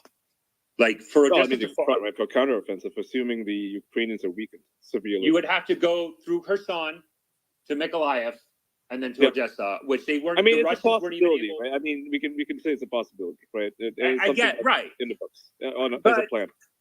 So, right. So that's the thing, right? And so, your point today, that's the issue, right? So if you're Ukraine, clearly the Ukrainians are not going to do anything until after the counteroffensive. But one, we don't know when the counteroffensive is going to happen. Two, by the way, when the counteroffensive happens, just like with the Russians when they lose their offensive, be very wary of information that comes out, because both sides, the Russians and Ukrainians, as natural they would, they use information as a tool of warfare. We saw it in Kharkiv. Might not even do a counteroffensive. I mean, the Ukrainians might not do a counteroffensive, just to clear things up, because of how the projections do not look favorable on their part, right? They may stand to actually lose more territory if they do a counteroffensive, and if it fails, right? So, is there the possibility that there's just not going to be one? I mean, anything is possible more. I'm not going to say yes or no one way or another. Anything. What do you think of the probabilities, given what we know now from the leaks and Zelensky going to Poland? But I think what we don't. But nothing says, for example, the counteroffensive can't happen in August. We just don't know. That's assuming that we don't go to peace immediately, which would be ideal, right? I don't think to answer Denise's point, both sides don't want peace right now. I think that's clear, and you need both sides. So I think what's going to happen. You think Russia want peace, right now, based on the current situation, or do you think they want more? Or do you think that they don't? When you say they don't want peace, no, that they're not. Yeah, explain it to me. Sorry, I was about to say what you're probably going to say the same thing. Go ahead. Yeah. That basically it's just that they won't agree to give back the annexation. Yeah, they both want peace, but they just can't decide on what terms. No, Russia needs more. Let's make this abundantly clear. More than what? The minimal. They need the entirety of the Luhansk, which they're almost there for the Luhansk Oblast, right? The state. I'm just going to call it state. There's two states, Luhansk and Donetsk, right? The Russian quote unquote speaking whatever, right? Those two territories. Luhansk, they're probably around 90%, but Donetsk, they're not even close. They need the two cities. That's why the winter offensive that they did that failed, that did not achieve the objective they wanted, at least territorially wise, did not achieve it. You're not going to see the Russians strive for peace without the entirety, because if all they get, the land bridge is a win, but they need, especially with the sacrifices that they committed and everything in the propaganda and how the Donetsk and Luhansk is important to the Russians, they need all of it. If not, do I don't you, see do the you Russians think starting. so? Just to ask simple questions, are we like Kharkov and Kiev and Odessa? These are out of the conversation completely for the rest of the war, or they could be back on the table in your opinion? I mean, again, it depends on the situation on the ground. I mean, Ian brought up a point about Odessa. Militarily, I don't see Russia having the military capability to go after Odessa. So where I think the situation would stabilize, where the peace let's just make an assumption, Mario, just to answer your question. Ukraine launches a counteroffensive. They seize some territory, but it's not a big deal. They don't manage to sever the land bridge with Crimea. Both sides suffer extensive amount of casualties, and they're kind of exhausted, right? That's it. They don't have anything else. They can't do anything. The best you're going to see, Mario, is a ceasefire. But the ceasefire is going to be what both sides arming themselves to the teeth again, reconstituting combat power, awaiting for the next war. And again, Mario, this is the important thing about when we talk about peace. Russia's biggest fear was an anti-Russia Ukraine. Russia's invasion to Ukraine created that for generations. Like that's it.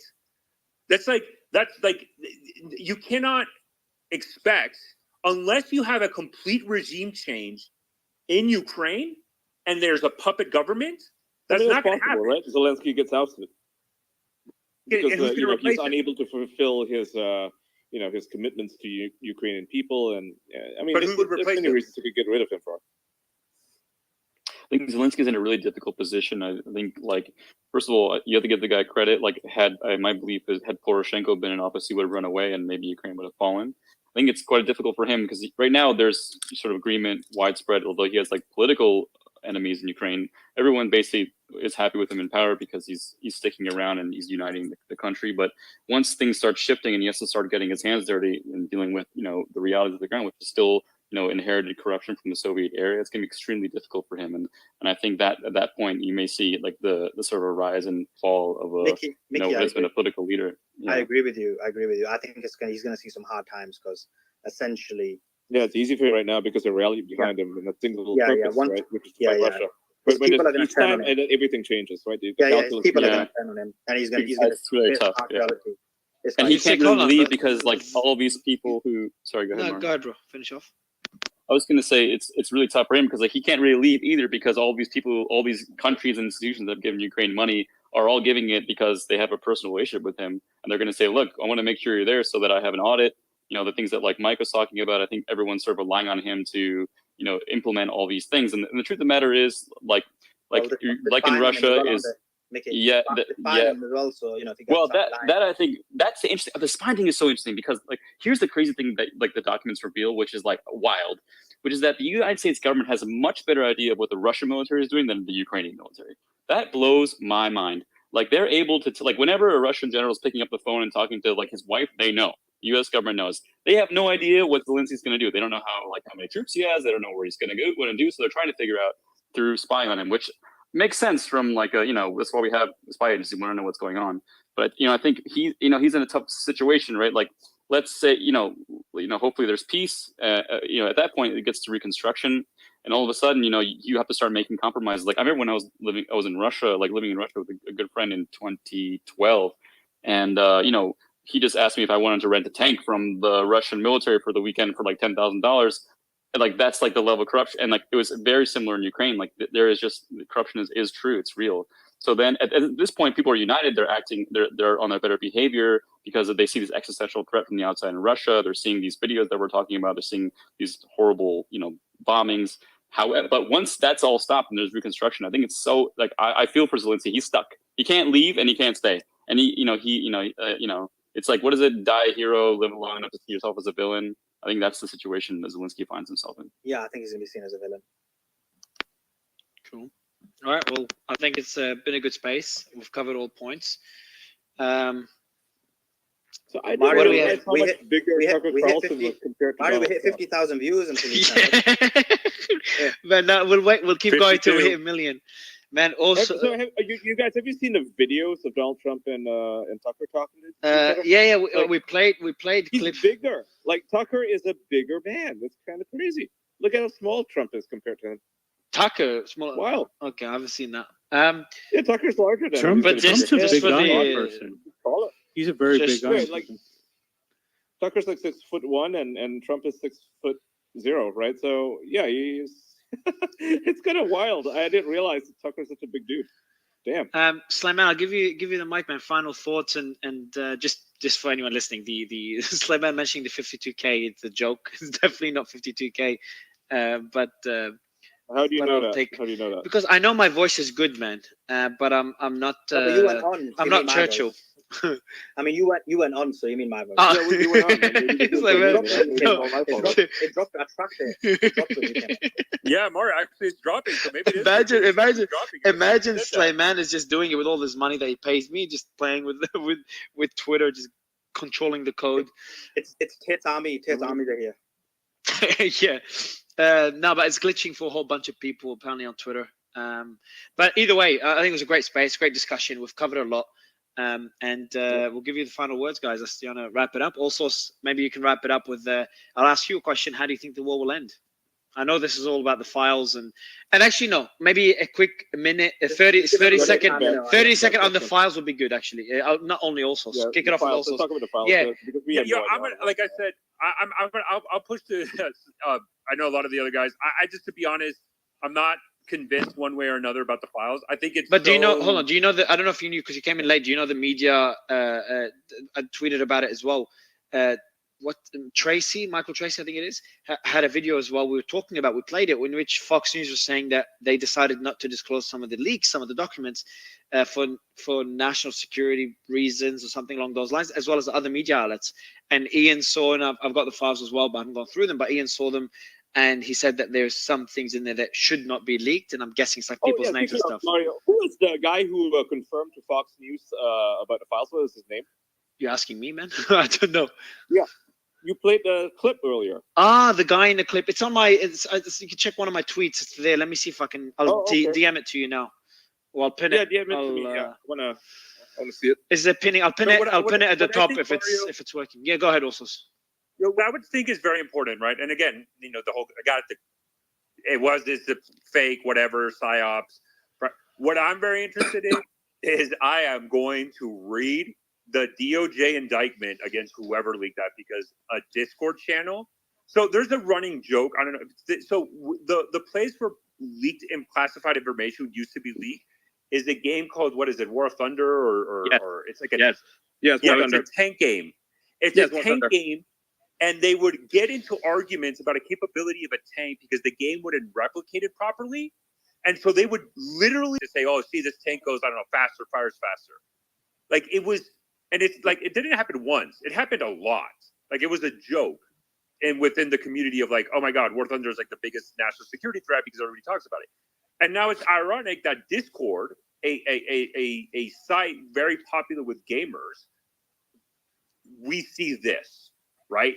And so what I'm very interested in seeing is the DOJ's indictment and like, who was this person? Who did it? Why did he do it? Or she, we don't know. And like, what was the impetus for doing it? Was it literally just to say, I have this information because we're arguing about Russia and Ukraine and I'm going to divulge classified, like maybe it's totally plausible because if we look at the past, if you look at the game War Thunder, that's literally how classified information gets divulged. It's because of arguments about a capability and saying, I'm right, here's my proof. Oh, it's classified. So I think the most glaring example. Hold on. Did you leak that shit? You're talking like you're Fuck from that. What are you certainty. talking about? I know you have a big ego. Like, let's just be serious. We're on WhatsApp and stuff. I know you have a big ego. Was it your ego kicked in because I was doubting your skills in the intelligence? Because Slayman did tell me you're from the establishment. So I'm just kidding. I'm joking. Go ahead, bro. Sorry. Oh my God! Wait, somebody's knocking at my door. It might be the FBI. Okay, cool.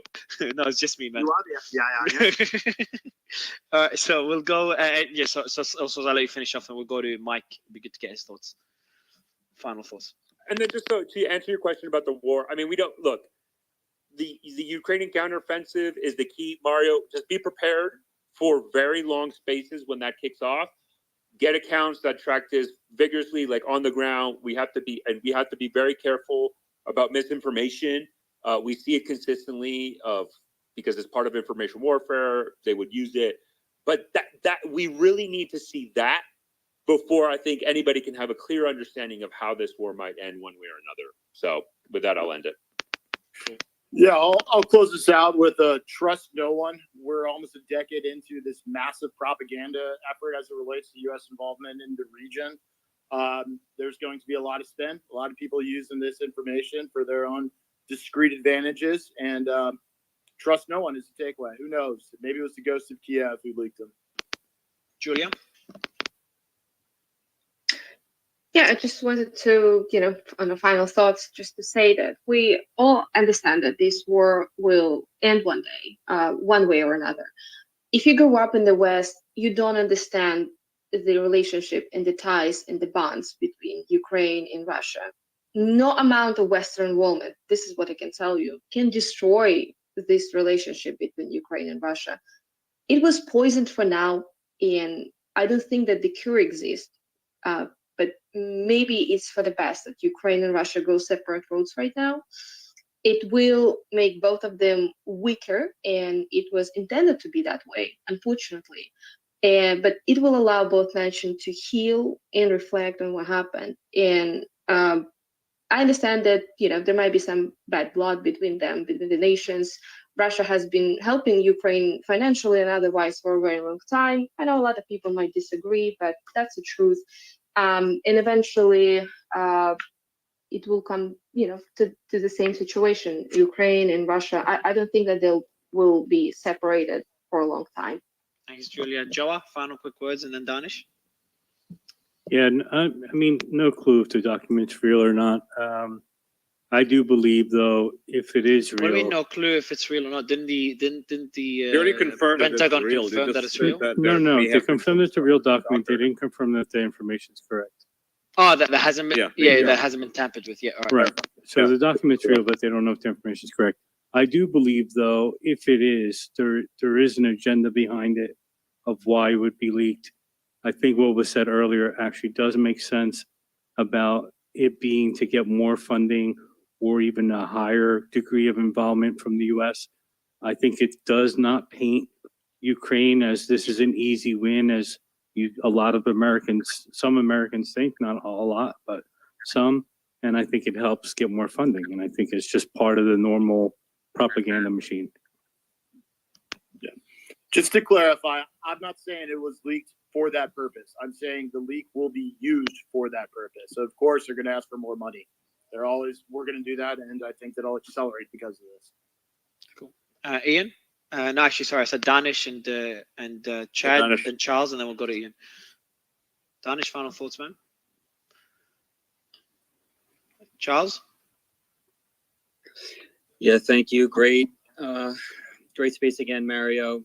Yeah, I'm on the same page with the leak portion. If you look at the Snowden leaks, it resulted in more money for the intelligence agencies to protect their own intelligence, and even that, had conflicting viewpoints on what the objectives were. Whether, it was the altruistic intent of Snowden, or it was an internal battle amongst the NSA, CIA, and other intelligence agencies. So it's all speculative at this point. But as somebody else mentioned earlier, the resulting comments we see from people within Congress really will probably give more insight into the end goals. And my big thing is there's no attribution at this point. A lot of times these leaks result in immediate attribution used for gain one way or the other, and it's just very suspicious to me at this point that there hasn't been any indication, even alluding to who, when I say attribution, meaning like who would have potentially leaked these documents. So that's the first thing I'm going to be looking at, and hopefully we'll find out a little more information soon. So thank you, Mario. Always, man. And thank you, everybody here. Yeah. Great space as always. Thanks for hosting it.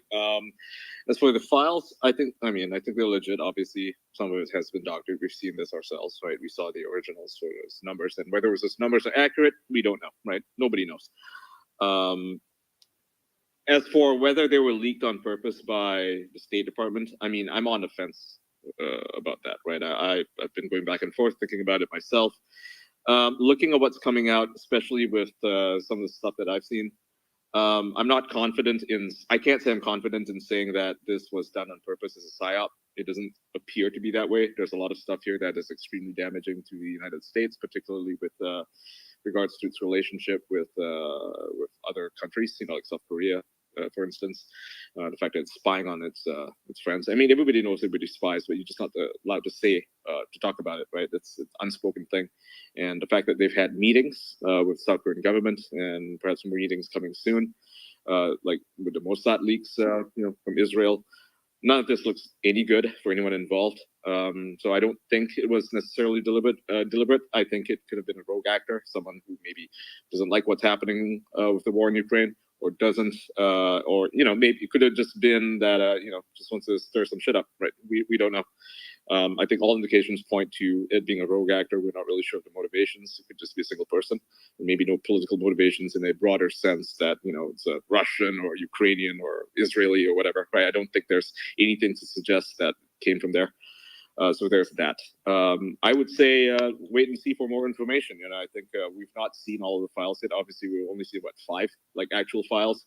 There's 100, and some agencies have gotten some media agencies have gotten access to maybe a few dozen of them. That they are reporting on. How did they get access to it? We need to find it, man. I'm annoyed. If anyone can help us find it, if anyone's in the audience, send it to me or Mario, and we'll keep you anonymous. Obviously, we're not going to disclose our sources. If we get it from you, we're not going to tell who gave it to us. So, our DMs are open, and you can reach us from there. Obviously, if you are in a position of the government and you're breaking a law, do not send it to us because we don't want to get you in trouble, right? Yes, please don't send us anything. Yeah. I have a form in which everyone could put their name, email, phone number, and address as you send the documents, so we can keep your ID confidential. Mickey, final quick words, man, and then we'll go to the hosts. Yeah, thanks so much, everyone's amazing. I didn't know it was in the presence of a sheikh as well, so that's amazing. I'm honored and privileged to be in your company, and I want to appreciate everyone's input. Sometimes I get a bit heated, but it's not personal. Respect everybody here, and thinking about the friends I have in Ukraine still there, on the phone with them sometimes, and hearing air raids fire and people's houses getting hit gets me a bit emotional sometimes. But I hope it's all coming from a place of love. I respect everyone and their opinion, and I really appreciate the opportunity to speak with everybody and for us all to be able to share our points of view without censorship and just to be able to directly have a conversation. I think it's a very rare thing in this world, so I really appreciate everyone's time. Thanks a lot, man. Mr. Trash? Yeah, no, I to thank everybody for being here. I thought it was a great conversation. We've had multiple spaces on this, and it doesn't seem to be getting old at all at this point, as more and more things keep coming out. One thing that I did want to point to was something that Eric Weinstein had brought up last night, and one of our guests, the Colonel, was actually talking with Michael Tracy about it. And I think that this was a very, very important conversation that was happening, and it was in regards to what Eric Weinstein had brought up last night, the Jessipization of information from the intel community or from our government, and transparency, lack thereof, what people can handle, can't handle. And I agreed with Michael on this point in that if a person is a responsible journalist that gets access to these items and can be judicious without having any malevolent or ulterior motives, I think that they can be judicious in what they release and what they don't. And the counter argument is that no, the public can't handle it. Imagine the chaos if they knew what we knew. He was saying the royal we, not him specifically. And And I lean more towards Michael on this one. You know, we already see plenty that's ugly out there. So I thought that was a very important conversation. And I really appreciate everybody being here. Don't forget to subscribe to the newsletter. It's down in the chat. Appreciate you guys. And Mario, go ahead. Cool. Your Highness, any final words? Yeah, thanks, Mario. So yeah, I mean, my thoughts on this are that, I mean, I did think that it was a leak from the intelligence agency, but normally I see eye to eye with Patrick, but it didn't make sense to me that the argument that they did it because they want to pivot and change their position on the war. What makes a lot more sense is what came out today, which is essentially that they want more funding. They're going to send more money to Ukraine, send more personnel, send more ammunition to Ukraine, and so on and so forth. And that makes a lot more sense to me, and so I can see the logic behind why that is the case. I have issues with why a lot of these documents aren't being released. I do think this is another form of censorship. And finally, in terms of the numbers, I mean, I appreciate everybody joining. We've got huge numbers. I did use my Arab oil money to get a lot of Arabs to join. Threw them a few dirhams, and we got the numbers. So yeah, this is your one chance of getting this. Threw them? Did you say threw them some dirhams? All right. Well, I appreciate you all coming in. About Slayman being a sheik, it's a joke, and I have to say this because every time I make a joke, the comments kind of blow up, thinking it's not real. a joke though. I mean, he is giving you millions of dollars. So, Don't say it, stop it, man. They'll take it seriously. And I'm the one who started it, reading one of the comments that said this. And by the way, the comment was actually serious. And like an idiot, I tweeted. Yeah, he was serious. I tweeted confirming this. Yeah, Mario, you gotta come clean, man. Okay, Ian, don't let me start going with the Russian side. You know the rumors about you. I'll start playing them as well. I'll play those dirty cards too, bro. We need to do spaces on the investigation on Suleiman. Yeah. So on the space, it's just been a really interesting week for me. I enjoyed it because it covered topics I've been obsessed with since I was a kid, from the and sensitive topics as well, from the conflict or the tensions in Israel and between Israelis and Palestinians, the tensions around Taiwan and the military drills, and of course the war between the Russians and Ukrainians. So it's been an interesting week, and we'll see what's going to happen next week. But I think the files will continue. It's going to be like a Twitter files type saga. So we'll be covering those as they continue to leak, and we will not be, just to be clear, we will also, as Slayman calls it, censor any information that could harm anyone. I've done this before. So if we do get names of people that have infiltrated Wagner, I know it will get us a lot of attention and shit, but I will not be leaking it. So yeah, I think this is it's been a great space, and hopefully spaces will be back to normal tomorrow, so everyone doesn't just start freaking out and thinking that Elon's in the house. Thanks everyone, really appreciate it, and we'll see you again tomorrow. Good night, everyone. Thank you all 57,000 of you.